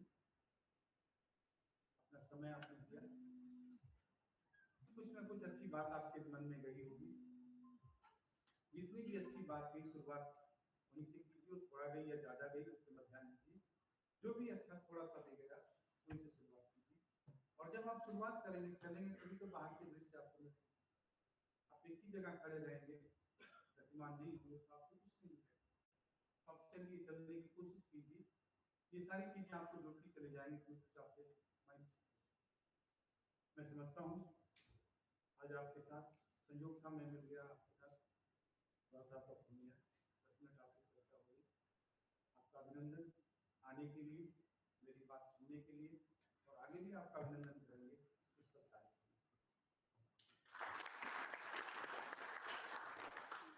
बहुत बहुत आभार सर आपका कि आप आए और अपने सार्वजनिक बातों को हम लोगों के बीच रखा। सर आपने जितनी बातें कही हैं वो सारी बातें हम लोग देखते हैं, क्योंकि आपने जैसा कहा कि संस्था खुद बोलती है, तो मिथिला विश्वविद्यालय में प्रवेश करने के साथ ही ये चेहरा हम लोग को दिखाई पड़ता है कि यहाँ से ऑफिस जाने में, ऑफिस से घर आने में चारों ओर की रोड की जो स्थिति रहती थी, उबड़ खाबड़ होता था, वो जब आप देखेंगे तो आपको एक चेहरा दिखाई पड़ेगा कि पूरा प्लेन हो गया है, पूरा समतलीकरण हो गया है। तो एक छोटी सी बानगी है कि एक आदमी का चेहरा सिर्फ एक काम से दिखता है। सर आपके समय में पहली बार बजट बना, उस बजट में आपने नए नए बजट में कॉलम बनाए और बजट में नए नए प्रावधान किया, रिसर्च इनोवेशन का, लैब का, पुस्तकालय का, जो पहले से चला आ रहा था, उससे इतर आपने जो काम किया वो भी हम लोगों ने देखा है। और आप आते आते NIRF रैंकिंग के लिए मिथिला विश्वविद्यालय को अप्लाई कराने के लिए प्रेरित करने का काम किया, और बिहार के विश्वविद्यालयों में पहली बार मिथिला विश्वविद्यालय ने NIRF रैंकिंग में भाग लिया।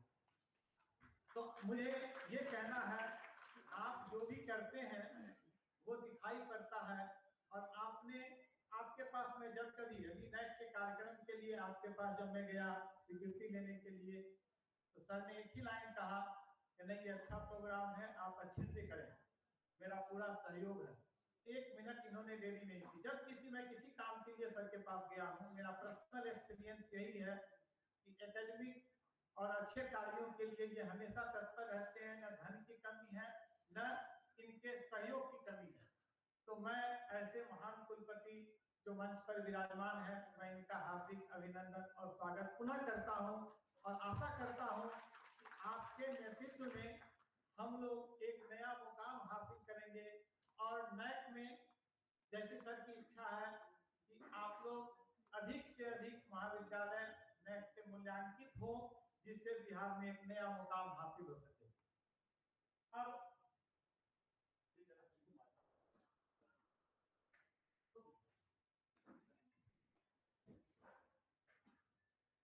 Professor N.K. Agarwal, director IQAC Lalit Narayan Mithila विश्वविद्यालय, से आग्रह करूंगी कि वो माननीय कुलपति महोदय को सम्मानित करें।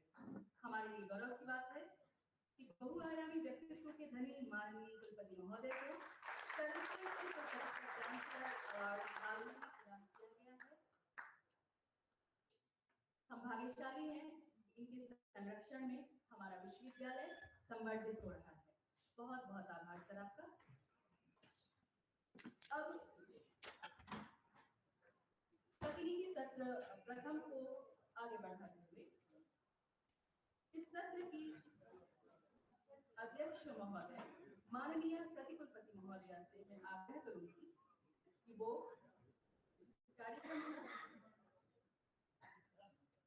आगे बढ़ाएं।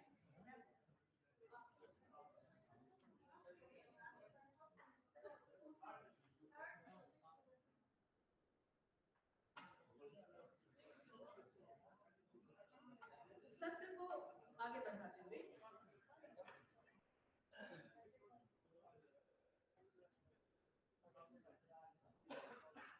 के सम सर से मैं आग्रह करूंगी कि वो इस सत्र की अध्यक्षता करेंगे, कि वो मंच पे आकर आसन ग्रहण कर लें।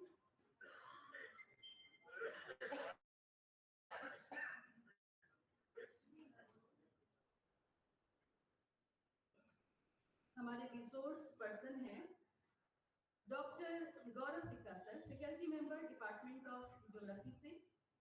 ये आपको जानकारी देंगे कि क्राइटेरियन 1 को किस तरह से प्रभावशाली ढंग से ट्रीट किया जाए। तो स्वागत करते हैं डॉक्टर गौरव सिक्का सर का।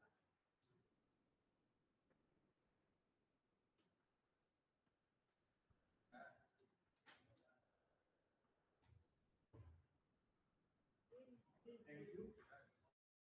Respected Pro Vice Chancellor Madam, A.K. Sahu Sir, all deans, HODs, principals of colleges, and my dear faculty colleagues.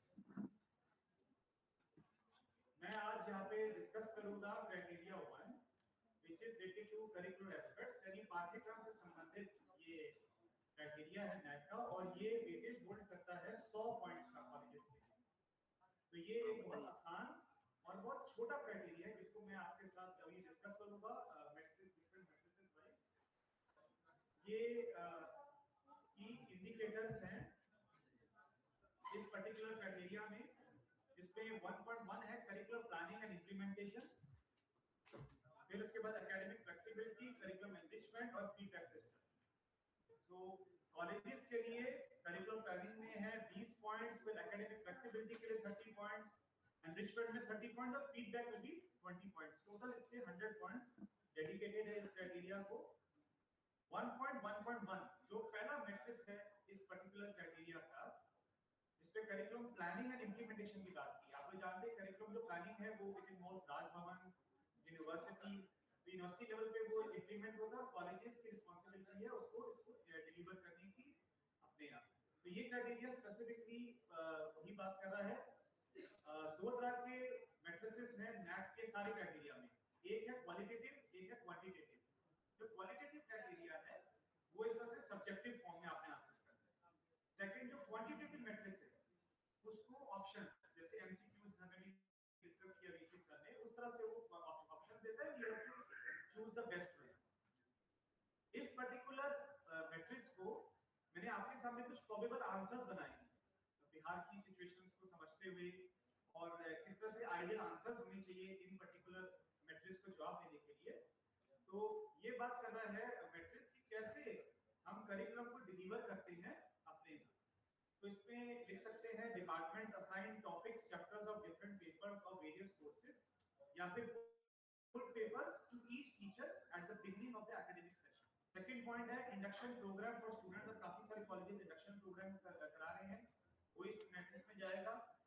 आप एक और पॉइंट लिख सकते हैं कि that along traditional chalk and talk method, now teacher use ICT enabled tools like PowerPoint presentation, Google jam board, तो ये सब आप अपने यहाँ पे इंट्रोड्यूस कर सकते हैं। उसके अलावा participative learning, hands on training, ये सब भी प्रोग्राम इसमें इंक्लूड हो सकते हैं। एक मेंटर मेंटी मैंने यहाँ पे मेंशन किया है। मेंटर मेंटी ऐसा स्कीम है, आईआईटी में बड़ा प्रचलित स्कीम है, जिसमें फाइनल ईयर के जो स्टूडेंट हैं वो first year freshly induct students को एक तरह से मेंटरिंग करते हैं जब वो उस इंस्टीट्यूशन को ज्वाइन करते हैं। दूसरे तरह का मेंटरिंग यहाँ पर आप मेंशन कर सकते हैं टीचर्स का। आप एक ग्रुप बना सकते हैं, एटलीस्ट आप दो ग्रुप बना सकते हैं कि इतने हम स्टूडेंट्स हैं और ये पर्टिकुलर टीचर उसका मेंटर है। ये कुछ चीजें उन कॉलेजेस के लिए यूजफुल है जो बैक डेट से एक बार जो 2018, 19, 20 ये वाला एक बार तैयार कर रहे हैं, उनके लिए ये पर्टिकुलर आंसर जो है यूजफुल रहेंगे। फिर स्लो लर्नर्स के लिए special tutorial classes, advance learner के लिए हम एनकरेज करते हैं कि guide and explore new material on this advance topics. Oral test should be conducted by each department on regular basis, ये सब उसमें पॉइंट्स आएंगे उसी पर्टिकुलर मैट्रिक्स में। Feedbacks obtained on syllabus from the student and teachers and other stakeholders as well. जिन लोगों को पीछे में खाना अभी नहीं मिल पाया है वो वेट करेंगे 10 मिनट में तक खाना।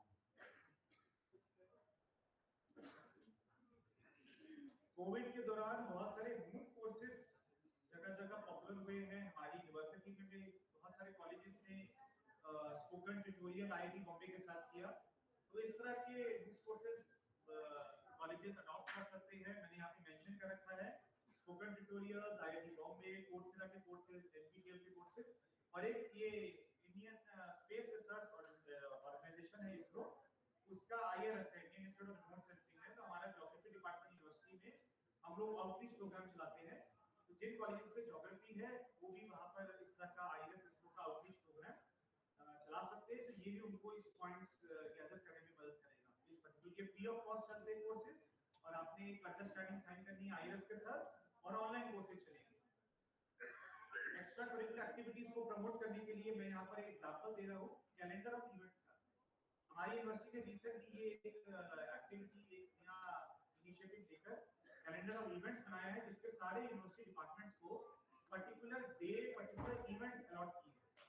जैसे ज्योग्राफी ने earth day, environment day celebrate किया, सोशियोलॉजी ने कामेश्वर सिंह जयंती सेलिब्रेट करी। तो इन इवेंट्स को भी आपके इसी क्राइटेरिया में पॉइंट्स मिलेंगे उन डेज को सेलिब्रेट करने के लिए। Starting from world peace day, AIDS day, ये सब चीजें इसमें जाएगी।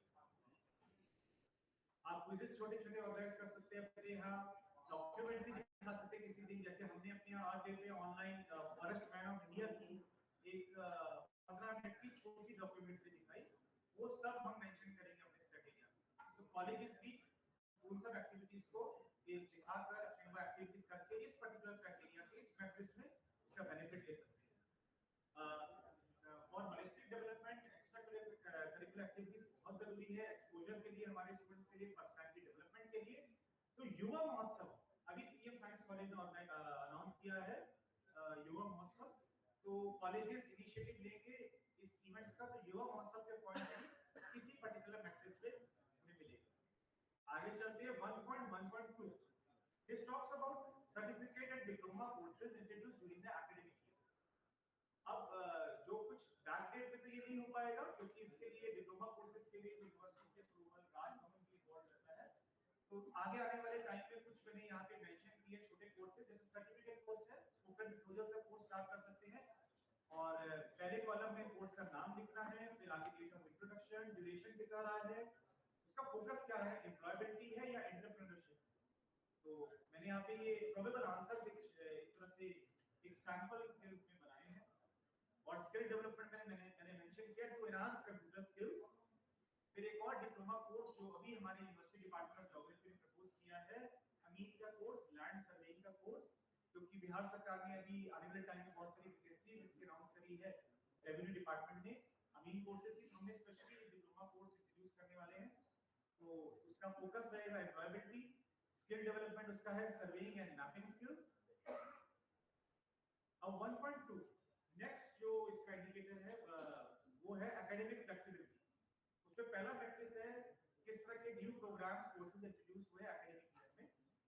तो फर्स्ट कॉलम में है प्रोग्रामिंग कोड, फिर डेट ऑफ इंट्रोडक्शन, इस तरह से। यहाँ पे आपने सपोज इस साल में जो नेक्स्ट आपका एकेडमिक सेशन है उसमें हमें ज्योग्राफी इंट्रोड्यूस हो रहा है बीआरबी कॉलेज समस्तीपुर में। तो बीआरबी कॉलेज वहाँ पे इसको मेंशन करेगा। Similarly this is very very clear, इसमें जो प्रोग्राम्स आपके यहाँ नए इंट्रोड्यूस हुए हैं you need to mention that with the date of introduction. अब CBCS programmes with CBCS course, तो जो यूजी कॉलेजेस है वहाँ पे सीबीसीएस अभी पेंडिंग है, वहाँ पे अभी इंप्लीमेंट नहीं हुआ है। But PG colleges can take benefit of this particular matrix, क्योंकि सीबीसीएस आप सब पीजी कॉलेज जानते हैं, पीजी कोर्सेज पे 2 जुलाई 2018 से ये इंप्लीमेंट हो चुका है। तो उन प्रोग्राम्स को लिस्ट करेंगे कॉलेजेस जो उनके पास चल रहे हैं PG courses with the date of implementation of CBCS. 1.2.3 students enrolled in certificate diploma courses, जो मैंने पहले बताया सर्टिफिकेट डिप्लोमा कोर्सेज के बारे में, इस पे वो एग्जैक्ट फिगर मांग रहा है कि कितने स्टूडेंट एनरोल्ड है, 30, 40, 50। तो this is very easy record available, अगर वो कोर्स चल रहे हैं तो ये रिकॉर्ड अवेलेबल है। नेक्स्ट जो इसमें इंडेक्स जो नेक्स्ट इसमें इंडिकेटर है 1.3 करिकुलम एनरिचमेंट। कैसे करिकुलम पाठ्यक्रम को एनरिच किया गया है, तो ये करिकुलम के अंदर से निकालने की मैं आपको इसमें टिप्स दे रहा हूँ। जो पीजी कोर्सेज है, जैसे यहाँ पे बात कर रहा है 1.3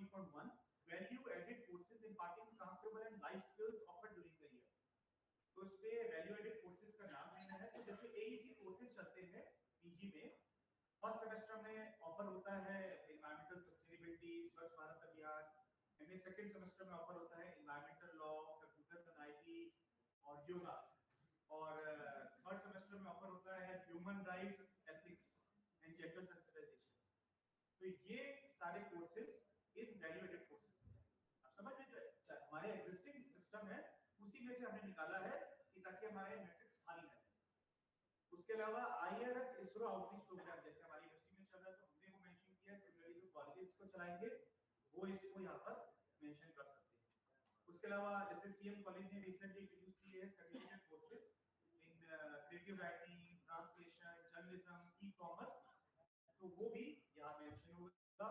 हमारे यहाँ फिलॉसफी में चल रहा है सर्टिफिकेट कोर्सेज इन योगा, तो वो यहाँ पे हमने मेंशन कर रहे हैं। आपने हमारी अपनी रिपोर्ट में हमारे यहाँ होम साइंस में चलता है विमेन स्टडीज का सर्टिफिकेट कोर्स, तो वो भी हम इस पे as a value added course हमने अपनी यूनिवर्सिटी की रिपोर्ट में मेंशन किया है। सिमिलरली ये सर्टिफिकेट कोर्सेज कॉलेजेस भी यहाँ पे मेंशन करेंगे with date of introduction and number of students enrolled in that particular course. Next is 1.3.2 यहाँ पे बात करता है ये फील्ड प्रोजेक्ट्स और इंटर्नशिप्स की। तो जैसे बीएड जिन कॉलेजेस में ये बीएड सेल्फ फाइनेंस मोड में चल रहा है तो वहां पे वो उसका बेनिफिट देंगे। बीएड में एक टीचिंग इंटर्नशिप का कंपलसरी कंपोनेंट है, तो वहां पे वो कॉलेज बीएड टीचिंग इंटर्नशिप को मेंशन करेंगे with number of student enrolled for that internship. BBA, MBA, BCA courses में भी इंटर्नशिप का प्रोविजन है। उसके अलावा एनएसएस स्वच्छ भारत इंटर्नशिप्स भी काफी कॉलेजेस ने अडॉप्ट किया है। केएस कॉलेज से स्टूडेंट्स उसमें इन्वॉल्व थे, यूनिवर्सिटी से भी स्टूडेंट्स इंटर्नशिप में गए हैं एनएसएस में स्वच्छ भारत के ड्यूरेशन में, तो वो लोग भी वहां पर उन एक्टिविटीज का यहाँ पे मेंशन करके ये मैट्रिक्स ताकि खाली ना जाए। क्योंकि हमारा मेन ऑब्जेक्टिव है हमारे इंडिकेटर्स, हमारे मैट्रिसेस मिल ना जाए, उनमें हम जितना मैक्सिमम पॉइंट ले सके वो ले। 1.4 ये लास्ट इसका सिस्टम की बात कर रहा है। फीडबैक सिस्टम पे इसमें 20 पॉइंट्स दे रहा है और इसमें पहला क्वेश्चन पूछना है ये whether structured feedback received from author, employer, alumni और पेरेंट्स। तो जो बैक डेट से भरेंगे उनके लिए क्लू दे देते हैं कि वो 2018-19 में मेंशन करेंगे कि स्टूडेंट्स, हमने स्टूडेंट्स से फीडबैक लिया। नेक्स्ट फॉर्म में बताऊंगा कि क्या क्या लिखना है आगे। 2019-20 में वो ऐड कर सकते हैं, हमने टीचर से भी लिया फीडबैक। अब जो नेक्स्ट आपने एक बार भरना है तो यू कैन ऐड कि हमने एलुमनाई से लिया, ताकि जब नेक्स्ट उसको देखे रिपोर्ट को तो देखिए आप इंप्रूव कर रहे हैं, आप अपना फीडबैक का जो दायरा है आप बढ़ा रहे हैं। तो इस तरह से कॉलेज जो पिछली रिपोर्ट कर रहे तैयार कर रहे हैं वो इन पॉइंट्स को पढ़ सकते हैं। ये one of the best colleges of Bihar का एक सैंपल क्वेश्चन आंसर मैंने यहाँ पे निकाला है, जिसपे वो बता रहे हैं how the feedback obtained is being analysed and utilised for overall development of institution. तो ये बता रहे हैं कि हमने ऑफलाइन मोड में फीडबैक कलेक्ट किया, यानी क्वेश्चनियर बनाए, ये सब कॉलेज कर सकते हैं। पीछे से ऑफलाइन मोड में हमने स्टूडेंट से फीडबैक लिया। उन्होंने एक पॉइंट ऐड कर दिया है, online feedback forms would be made available shortly, this can also be included in this. तो 2019-20 की रिपोर्ट में डाल दीजिए या अगली रिपोर्ट में डाल दीजिए। उसके बाद वो बात कर रहे हैं कि डिपार्टमेंट लेवल पे डिपार्टमेंटल मीटिंग्स में फीडबैक डिस्कस हुए। जैसे एक उनके पास प्रॉब्लम आई कि वर्क कंप्लीट नहीं हो पाता है, तो वर्क चल रहा है तो सिलेबस कंप्लीट नहीं हो पाता, तो दिखा दिया कि नेक्स्ट रिपोर्ट में दिखाया कि हमने वो मीटिंग करी और डिस्कस किया और उसका सलूशन निकाला कि हमने ऑनलाइन करना है या फिर बच्चों को ऑनलाइन कोर्सेज कुछ कराने हैं, जो पर्टिकुलर कोर्स कंप्लीट करने में। जैसे कॉलेज ने अपने यहाँ मेंशन किया हुआ है पिछली रिपोर्ट में कि मेरे यहाँ टीचर की कमी है, तो उस टीचर ने इस सेमेस्टर नेक्स्ट एकेडमिक ईयर में उसने गेस्ट फैकल्टी अपॉइंट हो गए उनके यहाँ, उन्होंने मेंशन कर दिया कि हमने उस कमी को पूरा कर लिया, अपने यहाँ हमने गेस्ट फैकल्टी यूनिवर्सिटी के थ्रू अपॉइंट हो गए। तो इस तरह से they have mention these things in this particular matrix of this criteria, और उन्होंने ये खाली ना छोड़ के इसे इफेक्टिवली आंसर करना है। उन्होंने और भी इसका आंसर किया है कि हमने स्ट्रेटेजी बनाई टीचिंग लर्निंग प्रोसेस को और इम्प्रूव करने की। तो उन्होंने मेंशन किया है कि जिस क्लासरूम में मतलब क्राइटेरिया 5 में जो इंफ्रास्ट्रक्चर की बात करनी थी, उन्होंने इसमें इसको मेंशन करके उसका बेनिफिट दे दिया कि हमारे उस क्लास में प्रोजेक्टर वगैरह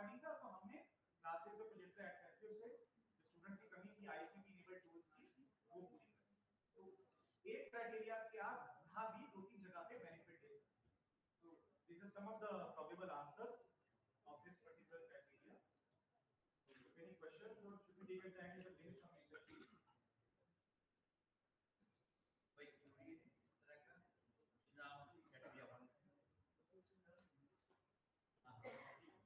Thank you for this valuable information, sir.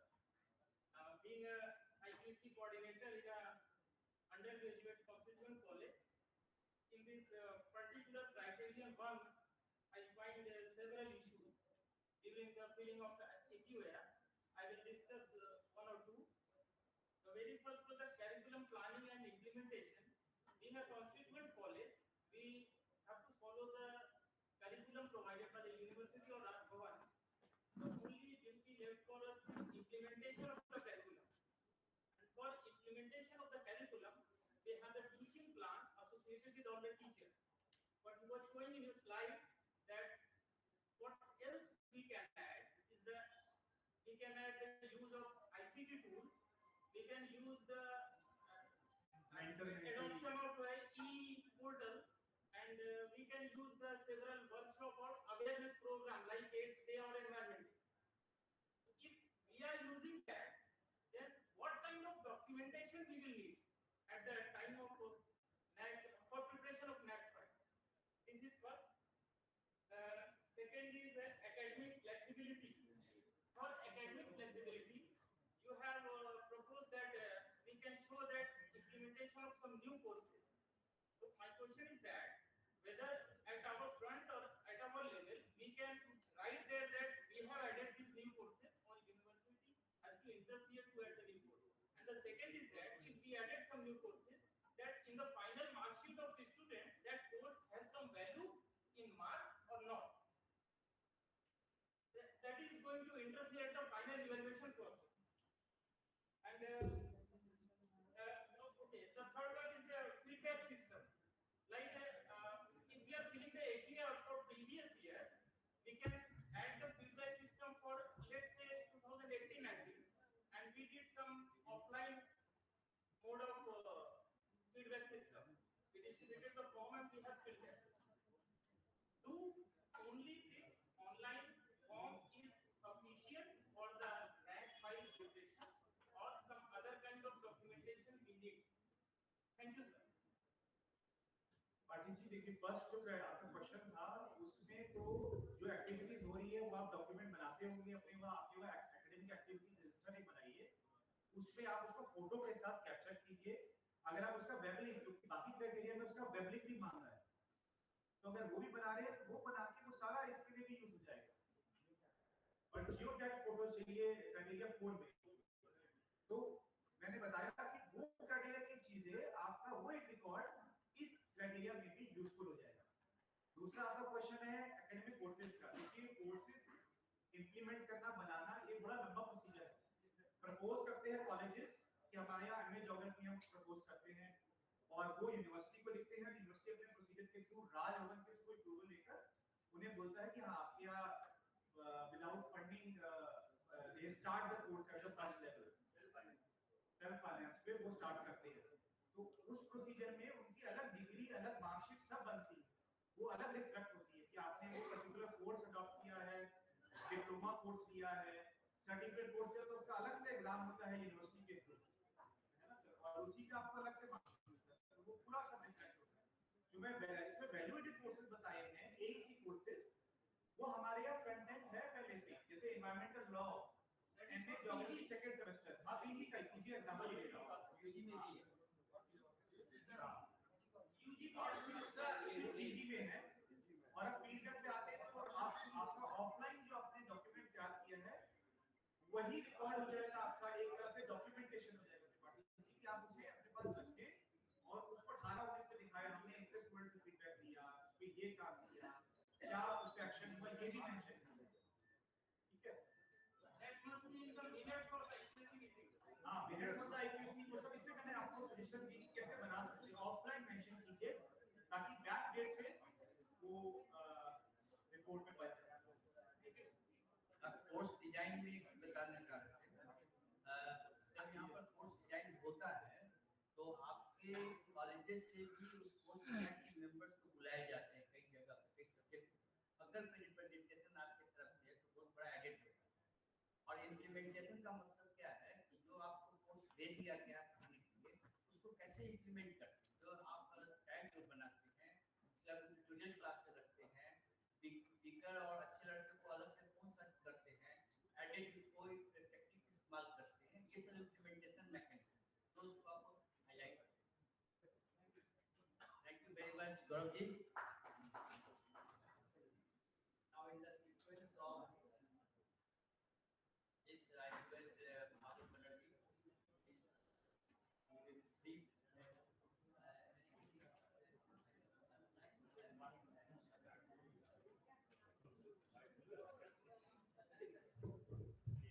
I request Professor Gabriel Dasar please come on the dais.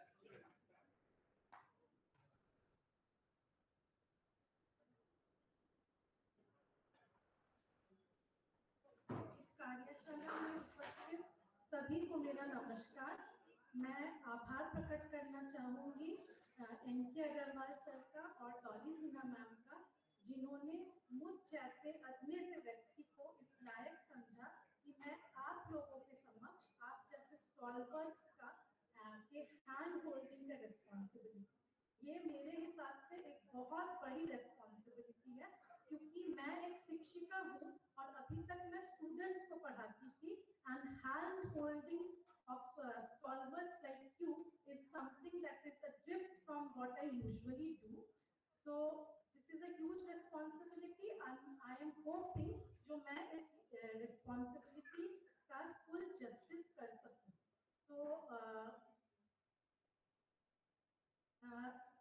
first slide is about annual quality assurance report. इसके बारे में जो part A and part B है, इसके बारे में विस्तार से साहू सर ने पार्ट ए को कैसे टैकल करना है ऑलरेडी बता चुके हैं। मैं आगे बढ़ती हूँ। इन ब्रीफ हमारे AQAR में जो पार्ट बी होता है उसमें 7 क्राइटेरिया होते हैं और उस क्राइटेरिया का मैं सेकेंड पार्ट आप लोगों के साथ डिस्कस करूंगी। सो ये क्राइटेरिया 2 कॉलेजेस के लिए सबसे ज्यादा इम्पोर्टेंट है, बहुत इम्पोर्टेंट है। I cannot lay enough stress on the fact how important criteria 2 is, क्योंकि इसका वेटेज है 350 पॉइंट्स। अगर आप सातों क्राइटेरिया को देखो तो सबसे ज्यादा वेटेज क्राइटेरिया 2 में है, और वो भी क्यों ना, क्योंकि ये टीचिंग लर्निंग से रिलेटेड है और एक कॉलेज का सबसे बड़ा एस्पेक्ट होता है उसका टीचिंग लर्निंग प्रोसेस। और इस एस्पेक्ट में हमारे 7 की इंडिकेटर्स हैं और उस की इंडिकेटर्स में कितने वेटेजेस हैं ये आप स्लाइड में देख सकते हो। सो मैं सातों की इंडिकेटर्स ऑफ क्राइटेरियन 2 को डिस्कस करने के पहले बताऊंगी जो इन की इंडिकेटर्स में कुछ होते हैं क्वांटिटेटिव मैट्रिक्स और कुछ होते हैं क्वालिटेटिव मैट्रिक्स। जो क्वांटिटेटिव मैट्रिक्स है उसमें आपको डेटा भरना है, नंबर्स दिखाने हैं, आंकड़े भरने हैं, और जो क्वालिटेटिव मैट्रिक्स है उसमें आपको कुछ वर्ड्स में डिस्क्राइब करना है, जो कुछ मांगा जाए। Suppose it is a mentor mentee ratio, आपके कॉलेज में मेंटरशिप कैसे है, क्या आप करिकुलम को अच्छे से फॉलो करते हो, जो करिकुलम यूनिवर्सिटी दी है इस तरीके से बातें हैं। तो अगर हम क्वांटिटेटिव मैट्रिक्स की बात करें तो उसमें 2.1 and 2.2 is the first that is concern with quantitative matrix. उसमें हमारे स्टूडेंट एनरोलमेंट एंड प्रोफाइल की बात है। उसमें आपको ये दिखाना है जो स्टूडेंट डाइवर्सिटी कितनी है and whether what is the demand ratio, इसको कैसे फिल करना है हम आगे के स्लाइड्स में बताएंगे। जो टीचिंग लर्निंग प्रोसेस है उसके लिए, उसको मापने के लिए NAAC ने देखना चाह रहे हैं जो कितने परसेंटेज ऑफ टीचर्स हैं जो ICT information and communication technology को यूज कर रहे हैं। क्या कॉलेजेस के डिपार्टमेंट्स में मेंटर मेंटी रेशियो सही है एंड मेंटरशिप के लिए क्या फॉलो होता है। थर्ड क्वांटिटेटिव इसमें जाहिर सी बात है जितने टीचर्स हैं कॉलेजेस के उनमें उनको क्या ऑनर्स एंड अवार्ड्स मिला है इन द ईयर कंसर्न, और उसमें कितने लोग डॉक्टरेट हो, कितने लोग यूजी कोर्सेज पढ़ाते हैं, कितने लोग पीजी कोर्सेज पढ़ाते हैं, एक्सेट्रा। इन सब में आपको नंबर्स भरने हैं। क्वालिटेटिव मैट्रिक्स में आपको लिखना है in a beautiful, attractive manner what is the mentorship what mentorship is going on in your college, whether the college is following the academic calendar or not, and what is the system of continuous internal assessment. जैसे internal assessment जो PG courses in colleges हैं, they have a CBCS curriculum, and there the CIA or the continuous internal assessment is fixed. You have to follow that. But जिनमें UG courses चलते हैं उनमें किस तरह के आप अप्लाई करते हैं उसको आप डिस्क्राइब करना इन वर्ड्स। बाकी और ये क्वांटिटेटिव मैट्रिक्स का पार्ट है, sorry the slides have mixed a bit. ये इवैल्यूएशन प्रोसेस और रिफॉर्म्स जो है दिस इज क्वांटिटेटिव मैट्रिक्स जिसमें बताना पड़ता है जो किस डेट में लास्ट सेमेस्टर ईयर और ईयर एंड का एग्जाम, सेमेस्टर एंड या ईयर एंड का एग्जाम हुआ और उसके बाद कितने दिनों में रिजल्ट डिक्लेयर हुआ। तो you have to put the dates. Final is student performance and learning outcome, जिसमें पास परसेंटेज बताना होता है, कितने स्टूडेंट्स अपीयर हुए और कितने लोग पास हुए। And the final very important is student satisfaction survey. We'll discuss this one by one because this is a very important criterion and it has got a number of points. So let us slowly go into each point. So first 2.1 student enrollment and profile. उसमें 2.1.1 जैसे कि आप table में देख सकते हो, इसमें ये टेबल आपको भरना है जिसमें आपको प्रोग्राम वाइज ईच प्रोग्राम का नाम देना है, प्रोग्राम का स्पेशलाइजेशन देना है, उसमें आपके कॉलेज में कितने सीट्स अवेलेबल हैं, उस सीट्स के अगेंस्ट में कितने एप्लीकेशंस आए और कितने स्टूडेंट्स फाइनली एनरोल हुए। ये एक एग्जांपल है, this is a hypothetical example.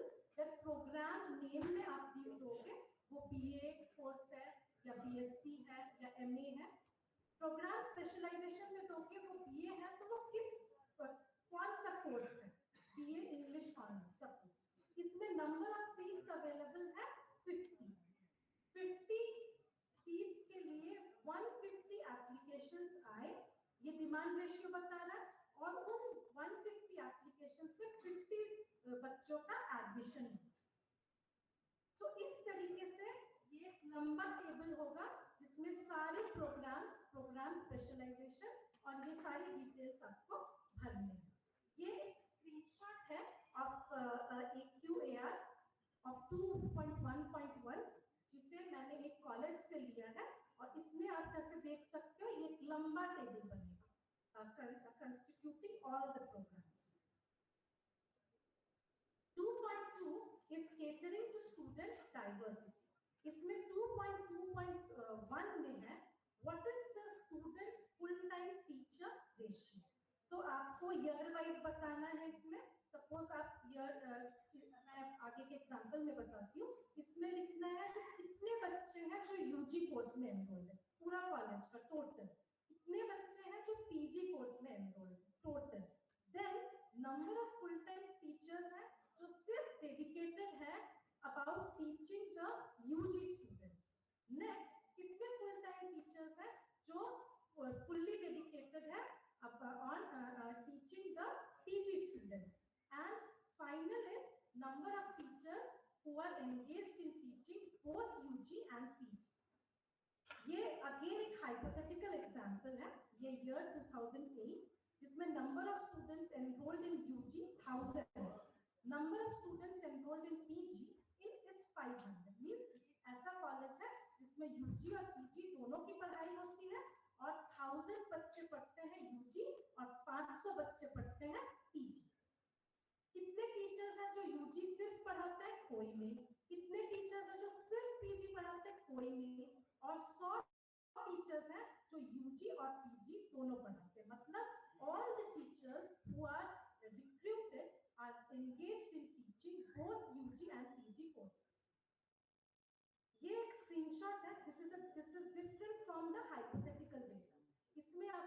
2018 is the year.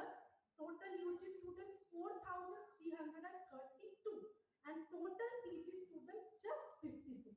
मतलब इस कॉलेज में सिर्फ एक या दो विषयों में पोस्ट ग्रेजुएशन कोर्स है, पीजी कोर्स है। अब इसमें टोटल नंबर ऑफ टीचर जो सिर्फ यूजी पढ़ाते हैं 216, टोटल नंबर ऑफ स्टूडेंट जो सिर्फ पीजी पढ़ाते हैं 0, as you can see here, and total number of teachers teaching both UG and PG is 216. तो आपको आपके कॉलेज के हिसाब से कौन-कौन से कोर्स चलते हैं, टोटल नंबर ऑफ स्टूडेंट्स कितने हैं, एक ईयर का आपको इस तरीके से भर लेना। This is very easy. 2.3 is about teaching learning process. इसमें आपको बताना है जो क्या what is the process, what माध्यम you use for teaching. So आप क्या information and communication technology use करते हैं, आप क्या ई रिसोर्स यूज करते हैं, आप आईसीटी टूल्स क्या यूज करते हैं।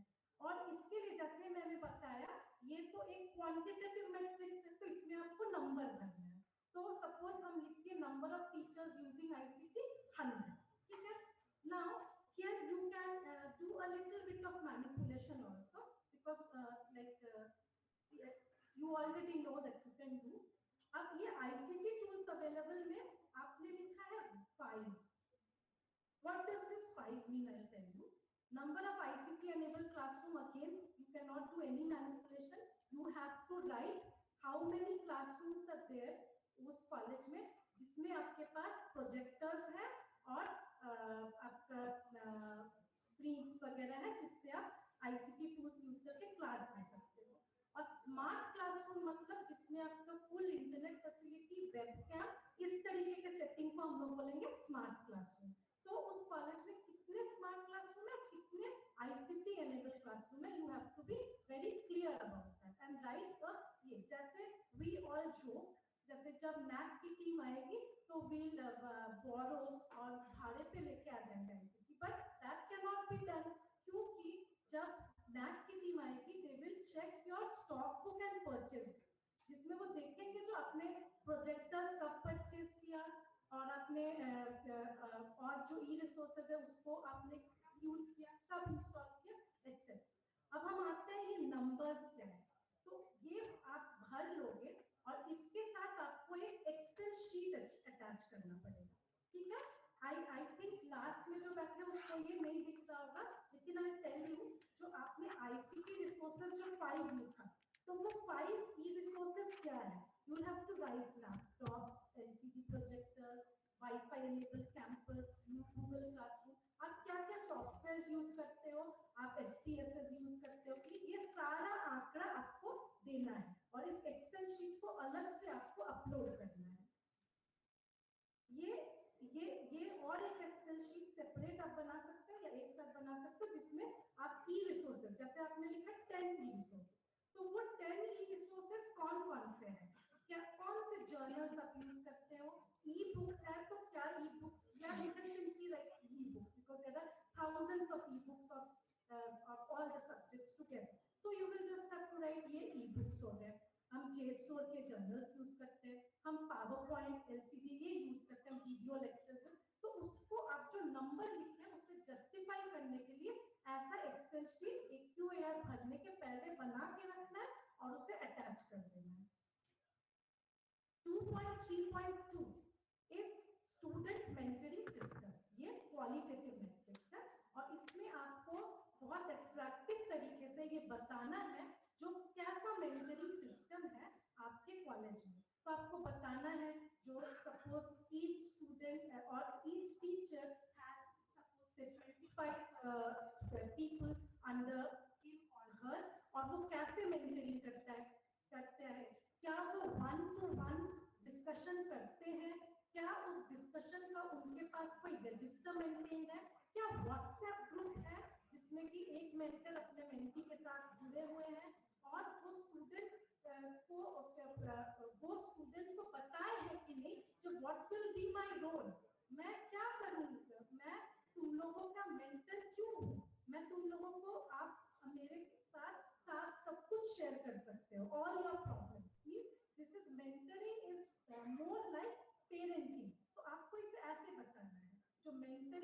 like बच्चों का अभिभावक बनना, parenting. You have to share every sukh dukh of the student. You have to understand why the student is not submitting the assignment on time, why he or she is not performing. ये सारी बातों को आपको 500 words में in a very attractive way you have to write it. These are the key points that you can write. That whether the mentors do the mentors schedule one-to-one meeting with the mentee, ये mentor proper counseling देते हैं, क्या वो keen listeners हैं, non-judgmental है, क्या वो students के प्रति empathetic है, आपको लिखना है. जो in our college all the teachers are very empathetic. The best attribute of our college is that we are very empathetic. फिर आपको लिखना, अगर कोई issues किसी बच्चे का है तो क्या उसे हम IQAC के सामने पेश करते हैं और ये केयर लेते हैं जो अगर कोई स्टूडेंट अपनी पहचान डिस्क्लोज नहीं करना चाहता हो, अगर वो एनोनिमस रहना चाहता हो तो उसके एनोनिमिटी को हम मेंटेन करते हैं कि नहीं करते हैं ये आपको लिखना है. ओके, देन मूविंग फॉरवर्ड, ये मेंटरिंग सिस्टम से हमारा एक क्वांटिटेटिव मैट्रिक्स है जिसमें हमको भरना है कितने स्टूडेंट्स टोटल एनरोल्ड है, कितने फुल टाइम टीचर्स हैं और उससे सीधा निकल जाएगा what is the mentor mentee ratio. Going on to 2.4 that is the teacher profile and quality.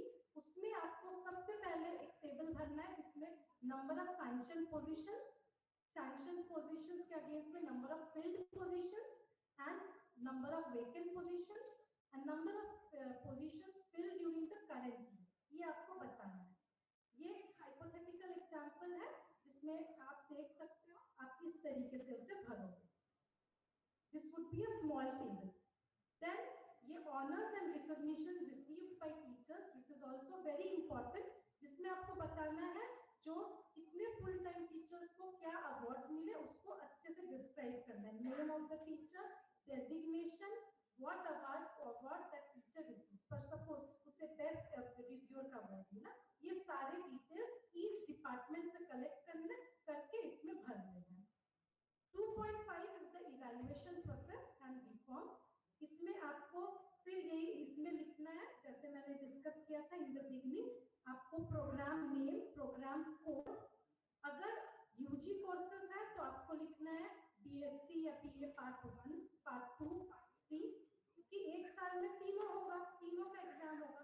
उसमें कब फाइनल डेट, किस डेट पे वो एग्जाम खत्म हुआ और किस डेट पे रिजल्ट निकला. अगर पीजी कोर्सेज है तो आपको सेमेस्टर वाइज लिखना है, तो आपको सारे ऑड और इवन सेमेस्टर्स को कंसीडर करने होंगे जो एक साल में ऑड सेमेस्टर्स भी होते हैं, इवन सेमेस्टर्स भी होते हैं. मतलब एक बार में 2 और 4 चलता है, फिर 1 और 3 चलता है. तो आपको सारे एंड के किस दिन वो डिक्लेयर, किस दिन एग्जाम खत्म हुआ और किस दिन रिजल्ट निकला वो आपको डॉक्यूमेंट करना है. तो this will also be a longish table that you have to prepare. Then 2.5.2 reforms initiated on continuous evaluation system. This is a qualitative matrix जिसमें आपको सिर्फ 250 वर्ड्स में समझाना है जो आप यूजी लेवल पे क्या करते हो. यूजी लेवल पे आप क्या क्विजेस कराते हो, असाइनमेंट्स लेते हो, वर्कशॉप्स नहीं, this is about internal assessment. तो आप क्विजेस करते हो कि असाइनमेंट्स. और पीजी लेवल पे जो आप कंटिन्यूअस इंटरनल असेसमेंट करते हो दैट इज सीआईए. वो कितने सीआईए लिए जाते हैं, उन सीआईए में कैसे क्वेश्चंस पूछे जाते हैं, आर दे ऑब्जेक्टिव और सब्जेक्टिव और mix of both and these things. So सिर्फ 250 वर्ड्स में you have to describe this maximum. Then 2.5.3 is academic calendar prepare. जो यूनिवर्सिटी का एकेडमिक कैलेंडर है उसे कॉलेज फॉलो कर रहा है कि नहीं और उसे फॉलो करने में थोड़ा फ्लेक्सिबिलिटी है कि नहीं, जैसे प्रैक्टिकल एग्जाम्स का schedule. This again you will have to write in 250 words. Then student performance and learning outcomes. तो this is a very important aspect, you can note it down. 2.6.1 और इसको आपको पूरा करना है AQAR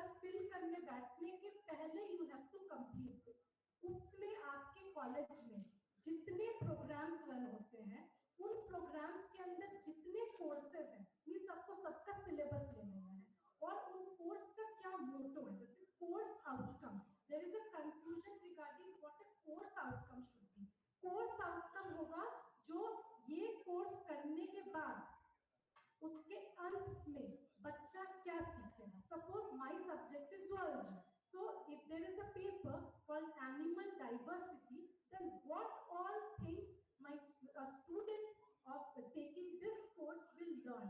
He will or she will learn about the diversity, how the diversity has come, what changes have taken place, how the diversity has been acted upon by the evolutionary forces. तो बच्चा कैसे पारंगत हासिल करेगा इन course को, this is very important. और ये जो डॉक्यूमेंट होगा ये मैं ब्रेनस्टॉर्मिंग सीजन में आपको सेशन में आपको दिखाऊंगी। ये बहुत लंबा होता है, ये 100 पेजेस का होता है और इसको तैयार करके आपको रखना पड़ता है। जैसे इस कॉलेज का है, देखिए जो जो ब्लू में है दीज आर द लिंक्स, तो इसको तैयार करके कॉलेज के वेबसाइट पे डाल देना है और उसके वेब लिंक को हम इस क्राइटेरिया में पेस्ट करेंगे। और जैसे उसको उसमें वेब लिंक पे क्लिक करोगे तो आपका आ जाएगा the 100 pages long every detail about these 2.6.1। so ये एक स्क्रीनशॉट है, जैसे ये कॉलेज है नंदनाथ कॉलेज, इसमें आप देखिए जो ब्लू से दिख रहा है इसमें सब में आप क्लिक करोगे तो इसमें सबका कोर्स आउटकम ऐसे दिया हुआ है। So this is the most difficult homework or the most meticulous homework that you will have to do for this criterion before filling the AQAR. 2.6.2 again the pass percentage of student, where I have put a hypothetical data. Again this is a quantitative matrix, you have to write how many students appeared, how many passed and what was the passed percentage. और ये हर semester का देना है, सिर्फ final semester या final year में, each semester और on each year in a particular year. Final is the student satisfaction survey. Again this is very important and this also requires homework. What you have to do, student satisfaction survey के लिए सबसे पहले AQAR भरना side में, सबसे पहले questionnaire बनाना है। उन क्वेश्चनियर्स को हमें कुछ स्टूडेंट्स को दे देना है जो अच्छे स्टूडेंट्स हैं, ठीक है। It's not that 100% of students are required to fill, कुछ स्टूडेंट्स को दे देना है और उनके रिस्पांस के हिसाब से एक टेबल बनाना है और पाई चार्ट बनाना है और ये सबको एक डॉक्यूमेंट बना के उसको कॉलेज के वेबसाइट पे डाल देना है और इसके वेब लिंक को यहाँ पेस्ट करना है। मतलब जब हम वेब लिंक को खोलेंगे तो उसमें हमारा क्वेश्चनियर रहेगा, हमारा टेबल्स रहेगा depicting the response and pie charts रहेंगे depicting the response. Again this is very meticulous and you will have to take the help of technical staff to do this. जैसे एक एग्जांपल, छोटा example, जो suppose to कितने था 653 students के response लिए गए और पाई चार्ट से ये बताया गया, एक क्वेश्चन पूछा गया था उनको, जो teachers are punctual and take class regularly और नॉट, तो उसमें 39.4% बोलते अग्री एंड 44.7% बोलते strongly agree. So that gives you fair idea जो yes teachers are taking class. इस तरीके से डायग्रामेटिक रिप्रेजेंटेशन और ये पूरा डॉक्यूमेंट कॉलेज के वेबसाइट पे रहना है, उसका वेब लिंक डाल देना है। आई क्विकली गो ऑन, अभी जो ऐसे बताया उसके लिए डॉक्यूमेंट्स क्या क्या चाहिए। स्टूडेंट एनरोलमेंट और प्रोफाइल के लिए आपको रजिस्टर ईच डिपार्टमेंट मेंटेन करती है when admissions are taking place. Teaching learning process के लिए again maintenance of registers by each department, WhatsApp groups, minutes of the meeting, ये पूरा आपके पास रहना चाहिए। टीचर प्रोफाइल एंड क्वालिफिकेशन में certificates of achievement of teachers and appointment letters, जो न्यू अपॉइंटमेंट्स हो उनके appointment letters they may be check during the visit. Evaluation of process के लिए copies of notifications that may be produced at the time of visit और student performance और learning outcomes मैंने बताया और student satisfaction survey में भी obviously will have all the details. Now questions are there. Any one or two question? क्या ये जरूरी है कि जितने स्टूडेंट कॉलेज में हैं वो सारे मेंटर मेंटी रेशियो कंसेप्ट में आए या कुछ ही स्टूडेंट? नहीं आवश्यक नहीं है 100% एब्सोल्यूट करने का, लेकिन मैक्सिमम लीजिए, बहुत रिफ्लेक्ट करना है काफी अच्छा है। क्या एक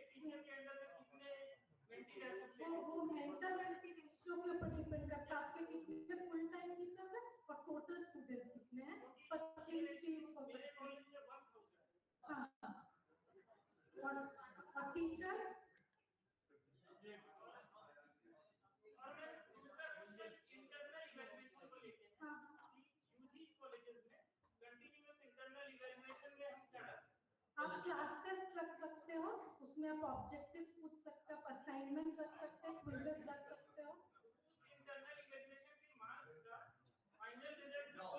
नहीं, वो आप रख लीजिएगा अपने पास डॉक्यूमेंट जो हम इंटरनली भी असेस करते हैं स्टूडेंट्स में, इंटरनल हाँ हाँ हम सब का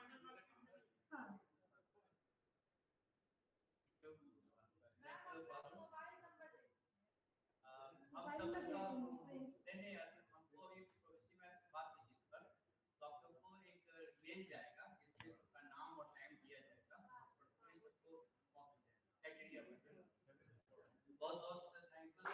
ठीक है हाँ बच्चे एडमिशन लेके ऑनलाइन एडमिशन लेके दिल्ली बम्बई भाग जाते हैं, लड़की कहाँ मिलते हैं?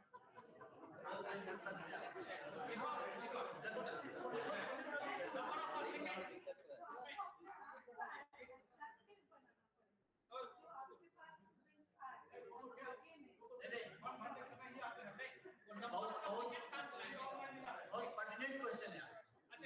नंबर ऑफ एप्लीकेंट जो है वो कॉलेज के लिए नहीं होते हैं, वो तो अभी हम लोग का इंटीग्रेटेड हो गया है जिसमें यूनिवर्सिटी के लिए होते हैं। तो वो जो पहला था एडमिशन लिए नंबर ऑफ एप्लीकेंट क्या होते हैं, क्योंकि हमारे पास तो नंबर ऑफ एप्लीकेंट है ही नहीं, सिर्फ एप्लीकेंट और फिर कॉमर्स बीकॉम पार्टनर में हमारे यहाँ 700 लोग के एडमिशन है, 7 बच्चे भी नहीं आते हैं और बार-बार कोशिश करने के बाद 7 भी नहीं आते हैं। यूनिवर्सिटी में अपने लोन भी करते हैं फिर भी नहीं आते हैं। ये स्थिति है ऑनलाइन प्रोसेस है। बच्चे एडमिशन लेते हैं, बाहर चले जाते हैं, रजिस्ट्रेशन भी उनका ऑनलाइन हो जाता है, वहीं से ही हो जाता है और फ्री से ही भर लेते हैं, लड़का तो फ्री हो गया। हाँ ये प्रैक्टिकल आपका प्रश्न है और ये चिंता सिर्फ आपके महाविद्यालय में नहीं है, सारे महाविद्यालय में ये प्रॉब्लम प्रैक्टिस है कि सिर्फ परीक्षा देने के लिए आना पड़ता है। हाँ जी समझ रहे हैं। हम थोड़ा सा अपना पर्सनल बात बता रहे हैं, नंबर ऑफ एप्लीकेंट वाला हाँ वही बता रहे हैं, पहले वही आपका ही प्रश्न। जब ऑनलाइन सिस्टम एडमिशन का शुरू हुआ तो जो एप्लीकेशन आते हैं विश्वविद्यालय में subject and college wise separately आते हैं, इस कॉलेज में इस सब्जेक्ट में कितने लोग अप्लाई किया उनका यहाँ पर पूरा प्रॉपर डॉक्यूमेंटेशन विश्वविद्यालय में रहता है।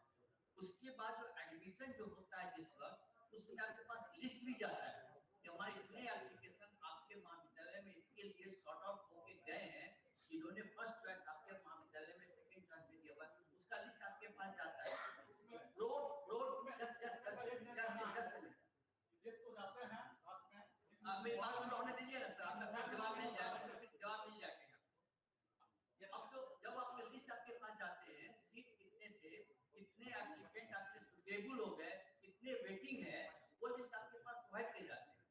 उसके बाद आप चाहते हैं कि वेच करना कि टोटल नंबर हमको एप्लीकेशन इस सब्जेक्ट में इस कॉलेज से कितने आए तो वो आप प्राप्त कर सकते।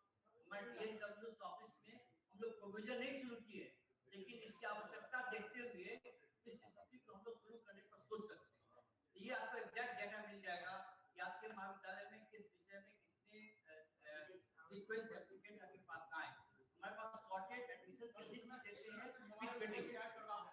जी मोबाइल नंबर भी ऐड बच्चे का करवा दें जिससे हम लोग व्हाट्सएप हाँ ये अब तक नहीं हुआ है, लेकिन अभी जो नया UMIS इम्प्लीमेंट हो रहा है इसमें सब आप लोग अपने महाविद्यालय के डैशबोर्ड में सारे डेटा स्टूडेंट का पा लीजिएगा जो आने वाले UMIS जो इम्प्लीमेंट हो रहा है।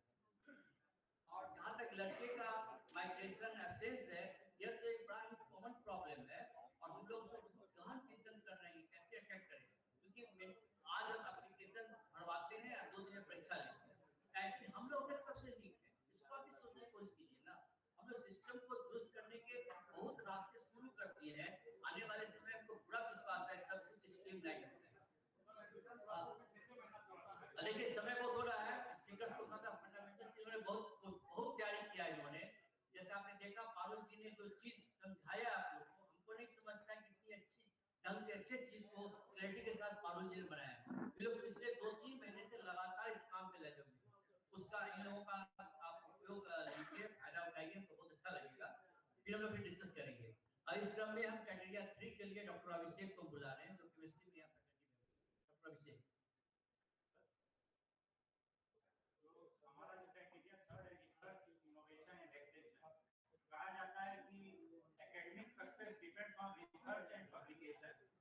अगर ये आपका अच्छा है तो जिस तरीके से कोई बच्चा अगर का इंप्रेशन अच्छा हो, पढ़ने में अच्छा हो, नंबर कभी कभी थोड़ा आंसर गलत भी दे देता है तो हम उसको वेटेज दे देते हैं, चलो अच्छा बच्चा है। ये क्राइटेरिया एक पॉजिटिव माइंडसेट करेगा आपकी पीयर टीम के माइंड में कि आपका इंस्टीट्यूशन का ब्रांडिंग करता है ये क्राइटेरिया। ये 3 पार्ट में डिवाइड है, रिसर्च, इनोवेशन एंड एक्सटेंशन। और मेरा जो पूरा एक्सप्लेनेशन होगा ये 2D के बीच में होगा। 2D का मीन डेटा एंड डॉक्यूमेंटेशन, क्या डेटा आप दे रहे हैं और क्या डॉक्यूमेंट आपको रिक्वायर्ड है। तो फर्स्ट अगर ये है आपका research resource mobilisation for research, इसमें हम प्रोजेक्ट की बात करेंगे जो मेजर प्रोजेक्ट और माइनर प्रोजेक्ट हमें मिलते हैं, वाईपीडीसी, बीएससी, उसमें हमें प्रिसाइज कौन सी फंडिंग एजेंसी है, कितना ग्रांट सैंक्शन हुआ था प्रोजेक्ट के लिए, और उस पर्टिकुलर एकेडमिक ईयर ये ध्यान देना है कि जिस ईयर की रिपोर्ट जा रही है that should be aligned with the report which you are submitting this for the project. तो ये आपको ध्यान देना है। ये एक रिप्रेजेंटेटिव एग्जांपल है जिसमें आप देख सकते हैं डिफरेंट फंडिंग एजेंसी का जो अमाउंट है वो लिखा गया है। अब सबसे इंपॉर्टेंट चीज इसके लिए डॉक्यूमेंटेशन क्या चाहिए। इसके लिए डॉक्यूमेंट चाहिए जो सैंक्शन लेटर इशू किया है फंडिंग एजेंसी ने और letter of the grant received in that particular year and जो बोल रहा था मैं कि must be aligned to the year of report. दूसरा चीज आपका है इनवॉइस, कोटेशन एंड बिल। ये सब रखना इसलिए जरूरी है कि जब पीयर टीम आपके पास आए तो आपको ये खोजना ना पड़े कि अगर ये इक्विपमेंट परचेज किया गया था तो कहां से परचेज किया गया था। आपके पास हर आंसर एट इंस्टेंट। उसके बाद है यूटिलाइजेशन सर्टिफिकेट और ऑडिटेड स्टेटमेंट। इसीलिए जरूरी मैंने कहा कि आपके पास इनवॉइस, कोटेशन सब होने चाहिए। और लास्ट में कोई भी करस्पॉन्डेंस आप फंडिंग एजेंसी से कर रहे हैं वो whether it through email also आपके पास उसका हार्ड कॉपी आपको रखिए अपने डॉक्यूमेंटेशन में और हर प्रोजेक्ट की एक फाइल तो होती है। सेकंड जो है इनोवेशन इकोसिस्टम, इसमें आपको यूजी कॉलेजेस के लिए कोई मार्क्स नहीं है, 10 मार्क्स पीजी कॉलेजेस के लिए है। और मैं बस आपसे सजेस्ट करूंगा कि आप इसमें नील न लिखें। आप क्या करेंगे 10 बाय 10 का रूम आपके कॉलेज में होगा जो पीजी कॉलेजेस हैं, उसमें 2-3 कंप्यूटर को लगाएं और वहां पे कुछ वर्कशॉप अरेंज करें। तो वर्कशॉप अरेंज करने का मतलब ये है कि 3 चीजों पे, एक रिसर्च मेथोडोलॉजी पे आप अरेंज कर दें या किसी इंडस्ट्री के पर्सन को बुला लें। जैसे हम लोग केमिस्ट्री में त्रिपाठी जी जानते हैं कि उन्होंने प्लान किया था कैरियर के बारे में, कैरियर ऑफ केमिस्ट्री। तो उसके लिए आप कर सकते हैं कि उस इंडस्ट्री के लोगों को बुला लें, तो उस तरीके के वर्कशॉप आप इसमें ऑर्गेनाइज कर सकते हैं। तो 3-4 कंप्यूटर और एक रूम से आप इसका आंसर दे सकते हैं। ठीक है, नेक्स्ट ये है जिसमें आपको फिर क्या करना है। और वर्कशॉप में ये याद रखिए कि जो चीज डिटेल आप देंगे तो अगर हिस्ट्री में कोई वर्कशॉप कराई है या ज्योग्राफी में कराई है तो उसका डिटेल यहाँ नहीं देंगे। इसीलिए है right data at the right place. यही इस वर्कशॉप का मकसद है कि कौन सा डाटा कहाँ देना है। आपने वर्कशॉप कराई, आपने कराया प्लेगरिज्म पे वर्कशॉप, तो वो डेटा इस वाले पॉइंट में आएगा, न कि ये जाएगा आपके फैकल्टी सेमिनार वाले पॉइंट में।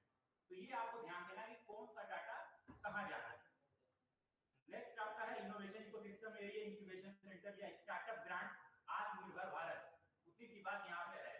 तो स्टार्टअप अगर कोई देखिए स्टूडेंट के दिमाग में भी आइडिया आ सकता है, तो ट्रांसफर ऑफ आइडिया ही इस पॉइंट का मकसद है का कि जो आइडिया उसके दिमाग में आ रहा है उसने आपको बताया, आपने वर्कशॉप करके किसी रिपोर्ट पर्सन को बुलाया और उसने उसके बारे में उसको ब्रीफ किया, तो ये इससे चीजें आगे बढ़ती है।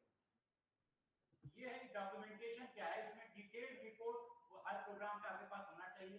ब्रोशर और जियो टैग फोटोग्राफ।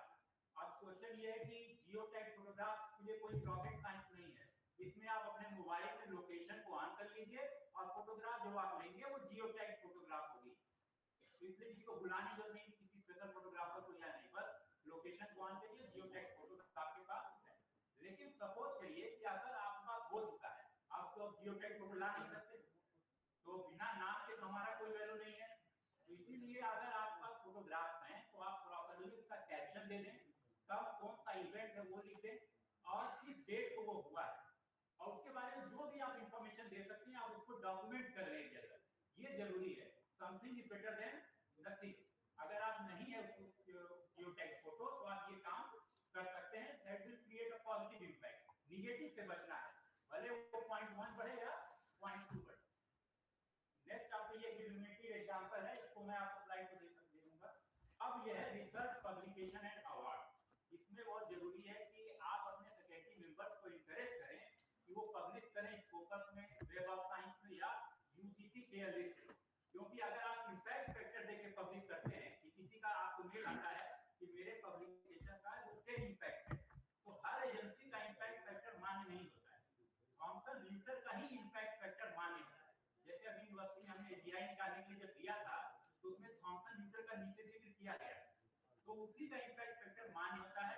0.1 इम्पैक्ट हो या 2 इम्पैक्ट, अगर वो इंडेक्स है तो वो मैटर करता है आपके लिए, क्योंकि अगर इसमें आप कुछ गलत डाटा दे देंगे, फॉल्स पेपर लगा देंगे फैब्रिकेटेड वाला, तो उसमें क्या प्रॉब्लम होगी कि नैक जो है वो इंप्लीमेंट से उस डेटा को ले लेता है, तो वो देख लेगा कि ये सही है या गलत। तो जो चीज आप जहां नंबर स्कोर करते जा रहे थे वहां एक थोड़ा सा ब्रेक लग सकता है, तो इसलिए नेगेटिव इम्पैक्ट से बचने के लिए आप यहाँ पे देख, और जो टीचर पीएचडी अवार्ड पीएचडी करा रहे हैं, तो जो आपके अंदर जो स्टूडेंट जिसको पीएचडी अवार्ड हो चुकी है उसका आप यहाँ पे नोटिफिकेशन उसका ले लें और उसको डॉक्यूमेंट कर लें अपने फाइल में कि ये पीएचडी था, ये थीसिस था, और ये बहुत अच्छा होगा कि अगर स्टार्टिंग फ्रॉम आप स्टूडेंट से बोलें कि हर जो उसके पास के डॉक्यूमेंट रजिस्ट्रेशन से लेके वो फोटोकॉपी आपको दे दें, उसका जेरॉक्स भी आप फाइल करके अपने पास रखें और एक आईक्यूएसी सेल को भी दे दें, जिससे क्या होगा कि अगर वो मैच कराना चाहे, कभी-कभी होता है कि जाके अपने आप दिखाइए, तो वो दोनों सिंक्रोनाइजेशन रहे, दोनों सिंक्रोनाइज करके चले। नेक्स्ट ये है रिसर्च पब्लिकेशन, जिसमें कि बुक चैप्टर, देखिए अब ये है कि हमारे पास अगर सपोज करिए लैब्स नहीं है बड़ी-बड़ी, तो बुक चैप्टर पे ज्यादा मार्क्स है कंपेयर टू पब्लिकेशन, तो बुक चैप्टर तो हम लिख सकते हैं, सब कॉम्पिटेंट इनफ है, मिनी रिव्यू आप लिख सकते हैं, रिव्यू आर्टिकल आप लिख सकते हैं।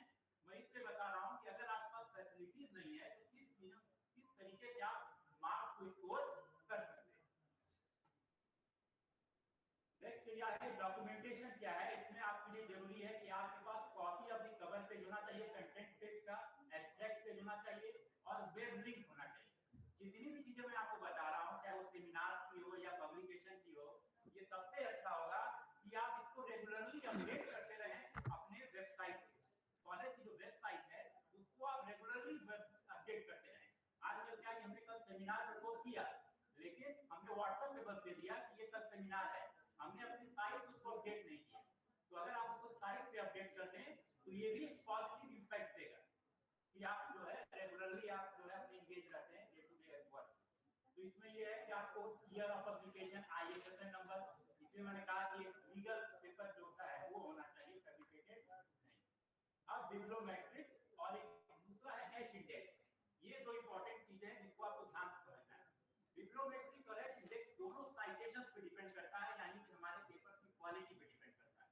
साइटेशंस क्या है कि आपका पेपर किसी ने साइट किया, बड़े आराम से पता लगा सकते हैं। फॉर एग्जांपल अगर मेरा पेपर किसी एल्जेरियन डिजाइनर में आया है तो उस पे क्लिक करके साइट लिखता है, साइटिंग आर्टिकल, कितने लोगों ने आपके आर्टिकल को साइट किया है, ये नंबर आप वहां से पा सकते हैं। और अगर आपको ये पता चल गया, यानी कि नंबर ऑफ पब्लिकेशन आप जान ही रहे हैं, साइटेशन पता चल गया, तो ये दोनों चीजें आप कैलकुलेट कर सकते हैं। जैसे फॉर एग्जांपल किसी कॉलेज में मैं देख रहा था, उसमें लिखा कि एच इंडेक्स मेरा 5 है और जबकि उस ऑथर का टोटल पेपर ही 4 है, तो अगर टोटल पेपर 4 है तो how can be H index 5? H index can never be greater than the number of publication. तो आप यहाँ पे आपने कहा लिख दो 6 लिख दो, नहीं 7 लिख दो, अब इम्पैक्ट नेट ये देख लेगा कि क्या इस ऑथर का 7 पेपर है जिसके साथ या उससे ज्यादा साइटेशंस हैं, मींस नंबर ऑफ पब्लिकेशन का जो साइटेशन वो या तो उसके इक्वल हो या उससे ज्यादा। ठीक है, तो ये आप उसको वहां से निकाल सकते हैं। अगर आपको कोई दिक्कत होगी तो आप केवल अपने फैकल्टी से पेज पे उनके पेपर का साइटेशन लेके हमें दे देंगे, हम आपका एच इंडेक्स निकाल के आपको बता देंगे। और लेकिन इसमें कोई बहुत रॉकेट साइंस नहीं, बहुत इजी चीज है। ये एग्जांपल है। अब ये सेमिनार और कॉन्फ्रेंसेस जो हम फैकल्टी आके कर रहे हैं, इसमें ये जरूरी है कि आप उसका सर्टिफिकेट, एब्स्ट्रैक्ट पेज या कॉन्फ्रेंस की प्रोसीडिंग है उस सबको अपने पास डॉक्यूमेंट रखें और सब्जेक्ट वाइज अपने कॉलेज में बनाएं। जैसे केमिस्ट्री की एक फाइल रखें, उनके फैकल्टी कहाँ गए, फिजिक्स की एक फाइल रखें, उनके फैकल्टी कहाँ गए, उस सबको आप डॉक्यूमेंट करें और क्या उससे क्या बेनिफिट हो रहा है स्टूडेंट को, इस बात को भी हम ध्यान दें और उसको एक पेज पे उनसे एक राइटअप लेके रिपोर्ट उस टीचर से कि आप जहाँ गए थे उसका क्या आपने उससे क्या स्टूडेंट को क्या फायदा, एक रिपोर्ट आप में दे दें तो आप उस फाइल में लगा दें।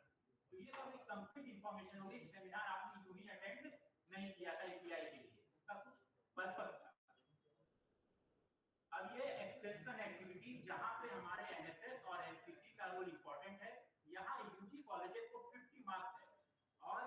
कॉलेजेस को 60, तो सॉरी 60 है आपको यूजी कॉलेजेस को, 50 है पीजी कॉलेजेस।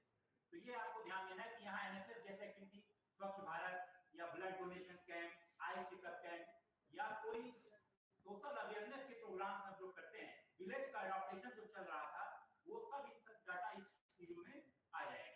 और हो सकता है इसकी वजह से आपके किसी एनसीसी या पर्सन को एनसीसी अवार्ड भी मिले, बेस्ट कैडेट का या बेस्ट एनसीसी, आपके एनएसएस को यूनिट मिल जाए, बेस्ट एनसीसी यूनिट मिले, तो वो सब चीजें आपको यहाँ डॉक्यूमेंट करनी है। और प्रॉपर फाइल होना चाहिए कि हाँ आपने ये एक्टिविटी कराई, उसकी ये जियो टैग फोटोग्राफ है और उसका ये पूरा डिटेल रिपोर्ट है।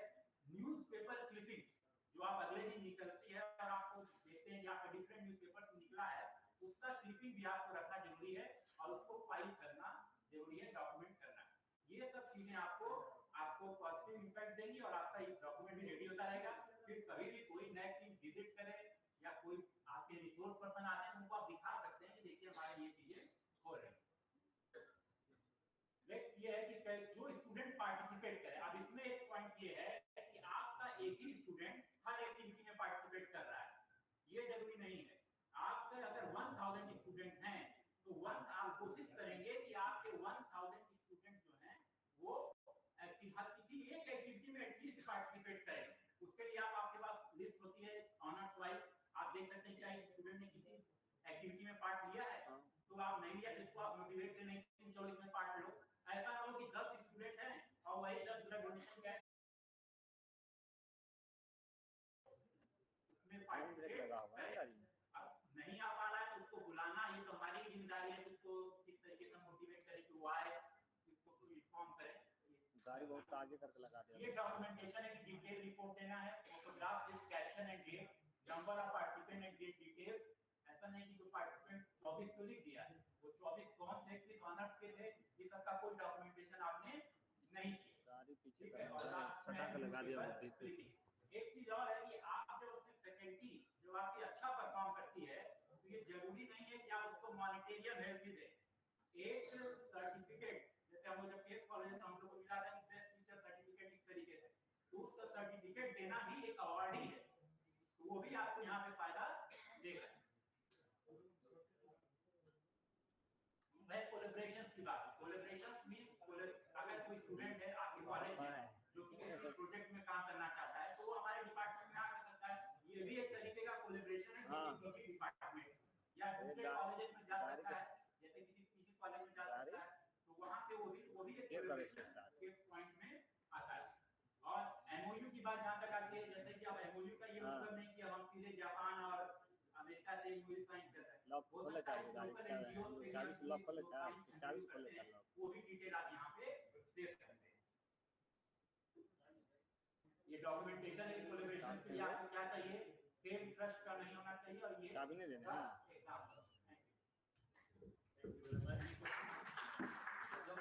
सेशन जो है लास्ट में करेंगे ब्रेनस्टॉर्मिंग सेशन में, मैं बना देंगे जो लोग क्वेश्चन आंसर फिलहाल ड्रॉप करते हैं।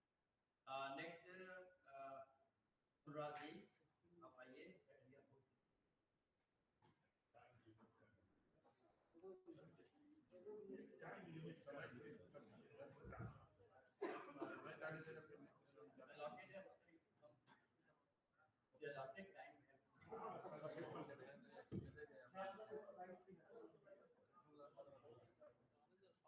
जोर से क्या नहीं बोलता है।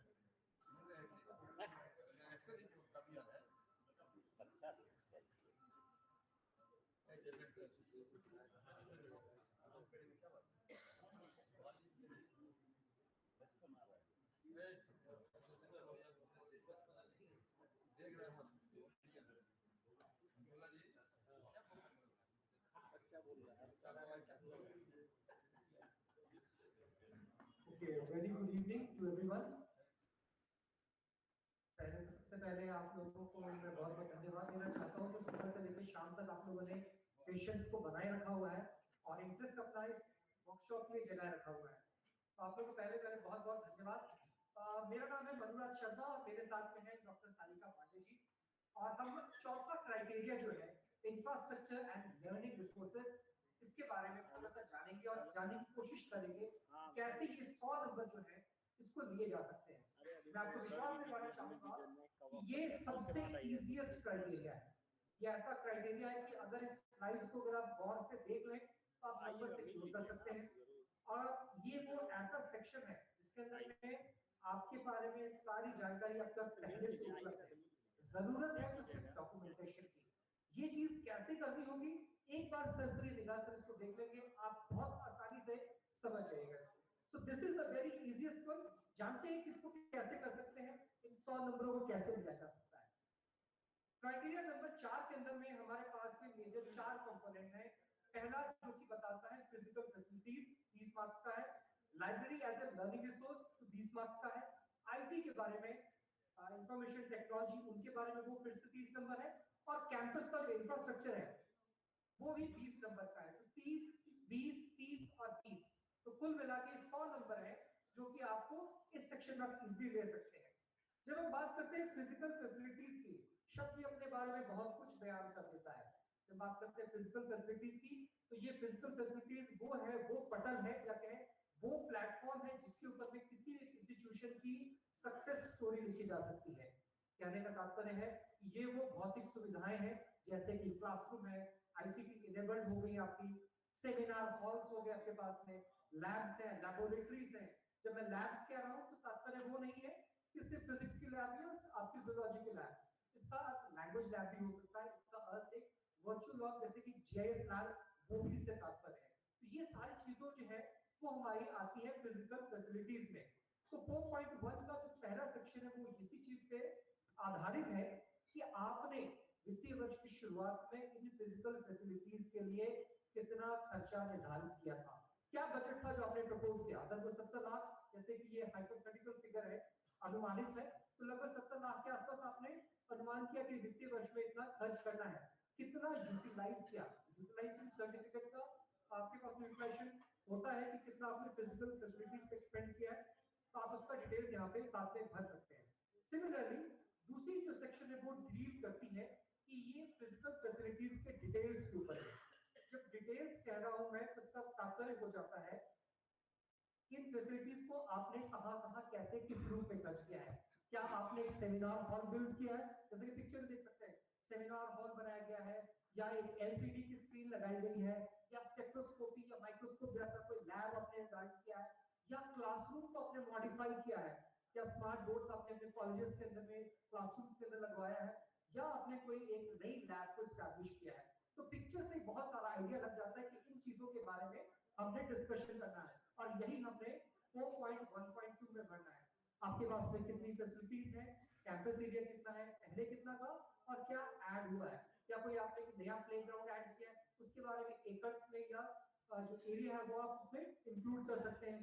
क्लासरूम की संख्या पहले कितनी थी और अब कितनी हो गई है, मान लीजिए सपोज पहले 24 थी, बाद में 4 बढ़ी है, तो दोनों ही सेक्शन में आपको बड़ा इजीली डिस्कस करना है। साथ में कुछ चीजें और जैसे कि खास तौर पर जैसे कि वीडियो सेंटर्स, ये आपने कुछ खास डेवलप किया है, या क्लासरूम में एलसीडी या वाईफाई लगी है, तो इनके नंबर्स के बारे में भी आपने डिस्कशन कर लेना इस सेक्शन में। दूसरी इंपॉर्टेंट चीज आती है library as a learning resource. जब मैं रिसोर्स कहता हूं इसका मतलब होता है that is something that has a meaningful retention या पर्पसफुल, जो बहुत है, एक ऐसा संसाधन। और लाइब्रेरी को हम एक संसाधन के तौर पर जानते हैं। जब मैं संसाधन कहता हूं तो इसका मतलब सिर्फ किताबें नहीं होता है, उसका मतलब सीडी भी होता है, उसका मतलब डीवीडी भी होता है, आपके पास में बहुत सारे मैप्स हो सकते हैं, ठीक है, आपके पास में बहुत सारे जर्नल्स हो सकते हैं, और इन सब चीजों को मैनेज करने के लिए आपको एक सॉफ्टवेयर चाहिए जिसको कहा जाता है लाइब्रेरी इंटीग्रेटेड मैनेजमेंट सॉफ्टवेयर, ठीक है, या सिस्टम कह लें उसको। और इसको चलाने के लिए जो सॉफ्टवेयर चाहिए वो ILMS है, ठीक है। तो 4.2 ये डिस्कस करता है कि आपने कौन सा सॉफ्टवेयर का प्रयोग किया था। तो वो कोहा, एवरग्रीन, इस प्रकार के कई सॉफ्टवेयर हो सकते हैं। वो कैसा उसका नेचर है, क्या वो पार्शियल दिया था या आपने फुली वर्जन का पूरा लिया है, वर्जन कौन सा था, क्या वो इनिशियल वाला 1.1 वर्जन था या सबसे आपने लेटेस्ट वर्जन है वो आपने लिया है, और कौन से वर्ष में ये स्टार्ट हुआ था। अब जो लाइब्रेरी इंटीग्रेशन जो आपका सॉफ्टवेयर है, मैनेजमेंट का सॉफ्टवेयर, ठीक है, इसमें ये ओपन सोर्स और कमर्शियल दोनों तौर पे आता है, और जनरली लाइब्रेरी को मैनेज करने के लिए ये आपको मिल जाता है। ये इजीली सॉफ्टवेयर है, आपको इजीली डाउनलोड कर सकते हैं, ओपन सोर्स भी है। और जब लाइब्रेरी का दूसरा सेक्शन है वो डील करता है 4.2 में कि लाइब्रेरी सर्विसेज के बारे में बात करते हैं कि लाइब्रेरी में कौन कौन सी चीजें आपके पास में पूर्ण से उपलब्ध है और क्या क्या उसमें ऐड होता जा रहा है। यहाँ पे चर्चा हो रही है बुक्स की, जर्नल्स की, अलग अलग डिजिटल डेटाबेस हो सकता है, जैसे कि यहाँ पे मैंने इंटरनेट की बात की है। लाइब्रेरी ऑटोमेशन पे आपने क्या किया है, एक खास चीज होता है रीडिंग। रीडिंग एक ऐसा प्रोसेस है जिसमें कि आप लाइब्रेरी के रिसोर्सेज को समय के साथ धीरे धीरे फेज आउट करते हैं। आप चीजों को इवैल्यूएट करते हैं कि वाकई में कितनी जरूरत है और कितनी नहीं है, या उसको स्लोली स्लोली रिमूव भी करते हैं। उसके ऊपर में कितना खर्चा आ रहा है, कितना ऐड ऑन हो रहा है, इसके बारे में डिटेल्स भी आपको इजीली भरना है। और ये सारी जानकारी आपके पास में पहले से ही उपलब्ध होती है। जरूरत है तो सिर्फ एक डॉक्यूमेंटेशन की। एक इंपॉर्टेंट कंपोनेंट इसमें आता है, उसको बोलते हैं ई कंटेंट। अब ई कंटेंट वो चीज है जो कि हमने कोविड के दौरान बड़ी आसानी से समझ लिया है। सबने जान लिया कि ई कंटेंट का निर्माण कैसे करना है। अब ई कंटेंट की बात करते हैं तो वो हमारा एक वीडियो लेक्चर हो सकता है, हमारी कोई वो पीपीटी हो सकती है, ठीक है, या वो किसी खास चीज पे डिस्कशन हो सकता है, या वो सिंपली कोई किताब जो आपने लॉकडाउन में पढ़ी उसका एक बुक रिव्यू भी हो सकता है। तो या ये भी हो सकता है कि आपने कोई कोर्स को डिजाइन किया है, ठीक है, तो इन ई कंटेंट को आप क्या करते हैं, प्लेटफॉर्म पे लॉन्च करते हैं। आप एक प्लेटफॉर्म देते हैं जहां पे कि आपका ये ई कंटेंट रिफ्लेक्ट हो या रिप्रेजेंट हो। तो कई सारे प्लेटफॉर्म इंडिया में जो बहुत कॉमन में है, उनके नाम सबको स्क्रीन पर देख सकते हैं। जैसे कि स्वयं का नाम आपने बहुत सुना होगा, पीजी पाठशाला जो पीजी कोर्सेज के लिए है, एनपीटीईएल है टेक्नोलॉजिकल कोर्सेज के लिए है, सीईसी करके इस प्रकार के कई कोर्सेज हैं जो आपके प्लेटफॉर्म पे आप इन प्लेटफॉर्म पे आप अपने कोर्सेज को डाल सकते हैं। तो यहाँ पे एक एग्जांपल के माध्यम से मैंने समझाया है, जैसा कि 4.2.3 के अंदर में पहले सेक्शन में आपको भरना होगा शिक्षक का नाम। तो यहाँ पे जैसे कि आज जो है हमारा नेशनल पॉल्यूशन कंट्रोल डे है, भोपाल गैस ट्रेजेडी थी वो आज ही के दिन रात को होनी शुरू हो गई थी। तो उससे रिलेटेड मैंने ये डाला है कि अगर मेरा इंटरेस्ट है एयर पॉल्यूशन एंड कंट्रोल के ऊपर में और किसी टीचर ने मॉड्यूल डेवलप किया है, तो यहाँ क्या करना है, टीचर्स का नाम लिख देना है, नेम ऑफ द मॉड्यूल, उसके बारे में चर्चा करनी है, कहाँ पे इसको डाला गया है। एनपीटीईएल को प्लेटफॉर्म था जिसके ऊपर में इजीली अवेलेबल है, और डेट क्या है इसकी लॉन्च की, 24 जनवरी 2022 से ये कोर्स स्टार्ट होगा, जो कि आईआईटी रुड़की के प्रोफेसर इसको स्टार्ट कर रहे हैं इस कोर्स।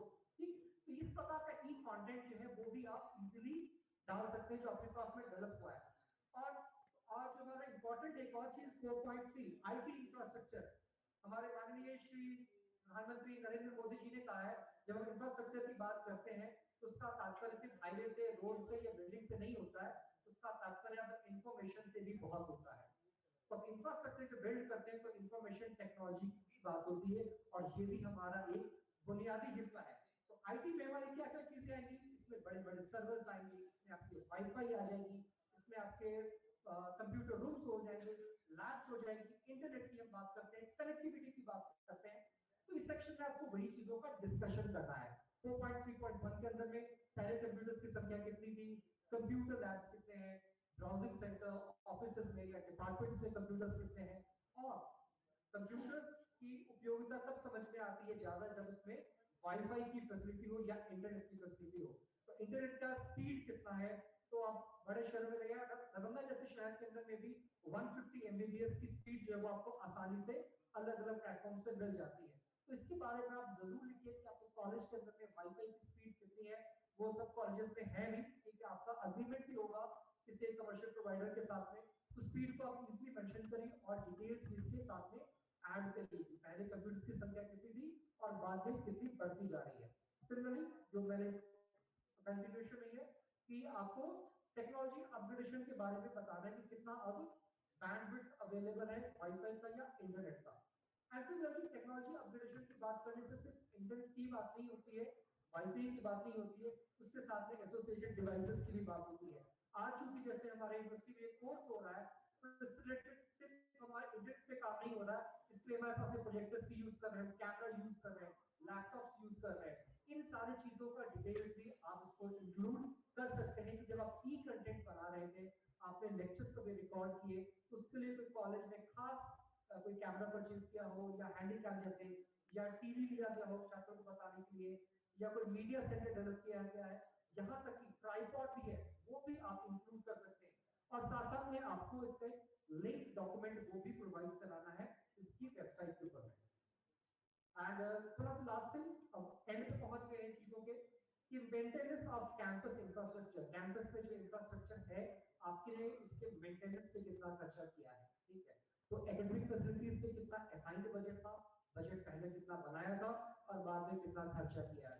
तो यहाँ पे मैंने जो फिगर दिखाया है वो थोड़ा सा असाइंड बजट से ज्यादा दिखाया है, मतलब किताबों में एकेडमिक्स में हमें हमेशा ज्यादा का स्कोप रहता है, हमें इन चीजों पे ज्यादा स्पेंड भी करना चाहिए। वैसे ही फिजिकल फैसिलिटीज के ऊपर में भी, बिल्डिंग्स के ऊपर में भी जो असाइन करते हैं कई बार उससे ज्यादा खर्चे होते हैं, कई बार हमें चीजें ज्यादा बाद में समझ में भी आती है। And the last one is this maintenance off campus infrastructure, कि इसके लिए आपके कॉलेजेस के अंदर में कई सुविधाएं, जैसे कि हॉस्टल हो सकता है, लाइब्रेरी है, वाईफाई है, ई सर्विलेंस है, सभी कॉलेजेस में कैमरेस लगे हैं, बैंकिंग की फैसिलिटीज है। हमारे दरभंगा शहर में कई सारे कॉलेजेस हैं जहाँ पे कि आपके बैंक की शाखा है, बैंक के नजदीक में या बैंक के कॉलेज के कैंपस में या प्लस में एटीएम्स है, आप उसके बारे में इसमें लिख सकते हैं कि वो कितनी सुविधाएं प्रोवाइड करता है। कई अन्य प्रकार की सुविधाओं के बारे में भी चर्चा कर सकते हैं, जैसे कि कॉलेज कैंपस के बगल में ही या कॉलेज कैंपस के अंदर में आपको फार्मेसी की सुविधा है, अगर यूनिवर्सिटी वाले को मिलता है कि एम्बुलेंस की सुविधा हो सकती है, या आपने एक डेडिकेटेड मेडिकल रूम बनाया है, हफ्ते के अंदर में कोई एक डॉक्टर विजिट कर लेता है स्टूडेंट्स को चेक कर लेने की उनका हेल्थ ठीक है कि नहीं, कम्युनिटी मेडिसिन की बात हो सकती है। इन सारी चीजों के बारे में आपको सब्जेक्टिव वे में 500 शब्दों में जरूर लिखना है। हॉस्टल की फैसिलिटीज अगर कहीं पे है तो आप लिख सकते हैं, जैसे दरभंगा में 2 कॉलेजेस में हॉस्टल की फैसिलिटीज अच्छी हैं, सीएम कॉलेज में तो जरूर है। लाइब्रेरी कैसी है आप उसके बारे में लिख सकते हैं, आपने कोई खास एक स्टडी रूम बनाया आप उसके बारे में भी जरूर बता सकते हैं। तो here we reach at the end, और अंत में जो है कि मेजर डॉक्यूमेंट्स इससे संबंधित क्या चाहिए। तो लगभग जितनी बातें की वो सारी चीजें डॉक्यूमेंट आपके पास में सब कुछ है। जरूरत है तो सिर्फ इसको ऑर्गेनाइज करने की या असेंडिंग वे में डाल लेने की। पहली चीज चाहिए होगी बजट की कॉपी, ठीक है। दूसरा आइटम पर्पस से आपने परचेज किया तो जनरली उसका स्टॉक रजिस्टर में एंट्री होगी, वो आपके पास में जरूर उपलब्ध है। अगर आपने लाइब्रेरी का मैनेजमेंट सॉफ्टवेयर को परचेज किया है उसका एक सर्टिफिकेट की जरूरत पड़ेगी।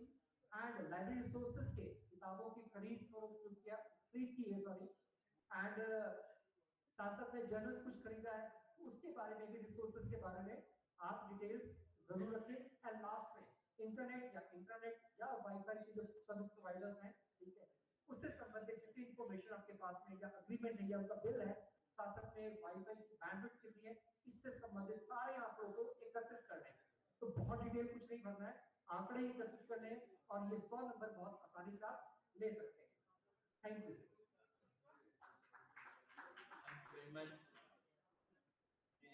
क्राइटेरिया को जब विजुलाइज करके इजी वे में 100 मार्क्स कैसे आया आपने पूरा क्लियर कर दिया, बहुत बहुत धन्यवाद अनुराग जी। अब मैं इस कड़ी में क्राइटेरिया 5 के लिए मैं बुलाना चाह रहा हूँ अमृत झा को। ये यहाँ हमारे विद्या यूनिवर्सिटी में डिप्टी स्पोर्ट्स अफसर हैं और फैकल्टी मेंबर भी हैं, ये साइकोलॉजी के। ये क्राइटेरिया 5 पॉइंट्स को वेट करने जा रहे हैं, कैसे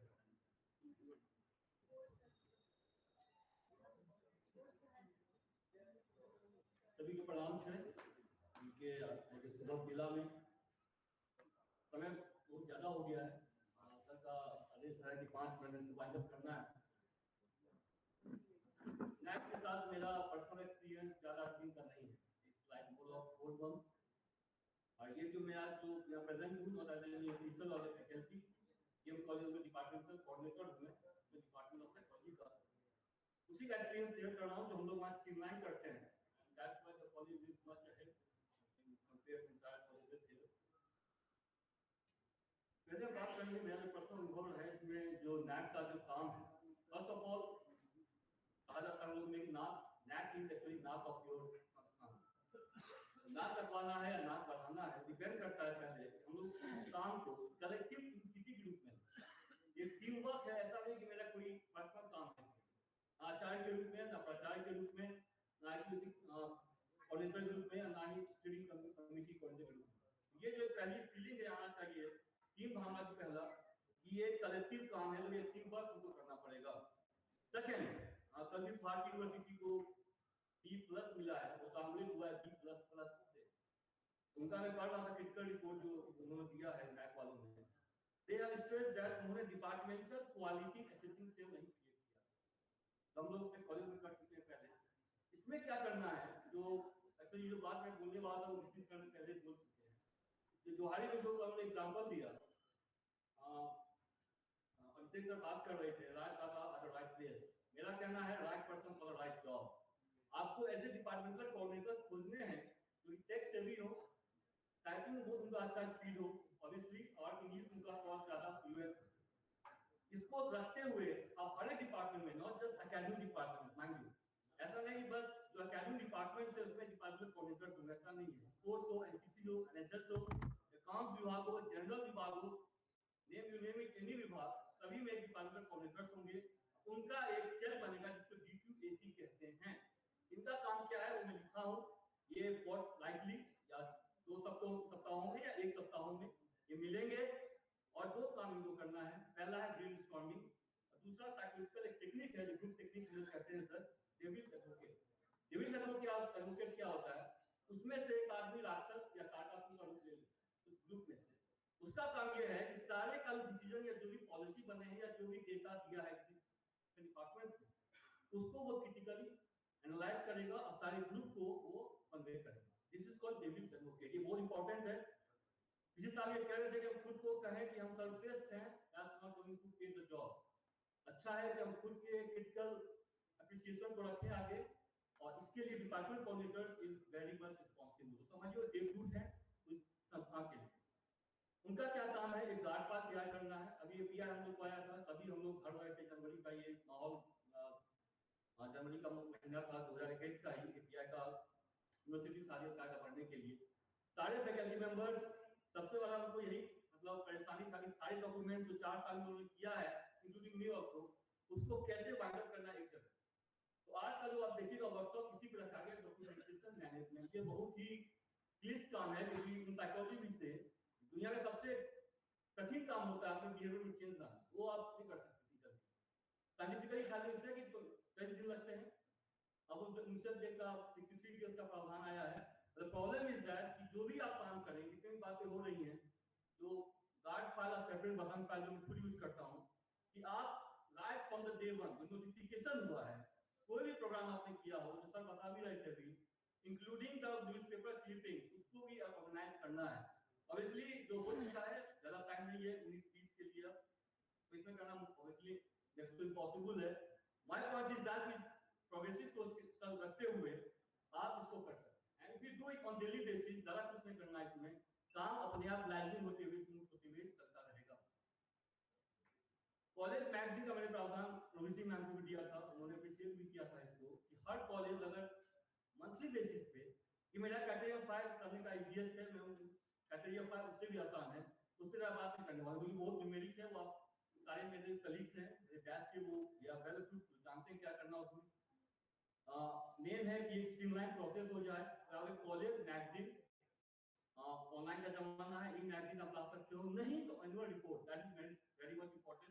उससे क्या होगा, सारा डेटा आपका एक जगह आ जाए, उसमें आपको बार बार नहीं एक जो सरकारी कंसिस्टेंटली 2 और 3 देखिएगा, आप हर एक नैक के वर्डिंग्स में क्वालिटी हर जगह फिगर करता है। आईक्यूएसी में क्वालिटी है, एक्यूएआर में क्वालिटी है, आप जहां देखिए वो क्वालिटी की बात करते हैं, क्वालिटी के साथ कंसिस्टेंसी की बात करते हैं। तो अगर आप एनुअल रिपोर्ट का प्रावधान अपने कॉलेज में ले आते हैं, पहला तो डॉक्यूमेंटेशन हो जाएगा, सेकंड कंसिस्टेंसी ऑब्वियसली लाइनअप रहेगी, एंड थर्ड जो नए जो इंप्रूवमेंट्स होंगे, जो नए जो चीजें या प्रिंसिपल्स आएंगे इन फ्यूचर, उनके लिए कोई दिक्कत नहीं होगी। तो ये सब चीजें, ये पर्सनल मेरा अपना रिकमेंडेशन रहा है, जितना मैं कर पा रहा हूं अभी तक। क्राइटेरिया 5 की बात करें तो actually the heart of institute students के सपोर्ट और प्रोग्रेशन ये बात करते हैं। ये आपका लाइनअप है 50 जो लेफ्ट हैंड साइड में है, that is about UG college, 140 is for UG PG college, और 150 जो इसका वेटेज है दैट फॉर पीजी कॉलेज। 4 इसके की इंडिकेटर्स हैं, student support, student progression, student participation activities, alumni engagement. ये 4 है। उसके फर्स्ट जो 5.1 स्टूडेंट सपोर्ट हम बात करते हैं, स्कॉलरशिप की बात करते हैं। तो आप देख सकते हैं कि इसमें उन्होंने रखा है कि आपका खुद का कोई स्कॉलरशिप है, उसका भी चूज कर सकते हैं। फॉर एग्जांपल सीएम कॉलेज में एक शहादत को प्राप्त हुए थे, एक एनसीसी सॉरी सीआरपीएफ जो हमारे कॉलेज के एलुमनाई थे, उनके नाम पे स्कॉलरशिप। तो आप ऐसा कोई हो तो आप अपने इंस्टीट्यूट से हो आप उसको ग्रोथ कर सकते हो। सेकेंड, अगर आपको कोई सपोर्ट मिलता है, फॉर एग्जाम्पल हमारे यहाँ कन्या उत्थान योजना का प्रावधान है, आप उसको अवेल कर रहे हो, स्कीम का नाम लिखते हुए कितने बच्चों ने उस स्कॉलरशिप को अवेल किया है और कितने पैसे इसमें इन्वॉल्व हुए हैं वो आपको मेंशन करना है। जो 5.1.2 का प्रावधान है, इसमें टीचर्स को वॉलंटरी आगे आना पड़ेगा, जहां they can go for different types of floating, different types of capability enhancing course और capability enhancement और development scheme। जिसमें मैंने कुछ सजेशंस जो मुझे खुद लगे हैं after going to different colleges NAC report including Delhi university and Patna university. जैसे मोटिवेशनल टॉक है, काउंसलिंग सेशन है, कोविड का हाल में आप सबका मेंटल हेल्थ क्या हुआ है, एवरीवन नोज दैट। अब मेंटल हेल्थ ट्रेनिंग क्या ऑर्गेनाइज कर सकते हो, और उसका जो मैंने कहा आपको प्रॉपर गार्ड फाइल में उसका बटन फाइल लगेगा, यही करना है। जब कोई बड़ा कोई सरकार की बड़ा अच्छा वर्ड यूज किया रॉकेट साइंस, ऐसा कोई रॉकेट साइंस नहीं है जो दिल्ली यूनिवर्सिटी कर सकता है, आईटी खड़गपुर कर सकता है या हम तो नहीं कर सकते। ये कॉन्फिडेंस अंदर से पहले आनी चाहिए, वो आएगी जो काम रातन में होती है। Different types of training courses में नाम लिखा गया, soft skills, communication skills, because this is first generation competence जो कि डबल इकोनॉमिक फॉर्म का दिया हुआ है, सारी स्किल्स के बाद दिया है। ये आप करते हैं तो आपका एक फिगर जाएगा, एक सिंबल जाएगा NAC को, you are working in tandem with the future and the present also। इसमें डिफरेंट डिपार्टमेंट का काम आ सकता है, NCC, NSS, counselling cell, SSL बनाने से आपका काम क्या होगा, लाइनिंग अच्छे से हो जाएगा। इस सारा काम उसी डिपार्टमेंट के थ्रू ही होगा, किसी और के थ्रू नहीं हो सकता। इसमें एक इंपॉर्टेंट सेल है that is called career monitoring cell. Career 5 में सबसे इंपॉर्टेंट अगर कोई डिपार्टमेंट या सेल है दैट इज सीएमसी आप कह सकते हो उसको, कैरियर मॉनिटरिंग, क्योंकि इसके हम आगे भी देखेंगे स्टूडेंट प्रोग्रेस की अपने प्रोग्राम से किस प्रोग्राम पे प्रोग्रेस किए हैं, ये हम इसमें देखते हैं कैटेगरी 5 में। जो कि बात कर रहे थे अभी student benefit by guidance, counselling अगर साइकोलॉजी डिपार्टमेंट के फैकल्टीज होंगे जहां पे हैं लवजी में या चली में, तो आप काउंसलिंग सेशन साइकोलॉजी डिपार्टमेंट से करवा सकते हो। उसको ऑब्वियसली डॉक्यूमेंट करना होगा in the bottom line documentation. तो आप फॉर्म के थ्रू डॉक्यूमेंटेशन कर सकते हो। एक मेरा पर्सनल डॉक्यूमेंटेशन है जो हम खुद करते हैं कॉलेज में। तो एंट्री लेवल स्टूडेंट्स हैं, आप तो नोट भी कर सकते हो, डिग्री 1 हो या पीजी 1 हो, आप उसको बिफोर द ट्रीटमेंट जो एडमिशन लिया है उसको जब आप काउंसलिंग दिए हैं, अब काउंसलिंग के बाद क्या फायदा हुआ है आफ्टर द ट्रीटमेंट, जिसको हम रिसर्च में प्री टेस्ट और पोस्ट टेस्ट कहते हैं, इन आवर साइकोलॉजिकल और रिसर्च लिंक हुआ, आप उस पे फोकस कीजिएगा। There is sort of longitudinal study, तो इसको आप डॉक्यूमेंट करके फिर ऑब्वियसली जो रिपोर्ट पेश करेंगे NAC के सामने, that will have a very positive image और response. Next we move to the grievance. तो ग्रीवांस आपने रिसीव किया है वो आपको वहां पे लिखना है। इसके लिए एक सेल का मैंने नाम दिया यहाँ पे, grievance redressal cell and prevention of sexual harassment cell, जो कि ऑब्वियसली एवरीवन नोस कि वो कंपल्सरी है हमारे कॉलेज में। स्टूडेंट प्रोग्रेशन की आप बात करते हैं, इसमें प्लेसमेंट की बात है। इसमें सबसे इंपॉर्टेंट है, मैंने हाईलाइट किया है डिपार्टमेंटल व्हाट्सएप ग्रुप। मुझे याद है 2017 में जब हम लोग नए आए थे, मैंने उसी टाइम से शुरू किया था अपने क्लास में साइकोलॉजी में। तो कॉलेज में कुछ अधिकारी ने कहा, कुछ नॉन टीचिंग ने कहा भी था कि इसका क्या जरूरत है, तो प्रोग्रेसिव माइंडसेट था कि आगे जरूरत होगी इसकी। अगर डिपार्टमेंटल व्हाट्सएप यूज अब किए ही होंगे तब मैंडेटरी था कोविड में, तो जो बच्चे जो ऑफ कैंपस गए हैं, प्लेसमेंट कहीं पे हुआ उनका, आप उनको थ्रू द उनको भी आप इंकरेज करें कि मैसेज डालते रहें उसमें, या उनके आप टच में रहते ही हो जितने नए फैकल्टीज आए खासकर, तो आप उनसे पूछ सकते हैं। आप ऑब्वियसली उनका नाम तो नहीं, नंबर और कहाँ प्लेस हुए हैं नंबर के साथ मेंशन करना है। इसमें सारे मैं सोशल मीडिया पेज का भी जिक्र किया है। लिंक्डइन पेज, लिंक्डइन भी ऑन लो इस for professional social media site, जहाँ लोग कुछ भी अचीव करते हैं, टीवी अपना वही अपलोड करते हैं। तो अगर ये कॉलेज का अपना पेज होगा, अभी मैंने 4 दिन नया लॉन्च किया था सोशल मीडिया चैंपियन, तो हर एक कॉलेज के फैकल्टी को बनाना था किसी को, तो मैं अपने यहाँ का था। एक TEL भी आया है टेक्नोलॉजी एनहांस लर्निंग का कॉन्सेप्ट, जो कि अगर किसी फैकल्टी को ही बनना था। ऐसे करने से भी this is all the social media and we can't just deny it. जितना ये आपके ग्रुप को ऑफिशियल व्हाट्सएप होना चाहिए वो होगा ही, इंस्टाग्राम पेज होना चाहिए, then LinkedIn page, Facebook page, ये सब होने से आपका जो डॉक्यूमेंटेशन है वो अगेन स्मूथली लाइसेंस हो जाएगा। इसके लिए मैं जो बात कर रहा था, टीचर फैकल्टीज को आगे आना पड़ेगा और हो सकता है कि जितने सारे बच्चों इसमें जो क्वालिफाई किए हैं platform net one two different government services, उनका आपको नंबर लिखना है एंड ऑब्वियसली ये प्रूफ होना चाहिए कि बच्चे आप ही के कॉलेज के हैं। तो दिस इज वेयर स्पोर्ट्स का हूँ, तो आपको अभी मैं देख रहा था स्पोर्ट्स फंक्शन चल रहा है, तो बहुत ही करीब बता रहे थे केमिस्ट्री में जो एनालिसिस में हो रहा है। बच्चे आएंगे नहीं तो खेलेंगे कैसे, बच्चे आएंगे नहीं पढ़ेंगे कैसे।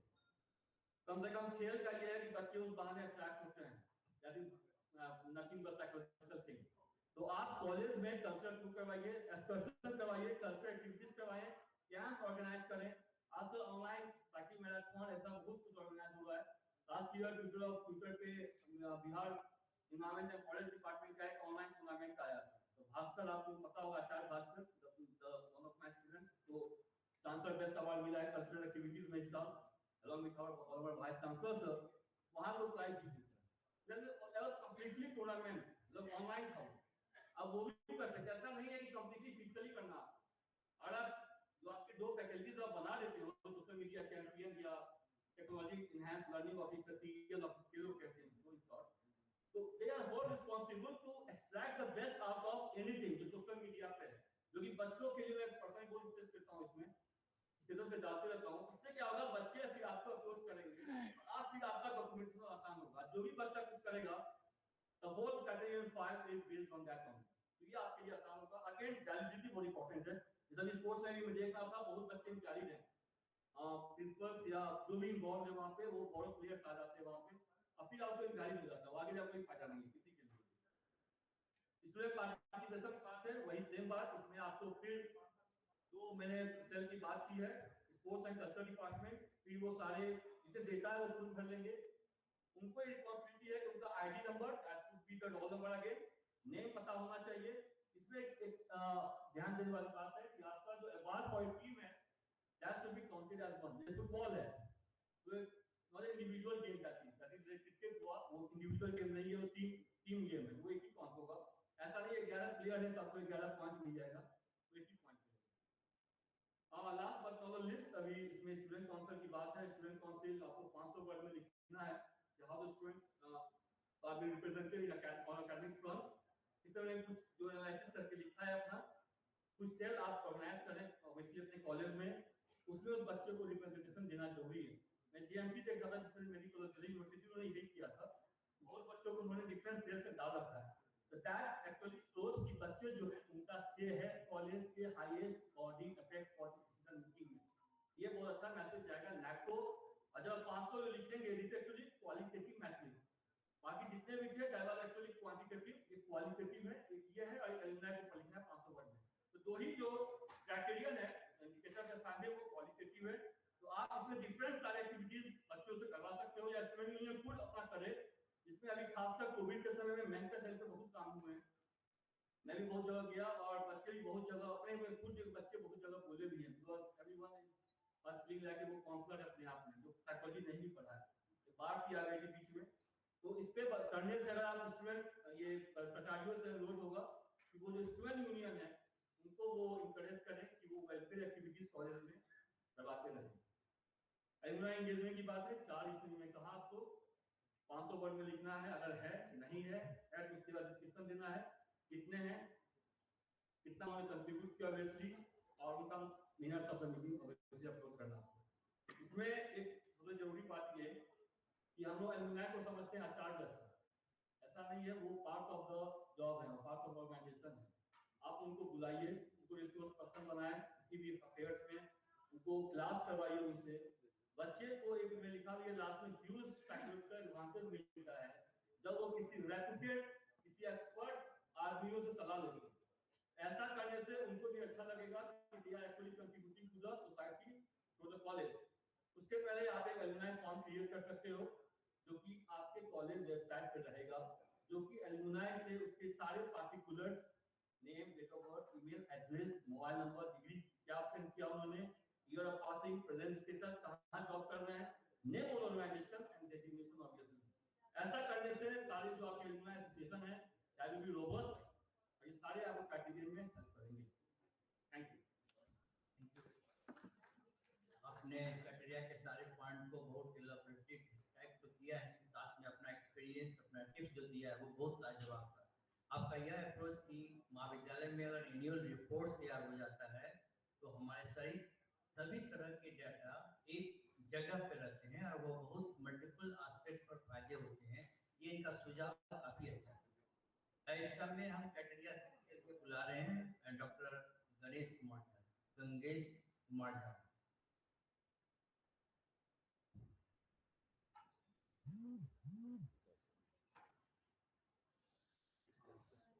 Good evening and welcome, sir. I think thank you to sir for your interest in me. जो हमारा criteria 6, ये एक तरह से it's a kind of, you can say that, reflection of what we have claimed in previous 5 criteria. It's a kind of mirror image that what we are going to claim and what we have written, that would get validated here. आप देख सकते हैं इसमें 5 components हैं इस criteria में, और सारे इसमें लगभग 100 कंपोनेंट्स हैं total. Institutional vision, leadership, strategy development, deployment governance strategy, और the financial management, resource mobilisation has been done, and last but not least that we also have to prove that all our IQAC system has been functioning. Inbuilt component of IQAC. That's not a cosmetic IQAC we have created, rather it's working in proper way. आप देख सकते हैं पहला criteria इसमें कहता है कि 2 practice जो आपने बेस्ट प्रैक्टिस जिसको आप कहते हैं जो पिछले प्रीवियस ईयर में आपने अपने कॉलेज के लिए डिप्लॉय किया, decentralisation and participative management. Perhaps यहाँ पे एक हम देखते हैं कि एक आप देखेंगे हमारा एग्जांपल है, every time we mention the role of some function, some units, some committee. There are various committees in a college, in a university.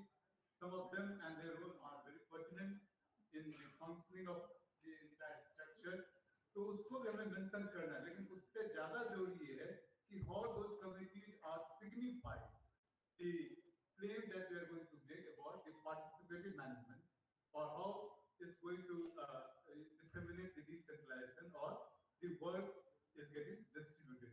ये हमें उसकी efficacy और effectiveness show करना, rather to dwell upon those particular committee, their structure, role and function, वो हमें नहीं करना है mention। कैसे ये करता है, इससे हम आप देख सकते हैं, हमने एक illustrate किया है कि process and automatic, perhaps Rama ma'am she has thrown light on that, कि process आपने on कर दिया, but where are we? Where we are heading towards, outcome क्या है, उसको भी हमें mention करना है। ये आप देख सकते हैं किसी कॉलेज का है, the way they have ये subjective criteria, qualitative metrics है, इसमें आपको लिखना है in 500 words, all these practices have been formalized in your institution in last previous year. हमने 2 दिया, इसमें बहुत सारे इन्होंने रोल लिखा है, बहुत सारी कमिटीज है, फैकल्टी रिसर्च कमिटी है, ये कमिटी है, एक फिर उसके अलावा और भी कमिटी है, जिसमें हमें ये भी थोड़ा सा शो करना है कि students are part and parcel of those committee, students are integral to those decision making committee and they are properly informed. ये कहीं कहीं हमें इसको मेंशन या इंकॉर्पोरेट करना है while writing on those points. Next point is all about the leadership and it's vision. Does institution have a management information system?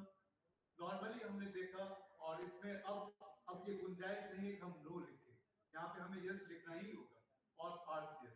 आप देखेंगे पार्ट ए में क्राइटेरिया 17 है, जहाँ पे once you mention yes or partial, then you need to write certain points that how it has been इसको कैसे fructify किया गया। तो यहाँ पे आपको आंसर यही लिखना है, yes or partial, and then you have to write certain things in part A, जहाँ शायद आपको वो विंडो नहीं मिलेगा जहाँ पे आप लिख सकते हैं। और इसमें एक और भी चीज है, अगर आपको लिखने की उसमें शायद विंडो मिले पार्ट ए में, तो आप इसको पूरा नहीं लिखेंगे। एमआईएस सिस्टम हमने पूरा नहीं किया है, but in A structured way, जैसे हमने एडमिशन के प्रोसेस को पूरा स्ट्रीमलाइन किया है, एडमिशन ऑनलाइन, बहुत सारी चीजें, बजट वगैरह है, टेंडर प्रोसेस है, बिलिंग प्रोसेस ऑनलाइन किया गया, बहुत सारे डॉक्यूमेंटेशन है जो ऑनलाइन किया गया। तो हम कह सकते हैं कि the process is on Android।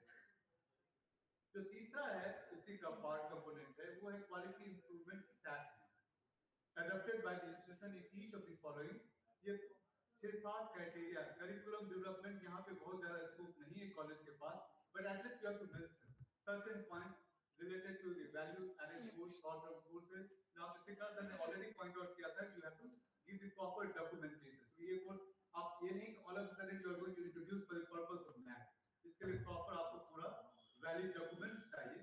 Teaching learning यहाँ पे हम कुछ चीज शो कर सकते हैं, जैसे handouts है, teaching plan है, course के शुरू में जो distribution methodology है, how the teachers have been allocated particular course or particular chapters in those course, इन सबको हम यहाँ पे mention कर सकते हैं. Examinations we don't have much to write here because college is part of university and what university says we have to follow it. Research and development में you can find out certain valid points कि कैसे research और development वगैरह होता है. You can see that this is the way they have written. हर एक components के कुछ points उन्होंने mention किए. The next point is the implementation of e-governance into the areas of operation. ये जो 4-5 एरिया है यहाँ पे e-governance strategy कैसे implement की गई है. Planning and development में कई सारे आप देख सकते हैं लिखा है to introduce है तो already आपको mention करना पड़ेगा. बहुत सारे कॉलेज ने MIS वगैरह वहाँ पे operational है. Administration, finance and accounts में भी बहुत सारे कॉलेज के पास सॉफ्टवेयर है लेकिन लगभग बहुत सारे कॉलेज पास नहीं भी है. So you can write that it's going to be introduced from student admission and support. यहाँ पे हम जरूर मेंशन करेंगे कैसे हमारा एडमिशन प्रोसेस होता है, उसमें कॉलेज का क्या रोल है और वो कैसे काम करता है. The next component is faculty empowerment strategy. Faculty के लिए कॉलेज क्या-क्या काम करती है या उसके empowerment के लिए क्या-क्या. Normally when we think about empowerment, two things come into our mind कि कैसे सेमिनार और वर्कशॉप वगैरह फैकल्टी अटेंड करती है and how colleges are useful or instrumental in providing them the platform. इसमें normally आप देखेंगे, आप देख सकते हैं क्राइटेरिया में the conference, workshop attended, professional body for which membership. कई सारी bodies हैं जिनके membership कॉलेज चाह के कई बार टीचर्स को दे सकती है for the purpose of math also. Indian Political Science Association है, Sociological Conference है, Physical है, इन सब के लिए आप कई बार आप दे सकते हैं and that would give a kind of good image to the college also. आप देख सकते हैं कि कॉलेज ने कैसे इसको fill up किया है. They have given the names. Next data is about the financial support to attend conference and workshops. In the same way, ये Excel sheet पे भी भरना है, आपको वहाँ पे भी भरना है और the same has to be given in Excel sheet also. Excel sheet के बारे में already हमने बहुत सारा discuss कर लिया है, ये आपको एक link के रूप में देना पड़ेगा. Then the faculty empowerment, the professional development programs. यहाँ पे एक issues आता है, मैंने देखा कई बार कई कॉलेज में वो केवल number of programs बता देते हैं. They don't give the proper certificate. जब आप टीचर्स को आप छुट्टी देते हैं तो उसके लिए आपको एक सर्टिफिकेट मिलता है.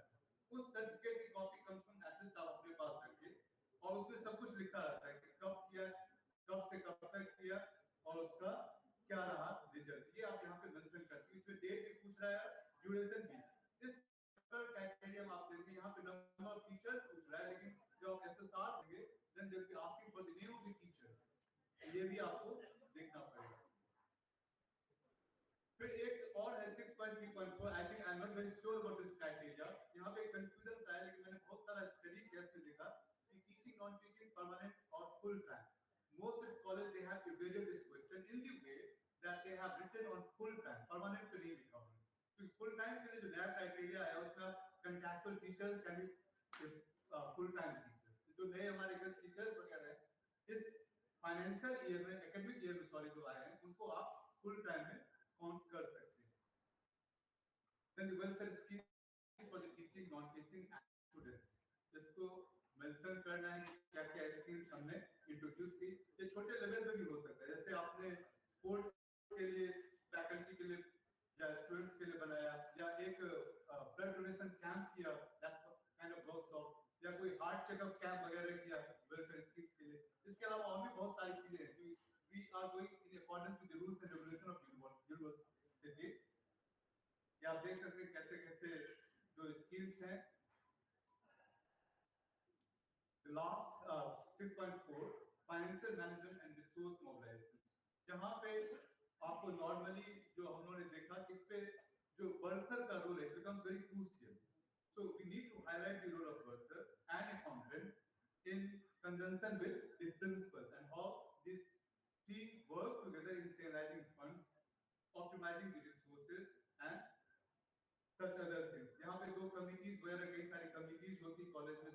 Purchase committee ma'am was informing, development committees हैं।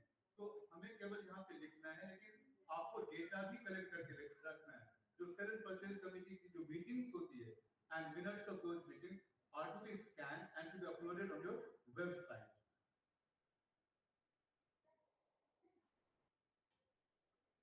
Funds and grants received from the management, यहाँ पे आप एक देख सकते हैं कि यहाँ पे हमें वही फंड्स मेंशन कर रहे हैं जो पार्ट 3 में नहीं है, क्राइटेरिया 3 में। And criteria 3 is talking about the governmental sources. यहाँ पे हमें नॉन गवर्नमेंटल सोर्सेज जो फंड्स मिले फिलैंथ्रोपी में, या किसी ने जो ग्रांट्स दिया, या किसी ने कंट्रीब्यूट किया, उसको हमें मेंशन करना है। आप देख सकते हैं this is the way it has been filled up. Governing body, एक नॉन गवर्निंग बॉडीज आती है, उन्होंने दिया फंड, किसी एक पर्टिकुलर पर्सन ने फंड दिया।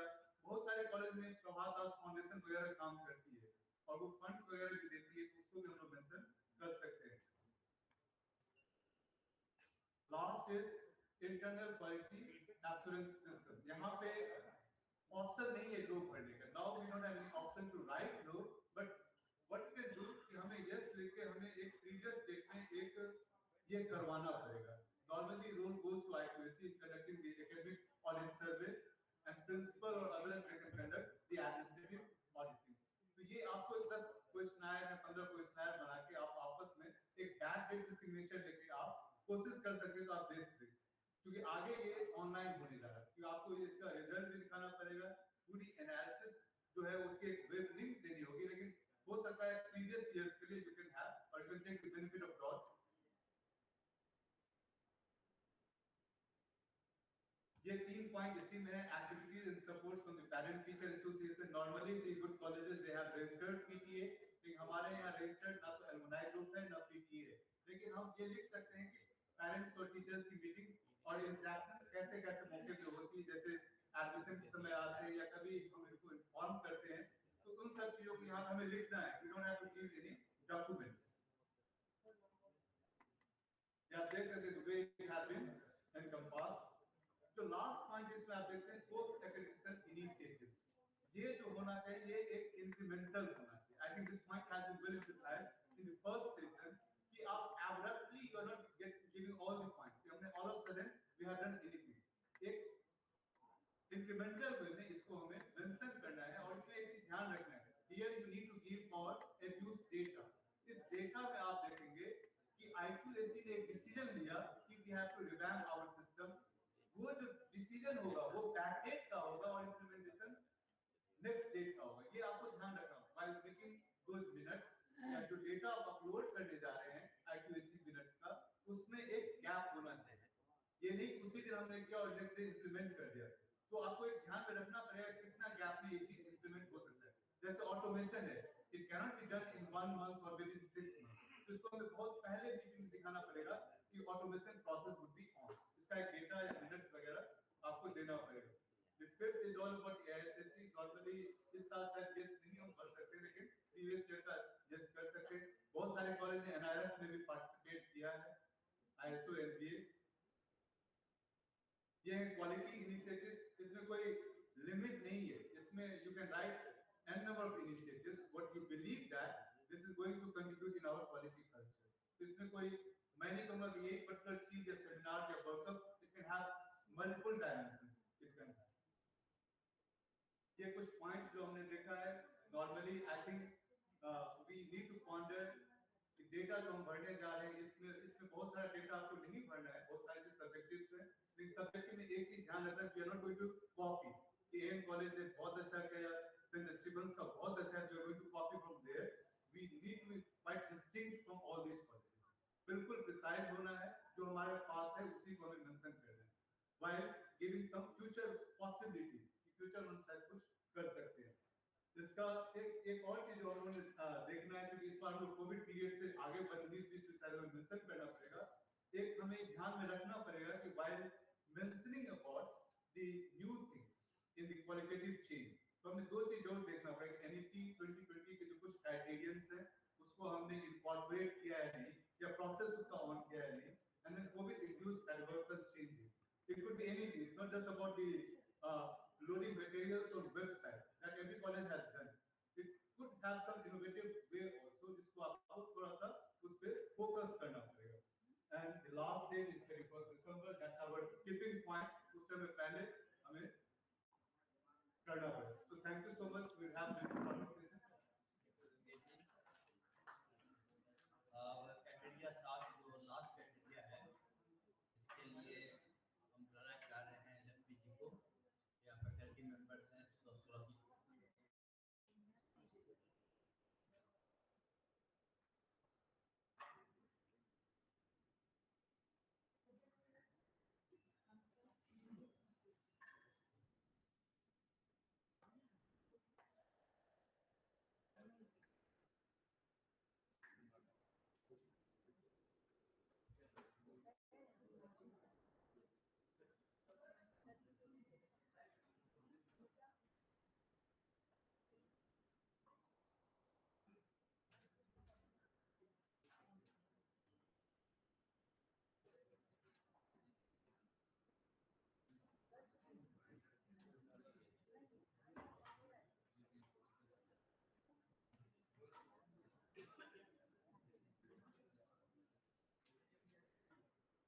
Thank you, sir.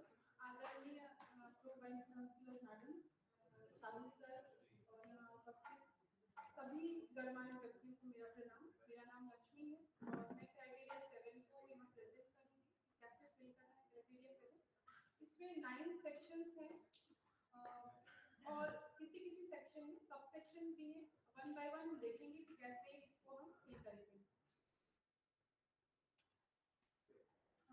इसका वेटेज 100 है और हर क्राइटेरिया क्योंकि बहुत इंपॉर्टेंट है तो और मुझे जहाँ तक जितना मैंने स्टडी किया है बहुत इजीली इसको भर सकते हैं. बस आपको आइडेंटिफाई करना है कि किस किस चीज़ों को किस सेक्शन में आपको रखना है.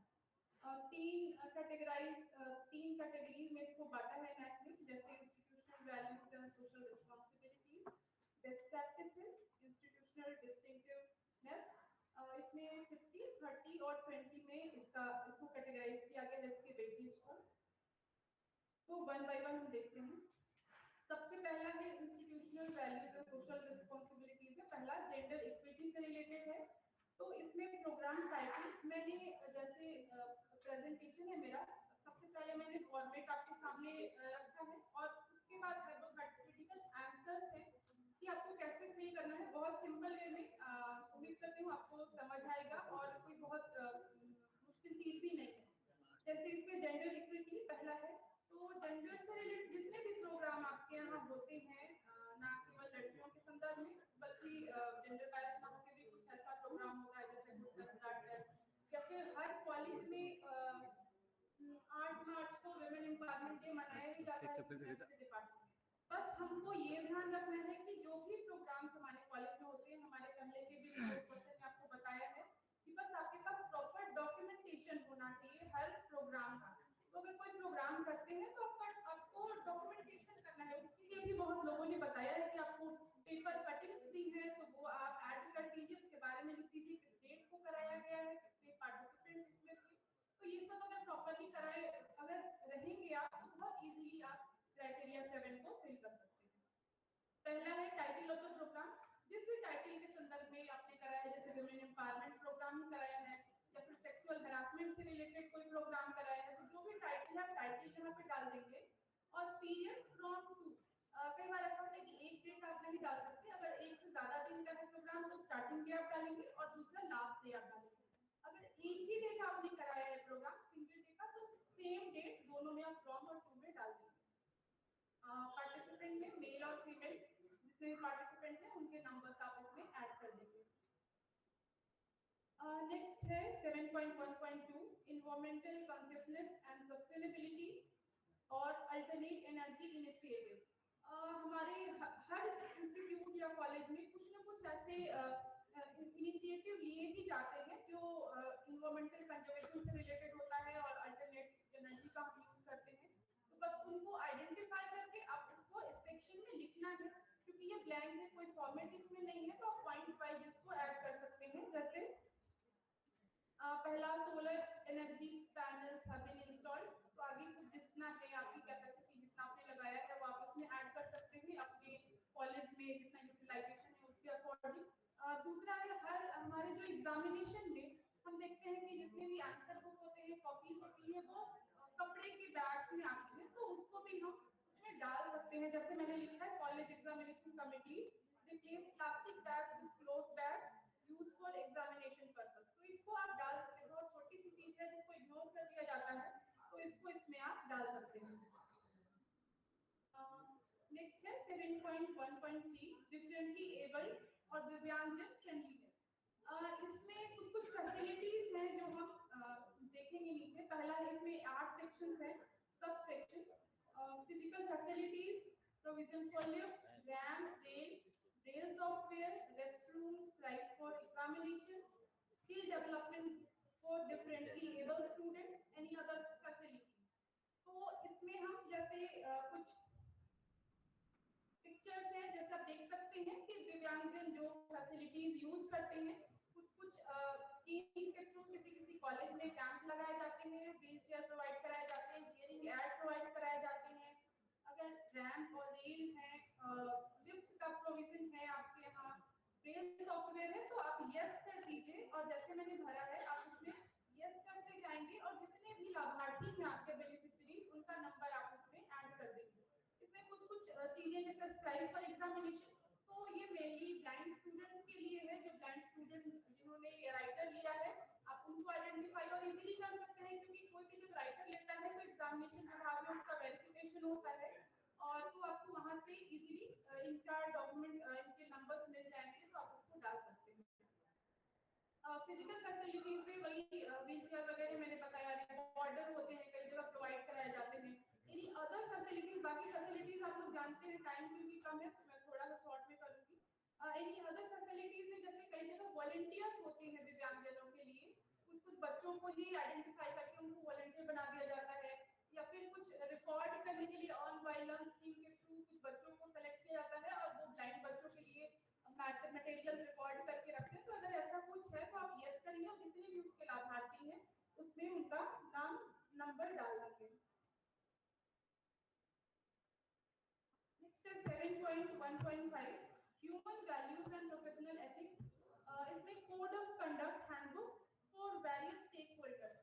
हर कॉलेज या इंस्टीट्यूशन या यूनिवर्सिटी कुछ न कुछ कोड ऑफ कंडक्ट की हैंडबुक फॉलो करती है, तो वो आपके इंस्टीट्यूशन में होगा। उसको बस आइडेंटिफाई करके उसके टाइटल और जब वो पब्लिश हुआ है उसका डेट आप डाल दें और फॉलो 100 वर्ड्स में आप डाल सकते हैं, थोड़ा सा उसके बारे में कुछ लिख देंगे। जैसे इसमें मैंने भरा हुआ है LMMU code of conduct for staff और स्टूडेंट हैंडबुक, जिस डेट को पब्लिश हुआ है उसके बारे में थोड़ा सा फॉलो अप। नेक्स्ट है 7.1.6 activities conducted for promotion of universal values and ethics. इसमें कुछ यूनिवर्सल वैल्यूज एंड एथिक्स से रिलेटेड हम प्रोग्राम्स कराते रहते हैं, बस हमको उन्हें आइडेंटिफाई करना होता है और इसमें डालना होता है। इसमें एक्टिविटी, ड्यूरेशन और नंबर ऑफ पार्टिसिपेंट। जैसे एग्जांपल के तौर पे मैं डिपार्टमेंट ऑफ सोशियोलॉजी से हूँ, तो हमारे सोशियोलॉजी डिपार्टमेंट में अभी तुरंत नशा मुक्ति जागरूकता अभियान के लिए रैली प्रोसेशन निकाला गया था। तो इस तरह की एक्टिविटीज अगर आपने कराई है तो आप एक्टिविटी का नाम लिखेंगे, ड्यूरेशन लिखेंगे और फिर नंबर ऑफ पार्टिसिपेंट, जितने भी पार्टिसिपेंट में उन्होंने पार्टिसिपेट किया है उनका नंबर डाल दीजिए। नेक्स्ट है 7.1.7 initiative taken by the institution to make the campus eco friendly. आजकल हर जगह इको फ्रेंडली का चलन है, आप खुद भी देखते होंगे। तो हर इंस्टीट्यूशन ने कुछ न कुछ ऐसा काम, कुछ न कुछ इनिशिएटिव लिया है कि अपने कैंपस को इको फ्रेंडली बनाया जाए, जिसमें कुछ एग्जांपल जैसे मैंने लिखा प्लांटेशन प्रोग्राम्स, वो हर पूरे साल में आप कभी ना कभी हर कॉलेज में होता ही है। बस आपको कभी ये ध्यान रखना है कि आपके पास प्रॉपर डॉक्यूमेंटेशन हो कि किस दिन हुआ, किसने कराया, अगर किसी स्पेसिफिक पर्टिकुलर डिपार्टमेंट में कराया है तो आप उसका प्रॉपर डॉक्यूमेंटेशन करें, कुछ फोटोग्राफ्स रख लें, पेपर में अगले दिन आता ही है तो उसकी कटिंग्स आप रख लें और ये आप इसमें डाल सकते हैं। Awareness programme for environmental pollution और कंजर्वेशन, ये होता ही है, साल भर में कोई ना कोई प्रोग्राम होता ही है इसके ऊपर। इको फ्रेंडली स्लोगन्स लगे होते हैं हमारे कैंपस में, वो हम उसको इसमें डाल सकते हैं। नो प्लास्टिक जोन है या फिर नो स्मोकिंग जोन है आपका कैंपस, तो वो इसमें डाल सकते हैं। ग्रीन कैंपस मूवमेंट अगर चलाया जाता है किसी न किसी मीडियम से, तो वो आप इसमें इंक्लूड कर सकते हैं। इसमें ध्यान रखना है कि एटलीस्ट कम से कम आप 5 डालें। नेक्स्ट है 7.2 best practices. Describe at least 2 institutional best practices and upload detail of 2 best practices successfully implemented by the college or institution. जिसमें एग्जांपल के तौर पे हम जैसे मैंने कहा कि 7वां बहुत ही इजी है क्राइटेरियन भरना, लेकिन आपको आइडेंटिफाई करना है चीजें, जैसे कम्युनिटी इंगेजमेंट केस स्टडी। हमारे यहाँ बच्चे कुछ ना कुछ जैसे डिसर्टेशन वर्क करते हैं तो उसमें भी कुछ ना कुछ केस स्टडीज अटैच कर देते हैं, तो वो हम उसको इसमें इंक्लूड कर सकते हैं। Evaluation of student through their punctuality and conduct. जैसे बाकी क्राइटेरिया में भी किसी में बात हुई कि कुछ ना कुछ हम बच्चों के एक्स्ट्रा एक्टिविटी जैसे क्विज कराया, कुछ और कराया, तो वो सब से भी हम असेस करते हैं बच्चों को, तो वो सब हम करते हैं तो उसको इसमें इंक्लूड कर सकते हैं। Internal complaints, self cell counselling, cell for student, अगर इस तरह का कुछ है तो आप इसमें इंक्लूड कर सकते हैं। स्किल डेवलपमेंट प्रोग्राम अगर रेगुलर बेसिस पे हर साल आप कराते हैं तो वो इसमें डाल सकते हैं। वाटर एंड वेस्ट मैनेजमेंट पे कुछ ना कुछ चीजें होती रहती है, जैसे मैंने बोला कि इको फ्रेंडली के संदर्भ में बहुत सारे प्रोग्राम आप करते रहते हैं, तो वो इसमें डाल सकते हैं। Regular conduction of student centric activity. हम लोग जनरली बच्चों के प्रॉब्लम्स को इंडिविजुअल लेवल पे सॉल्व करते हैं। जैसे मैंने यहाँ पे देखा है कि हर बच्चे के पास हमारे जितने भी सेमेस्टर के बच्चे हैं, 2 सेमेस्टर के बच्चे, उसके पास हमारा नंबर होता है और कभी भी वो कॉल करके अपने इश्यूज को सॉल्व करने के लिए हमें कहते हैं और कोशिश हम लोग की भी यही रहती है। तो एक तरह से स्टूडेंट सेंट्रिक और हर बच्चे की इश्यूज को सॉल्व करने का प्रयास किया जाता है। तो इसको बस हमको इसमें यहाँ पे एक प्रेजेंटेटिव वे में लिख देना है। अगर किसी तरह का कोई खास इशू है उसका डॉक्यूमेंटेशन अगर हमने कर दिया है गोपनीयता के साथ, तो वो उसको हम इसमें डाल सकते हैं। हेलो, रैगिंग का अगर कोई केस नहीं है आपके यहाँ तो आप डाल सकते हैं note a single jubilee hall. तो इस तरह की चीजें आप छोटी-छोटी चीजें हैं, लेकिन आप इसमें बेस्ट प्रैक्टिसेस केस को कर सकते हैं। इंस्टीट्यूशनल डिस्टिंक्टिवनेस है, provide the detail of the performance of the institution in one area distinctive to its vision, priority and cost in not more than 500 words.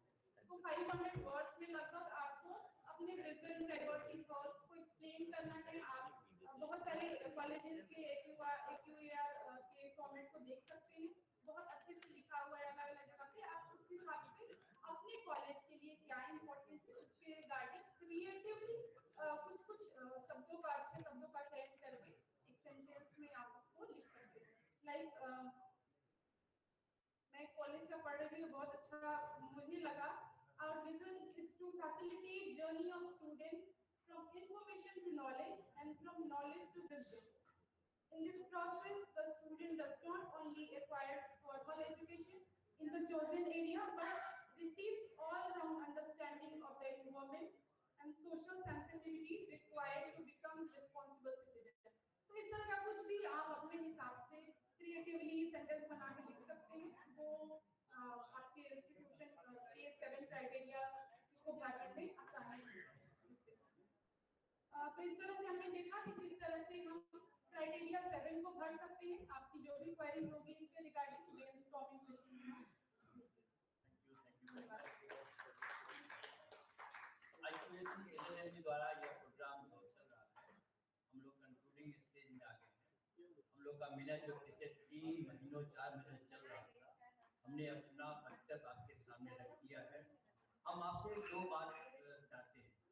पहला बात ये चाहते हैं कि आपका ये प्रोग्राम कितना आपके फायदेमंद हुआ, किस लेवल से आप इसको उपयोग करेंगे अपने इंस्टीट्यूशन में, क्या इसका कुछ डिमेरिट्स रह गए हैं, लैकिंग की गए हैं, ये सब रिस्पॉन्स हम आपसे चाहेंगे। हमने अभी वो फीडबैक फॉर्म यहाँ नहीं बन पाया है, आपके महाविद्यालय में सब ईमेल द्वारा चला जाएगा और जल्दी से आप फीडबैक फॉर्म को दे दीजिएगा, जो हम अपना खुद आकलन कर सकेंगे कि हमने यह प्रयास कितना अच्छा किया है या खराब किया है, आने वाले समय में और कितना अच्छा हो सके। दूसरी बात, इसी कार्यक्रम को हम लोग कितना आप लोग आपके लिए फायदेमंद हुआ, कहाँ कोई रह गई, कहीं छूट गया है, कोई क्लैरिटी चाहिए, इसलिए हम लोग इस पूरे प्रोग्राम में ब्रेनस्टॉर्मिंग सेशन लगाए हुए हैं, रखे हुए हैं, जो अभी जस्ट हम शुरू करेंगे। क्योंकि बहुत सारे प्रश्न आपके आए थे प्रोग्राम के द्वारा, सेशन के द्वारा। इसके अलावा छूट गया हो, तो समय हमारे पास बहुत कम है, इसलिए आप जल्दी जल्दी जो इस तरह की चीज चाहते हैं, हमारे इस कार्यक्रम के अध्यक्षता कर रहे हैं हमारे प्रोफेसर BL दास जी, जो वो आपके सब चीज को संयोजेंगे और हमारे एक्सपर्ट टीम है आपको सहायता करेगी। तो प्रोफेसर BL दास। अभी इस कार्यक्रम की समाप्ति के पहले एक अटेंडेंस शीट घूम रहा है, जो उपस्थित हैं उन पर अटेंडेंस बनाएंगे। अटेंडेंस बनाने के बाद ही यहाँ से प्रस्थान करेंगे। Honorable Pro Vice Chancellor LNMU Professor Dolly Sinha ji, Director NAC for IQAC Professor Agrawal, Development Officer Professor Sahu ji, विभिन्न महाविद्यालयों से आए हुए प्रधानाचार्य एवं IQAC के कोऑर्डिनेटर्स, हमारे young intelligent team of resource persons, आप सबों ने पूरे दिन बड़ी तन्मयता से अपना समय एक नेक काम के लिए, NAC के लिए दिया है और अपेक्षा है कि आप सब इससे लाभान्वित हुए होंगे। फिर भी हमारे रिसोर्स पर्सन ने जो अपनी ओर से आपको समझाने का प्रयास किया है और इन लोगों ने बहुत मेहनत की है, अपने अपने पॉइंट्स पर महीनों से इन लोगों का बड़ा ही व्यावहारिक तौर पर उसे जानने का अनुभव रहा है, जिसके आधार पर इन्होंने जो आपके सामने रखा कि किस क्राइटेरिया के लिए किस तरह से आपको डॉक्यूमेंट्स तैयार करने हैं, और सारे पॉइंट्स डॉक्यूमेंट्स पर ही आधारित होते हैं। और विशेषकर जो नए व्यवस्था के अंतर्गत क्वांटिटेटिव मैट्रिक्स हैं, उनके लिए विशेष हमें जानकारी की आवश्यकता होती है और हमारे सारे रिसोर्स पर्सन ने आपको समझाने का प्रयास किया है। और मुझे लगता है कि अब बहुत कम ही डॉट रह गए होंगे, फिर भी यह एक सेशन रखा गया है जिससे कि आपके मन में अगर कोई दुविधा रह गई हो किसी भी इंडिकेटर्स के संदर्भ में, तो आप अपनी बात रख सकते हैं। उससे पहले मैं अपनी अनुभव को आपसे शेयर करना चाहूँगा कि जो SSR हम लोग बनाते हैं और सारे शिक्षक ही होते हैं, कोई कम इंटेलिजेंट है ऐसी बात नहीं है। बात ये होती है कि हम उन भावों को समझें इसलिए यह पूछा गया है और इसके लिए हमें क्या समझाना चाहिए। और सबसे बड़ी एक विशेषता है कि हमारा जो 7वां पॉइंट है, जिसमें बहुत कुछ हमारे लिखने से बात आ जाती है और वहाँ लिखते समय हमें थोड़ा जिसको कहते हैं इंटेलेक्चुअल माइंडसेट को अप्लाई करना पड़ेगा। हम जब बेस्ट प्रैक्टिस लिखते हैं तो क्या लिखना है? आज का युग एक ब्रांडिंग का युग है। हर एक महाविद्यालय, हर एक इंस्टीट्यूशंस अपनी कुछ खास विशेषताओं के लिए उस इलाके में जाने जाते हैं। एक कहा गया है कि वीकनेस को तो आप दूर कीजिए ही, लेकिन स्ट्रेंथ को जितना और स्ट्रेंथन कीजिए उससे आपकी एक छवि बनती है। तो आप बेस्ट प्रैक्टिस को जब आप रेखांकित कर रहे हो तो आप ध्यान दीजिए कि हमारे महाविद्यालय, हमारे इंस्टीट्यूशन का जो स्ट्रेंथ है, हमारे इस इलाके में हम जिस लिए जाने जाते हैं या जो अपेक्षाएं हैं हमारे इस इलाके में, हम उन बातों को अपने यहाँ किस तरह से बढ़िया तैयार कर सकें, इसके लिए हमें सचेत रहना चाहिए। और इससे आपका यश इस इलाके में बढ़ेगा और आप जो देना चाह रहे हैं, एक कंप्लीट मैन जो तैयार करना चाह रहे हैं, एक सिटीजन तैयार कर रहे हैं जो फ्यूचर के लिए, उस दिशा में आपको लगेगा कि आप वास्तव में कुछ प्रयास कर रहे हैं। कोई सत्ता रह गई हो किसी भी पॉइंट के संदर्भ में, तो आप अपनी बात रख सकते हैं और हमारे टीम जो है रिसोर्स पर्सन के वो उपलब्ध है आपकी शंकाओं को दूर करने के लिए। धन्यवाद। मेरा एक क्वेश्चन है क्राइटेरियन 4 से, इसमें 4.3.4 में E-funded development teachers such as E-Pathshala, CEC under EPG Pathshala, Swayam and other MOOCs platform. So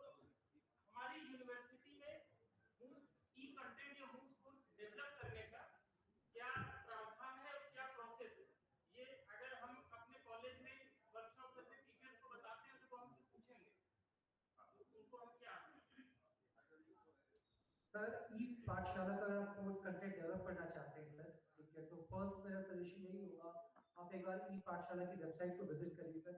2-3 samples आपको वहां पे दिखेंगे। जनरली कंटेम्परेरी इश्यूज के ऊपर में या आपका सब्जेक्ट जो कंसर्न है आप उसके हिसाब से एक मॉड्यूल को डेवलप करते हैं।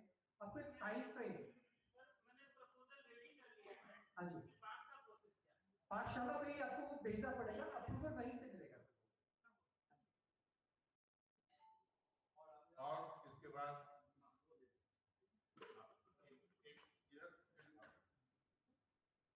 मेरा जो प्रश्न है वो क्राइटेरिया 5.3 से है एलुमनी एसोसिएशन को लेकर कि इसमें लिखा हुआ था कि जो एलुमनी एसोसिएशन में रजिस्टर्ड होना चाहिए, तो रजिस्ट्रेशन का प्लेटफॉर्म कौन सा होगा, कैसा रजिस्ट्रेशन किया जाएगा एलुमनी एसोसिएशन? तो आपको कॉलेज में जो मिला है वो खोलना पड़ेगा, जो फॉर्म मैंने कहा था अपलोड करना है कॉलेज वेबसाइट पे। Principal president of that association, या पर जो कोड होगा कोड में जाके सोसाइटी रजिस्ट्रेशन एक्ट के तहत नॉलेज भी है। तो सोसाइटी एक्ट के अंतर्गत 1860 के अंतर्गत कोर्ट से यह बात होती थी, लेकिन अब ये मान्यता हो गई है कि आप अपने यहाँ कॉलेज में एक प्रॉपर बॉडी बना करके और उसका स्टैट्यूटरी बॉडी आपका कॉलेज जो अगर डेवलपमेंट कमेटी है उससे भी आप उसको पास करवा लेते हैं, तो वो भी मान्यता रजिस्ट्रेशन कराना पड़ेगा, वहां से पास करा करके उसको रजिस्ट्रेशन कराना पड़ता है।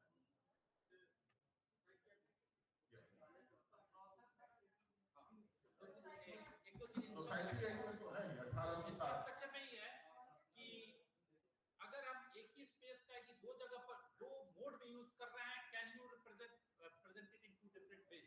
मतलब बिल्कुल सर, क्लासरूम भी है जैसे कि एक छोटी सी बात, हम लैब है, लैब में ही हमारा क्लासरूम भी है, कैन इट बी? नहीं, उस केस में वैसा नहीं होगा। हमें मतलब बहुत जगह पर एक लैब को आप कई पर्पस में यूज कर सकते हैं, क्लासरूम में भी कर सकते हैं। आप अगर वो उसमें अगर प्रोजेक्टर है तो आप उसको शो कर सकते हैं दो जगह पे। अगर एलसीडी फैसिलिटी तो दो जगह पे शो कर सकते हैं। एक एलसीडी के लिए अलग से एक क्लासरूम नहीं बनाते कभी भी, वो कर सकते हैं। That's what. And the second was when you get कोई कुछ सॉफ्टवेयर अगर लाते हैं तो आप बोले कि उसके लिए तो मतलब सॉफ्टवेयर तो नहीं दिखाने जाएंगे, आप बिल दिखाइएगा। अगर आप फ्री डाउनलोड करते हैं तो आप क्या ओपन सोर्स के लिए कोई इशू नहीं है सर। तो मतलब हम बहुत सारी चीज तो दिखा सकते हैं कि हम ओपन सोर्स से तो भर जाएगा उससे। ओपन सोर्स में तो बहुत इजी है सर, ठीक है। अगर लाइब्रेरी मैनेजमेंट के लिए यही मैंने कहा था कि ओपन सोर्स और कमर्शियल दोनों है। अगर आप ओपन सोर्स वाला कर रहे हो तो वो पार्शियल आपको मिलता है ऑटोमेशन का, वो फुली ऑटोमेशन के लिए अवेलेबल नहीं है। फुली ऑटोमेशन के लिए आपको कमर्शियल सॉफ्टवेयर चाहिए। अगर आप कमर्शियल ले रहे हैं तो प्लीज मेक श्योर कि वो ओरिजिनल है, उसका आपके पास बिल हो। जैसे जूम मीटिंग्स के लिए भी हम लोग लाइसेंस लेते हैं। और एक चीज, कहीं पर क्या हम लोग अपने कॉलेज रिसोर्सेज को एक्स्ट्रा एक्टिविटीज के लिए जो यूज करते हैं, कहीं इस काम को बेनिफिट हो सकता है? हमारा कॉलेज बहुत अच्छा एग्जाम सेंटर माना जाता है, जिससे कि सभी को एग्जामिनेशन हमको देते रहते हैं, तो इसके लिए हमको हमारे कॉलेज को कोई किसी सेंटर में हम लोग को पॉइंट मिल सकता है? बस ऐसे ही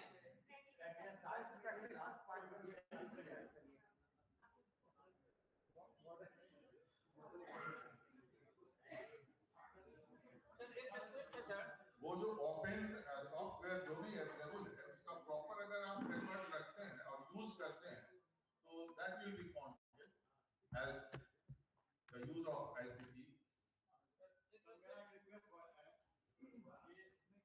point 411 budget allocation for infrastructure, ये प्रायः कॉलेज में किसी भी कॉलेज हमको पास है कि नहीं बनाया जाता है, बजट की तैयारी कॉलेज में नहीं हो पाती है, खास करके इंफ्रास्ट्रक्चर के लिए कॉलेज के पास नहीं हो पाती। मेरा ये रिक्वेस्ट है कि कॉलेज के लिए अनिवार्य किया जाए ये।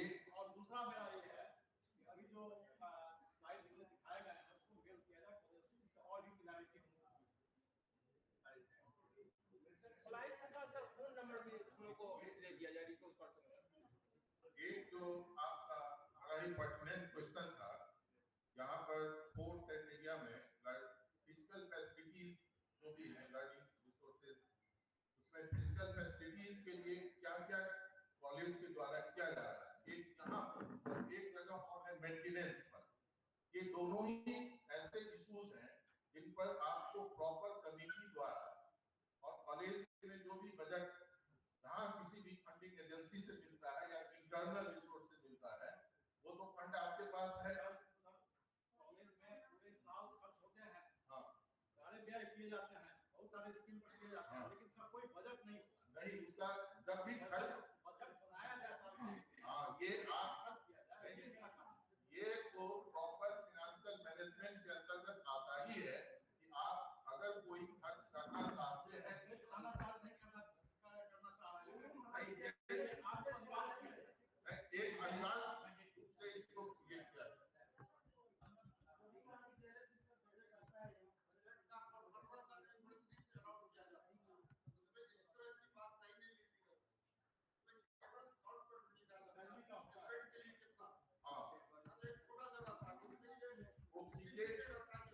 डिटेल नहीं रहता है वहां पर, लेकिन इसको कॉलेज लेवल पर डिटेलिंग किया जा सकता है। कमिटी तो आपकी डेवलपमेंट कमिटी होगी, कोई तो कमिटी होगी आपके यहाँ, लेकिन कीजिए, इसको प्रैक्टिस में लाइए। आप मानने लगे, यदि आप एक बार मान ले कॉलेज से, तो अपने आप बना के देने लगे। कॉलेज से हर बार बजट मांग की जाती है। कॉलेज से बजट की मांग की जाती है। बजट की मांग की जाती है, आपको जानकारी मिली, आप पूछिएगा। आपको बात कीजिए, सही महाविद्यालय से बजट होता है। एक बात ये होती है, बजट को देते हैं, डिटेलिंग खर्च का कैसे होगा, ये उनको बनाना पड़ेगा at the level of.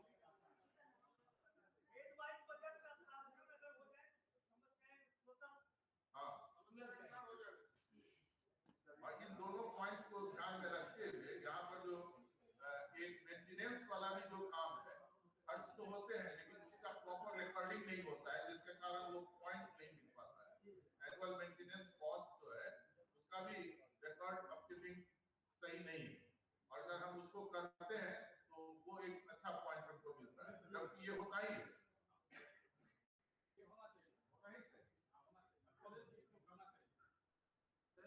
Research से रिलेटेड 3.6 का एक मेरा प्रश्न है।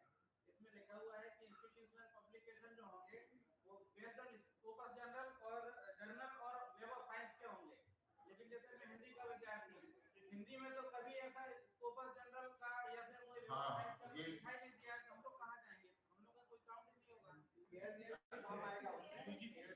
इसमें तो स्पेसिफिक है सर, वेब ऑफ साइंस है, और जो यूनिवर्सिटी से जो जनवरी में प्रोफार्म आया था, जो सर ने डिस्कस किया था, उसमें आजकल राउटर लिखा हुआ था, वो इसी का रहता है ना। क्या वाला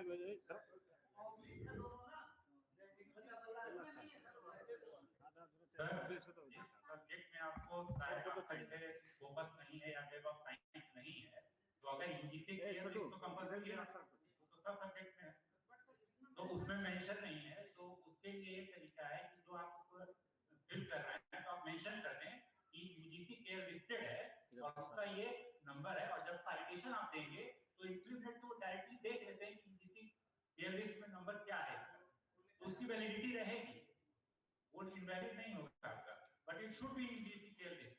देखिए वो दो मैट्रिक्स है, एक मैट्रिक्स है जिसको वो इंपैक्ट फैक्टर की बात कर रहा है, वहां पर वो स्कॉपर्स को जिक्र कर रहा है ना, समझ गए? बिब्लियोमेट्रिक और दूसरा है जो पब्लिकेशन है, वहां पब्लिकेशन में वो यूजीसी केयर भी ले रहा है।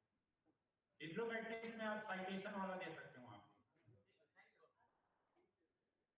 सर एक रिक्वेस्ट है कि जितना भी स्लाइड दिखाया गया रिसोर्स पर्सन के द्वारा सबको प्राइवेट दिया गया, काइंडली फोन नंबर के साथ सर उसको मेल पर भेज दें। ये तो चलाया है, सीरियल करके हम लोग फाइल करते हैं।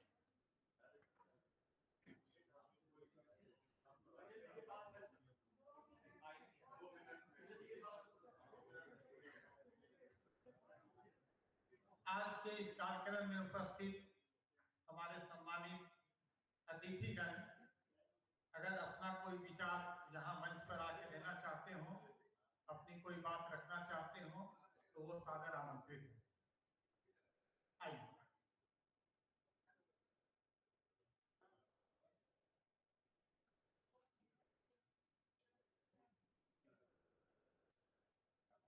आग्रह है कि संक्षिप्त में अपनी बातें रखें। आप किस कॉलेज से हैं? जेके कॉलेज बिरौल के प्रधानाचार्य। कोऑर्डिनेटर, जेके कॉलेज बिरोल के कोऑर्डिनेटर।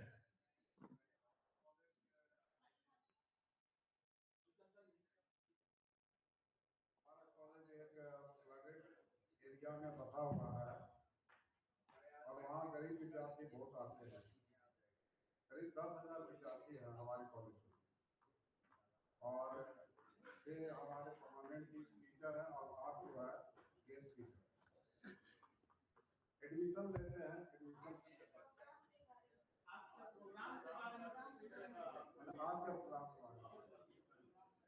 आज का प्रोग्राम तो बहुत ही अच्छा लगा। बहुत ही मतलब कि इस तरह का प्रोग्राम मैंने आज तक नहीं देखा और बहुत ही कैलकुलेटिव, बहुत ही एनालिटिकल, बहुत ही इंफॉर्मेटिव और हमारे जो IQAR का जो फॉर्मेट है उसको भरने में बहुत ही मदद मिलेगा, बहुत ईजी होगा। बहुत बहुत धन्यवाद।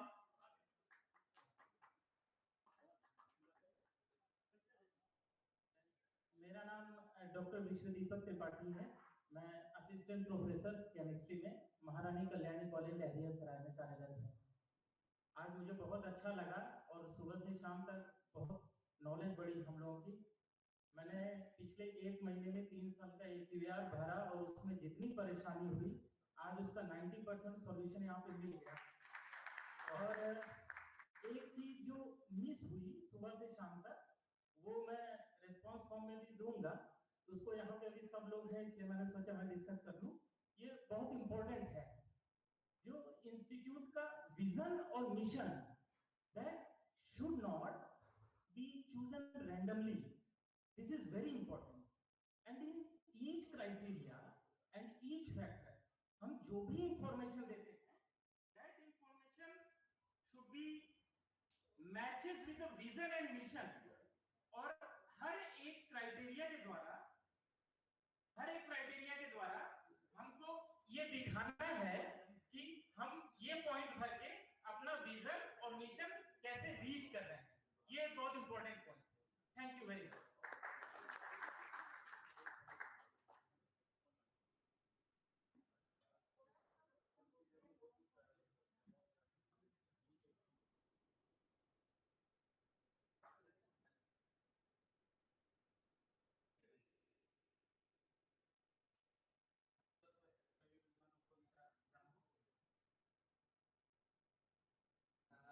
आज के जो कार्यशाला थी मेरे जीवन की शायद पहली कार्यशाला थी ये जो कि नेट से रिलेटेड थी।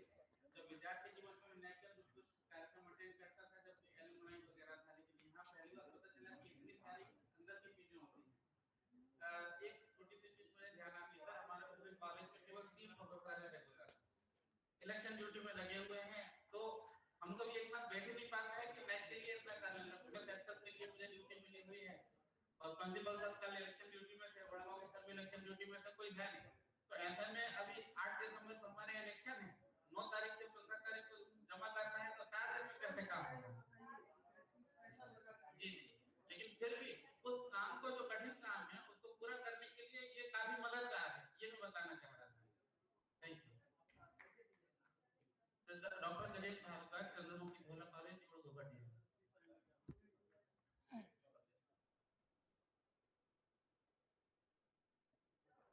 अब हमारा कार्यक्रम समाप्ति की ओर है। धन्यवाद ज्ञापन के पहले हमारे रिसोर्स पर्सन की टीम जो दिन रात लगातार हम लोग के साथ अपना दुख दर्द दूर करते हुए इस कार्यक्रम की तैयारी किए हैं, उनको सम्मानित करने का विश्वविद्यालय ने कुछ निर्णय लिया है। उस कड़ी में सबसे पहले हम मंच पर डॉक्टर गौरव सिक्का जी को बुलाना चाहते हैं।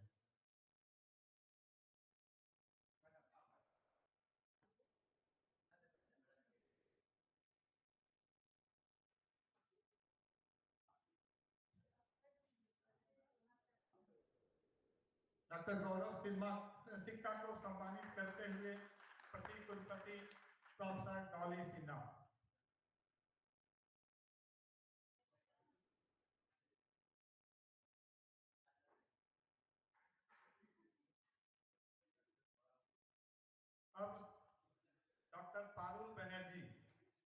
Department of zoology doctor Parul Banerjee को सम्मानित करते हुए प्रति कुलपति professor Dolly Sinha.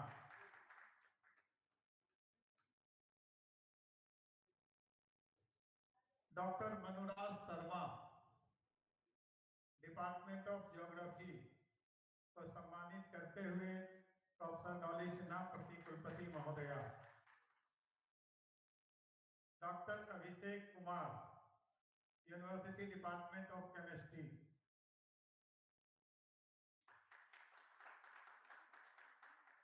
Doctor Sarika Pandey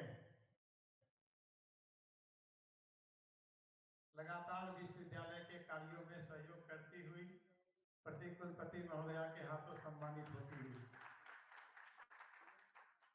mister Amrit Kumar Jha खेल विभाग को संभालते हुए IQAC के कार्यों में मददगार।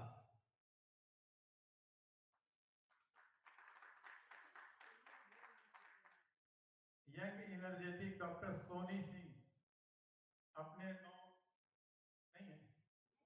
अपने लॉ डिपार्टमेंट को संभालती हुई IQAC के काम को देखते हैं। Lakshmi Kumari department of sociology.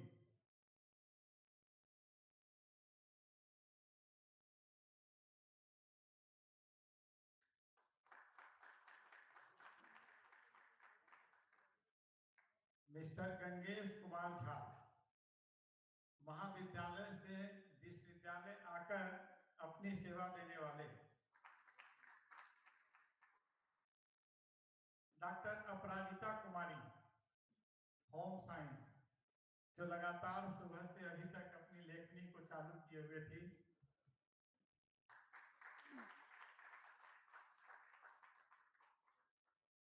और इस कार्यक्रम में जुड़े हुए जितने प्रत्यक्ष अप्रत्यक्ष रूप से जो कर्मी हैं उन सभी कर्मी को हम विश्वविद्यालय परिवार की ओर से IQAC की ओर से बहुत धन्यवाद देते हैं और आभार प्रकट करते हैं। और जो हमारे कार्यकर्ता जो भी रहे हैं उनको बाद में विश्वविद्यालय IQAC की ओर से सम्मान पत्र के रूप में सर्टिफिकेट भी प्रदान किया जाएगा। अब धन्यवाद ज्ञापन के लिए हम CCDC सर को आमंत्रित करते हैं।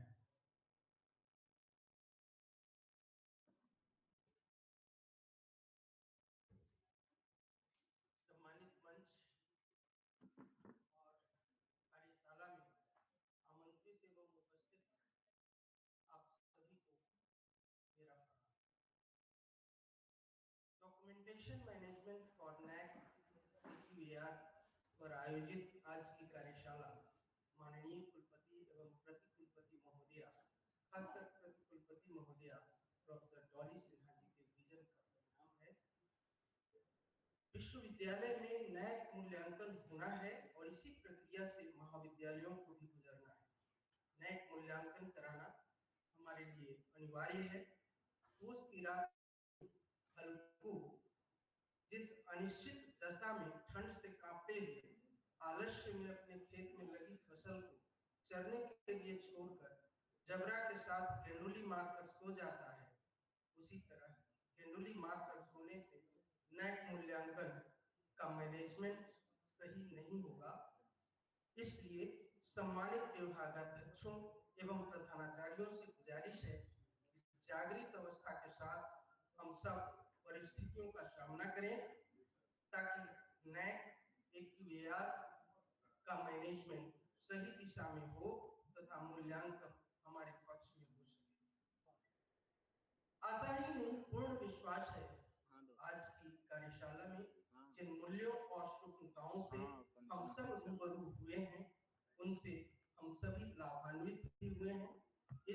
इसे हम सफर के रूप में हम समझें, हम सफर बनकर व्यवहारिक धरातल पर इसे उतारने का संकल्प लेने की जरूरत है।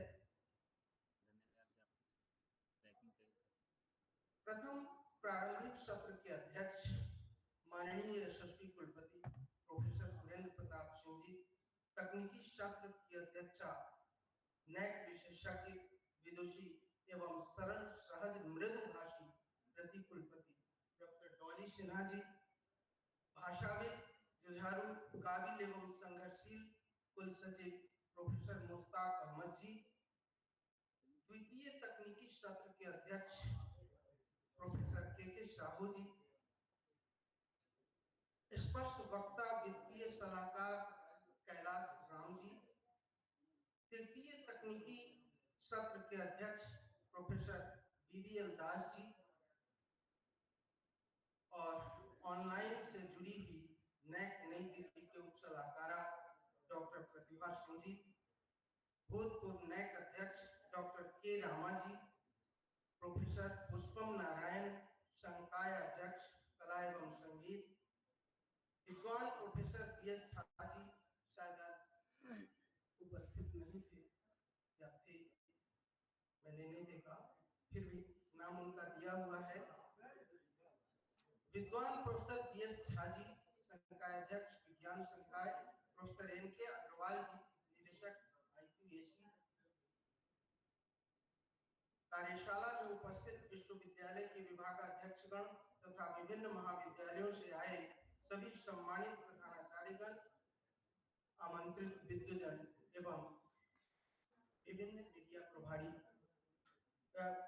एवं विश्वविद्यालय मीडिया प्रभारी श्री चंद्रभानु प्रसाद सिंह जी, आज की कार्यशाला के तकनीकी विशेषज्ञ प्रोफेसर के साहू जी और जिनकी बहुत लंबी चौड़ी चर्चा हुई, हमारे युवा कलीग्स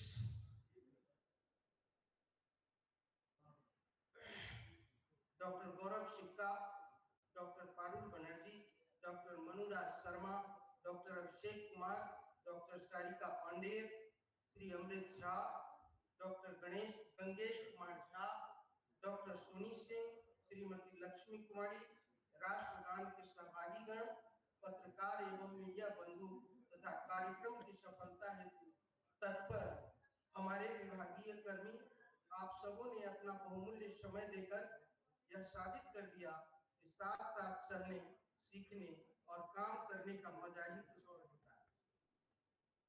यह भी कि विद्वान वक्ताओं और तकनीकी विशेषज्ञों के अनुभवों की जानकारी से कार्य कुशलता के साथ हमें सदैव आगे बढ़ने की प्रेरणा मिलती है, जो हमारे लिए और खासकर विश्वविद्यालय के लिए अमृत समान है।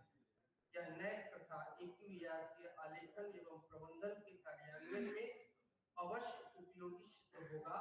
इसके लिए मैं अपनी ओर से और विश्वविद्यालय की ओर से आप सबों का शुक्रगुजार हूँ। इसलिए हृदय से धन्यवाद। एक बार पुनः सम्मानित मंच, आमंत्रित विद्वजन, विषय एवं तकनीकी विशेषज्ञ, प्रधानाचार्यों तथा उनके साथ आए सभी IQAC कोऑर्डिनेटर, NAC कोऑर्डिनेटर और तकनीकी जानकार शिक्षक, पत्रकार, मीडिया कर्मी, सहकर्मियों तथा हमारे कार्यालय कर्मियों, आप सभी इस कार्यक्रम की सफलता के हम सफल हैं। आप सभी का अभिनंदन करते हुए मैं गौरवान्वित महसूस करता हूं और तहे दिल से आप सबों को धन्यवाद ज्ञापित करता हूं। एक महत्वपूर्ण सूचना जिसकी चर्चा बार बार हो रही है, मैं भी करना चाहता हूं कि आपके फीडबैक की जरूरत है हमें, हम सबको, विश्वविद्यालय को। आपको आपके फीडबैक के साथ ही आपको प्रमाण पत्र दिया जाएगा, इसलिए आप फीडबैक के लिए संवेदनशील रहेंगे, जागरूक रहेंगे। डॉक्टर अपराजिता जी छूट गई थी, मैं उन्हें भी, और मंच संचालिका का मैं नाम नहीं मुझे पता है, मैं उनके प्रति काफी आभारी हूँ, उन्हें भी धन्यवाद ज्ञापित करता हूँ। उन्होंने मंच संचालन का बेहतर कार्य किया है, मैं उनके प्रति आभारी हूँ। धन्यवाद। अब कार्यक्रम समाप्ति राष्ट्रीय गान के साथ होना है। आप लोग काफी पहले सुबह से चल के आए, दिन भर इस कार्यक्रम में रहे। हम लोगों ने काफी प्रयास किया था कि आप लोग को कोई असुविधा न हो, हम लोग अच्छे से कार्यक्रम संपन्न कराएं। फिर भी इतने बड़े कार्यक्रम में कहीं न कहीं कुछ न कुछ त्रुटियां रह जाती हैं, किसी को त्रुटि महसूस होती है। यदि इन्हीं को कोई त्रुटि महसूस हुई हो, त्रुटि रह गई हो, तो उसके लिए हम क्षमा प्रार्थी हैं। मुझे आशा और विश्वास है कि इस आशय के साथ आप इस कार्यक्रम को सफल बनाने में सफल हुए हैं, इसके लिए बहुत बहुत धन्यवाद।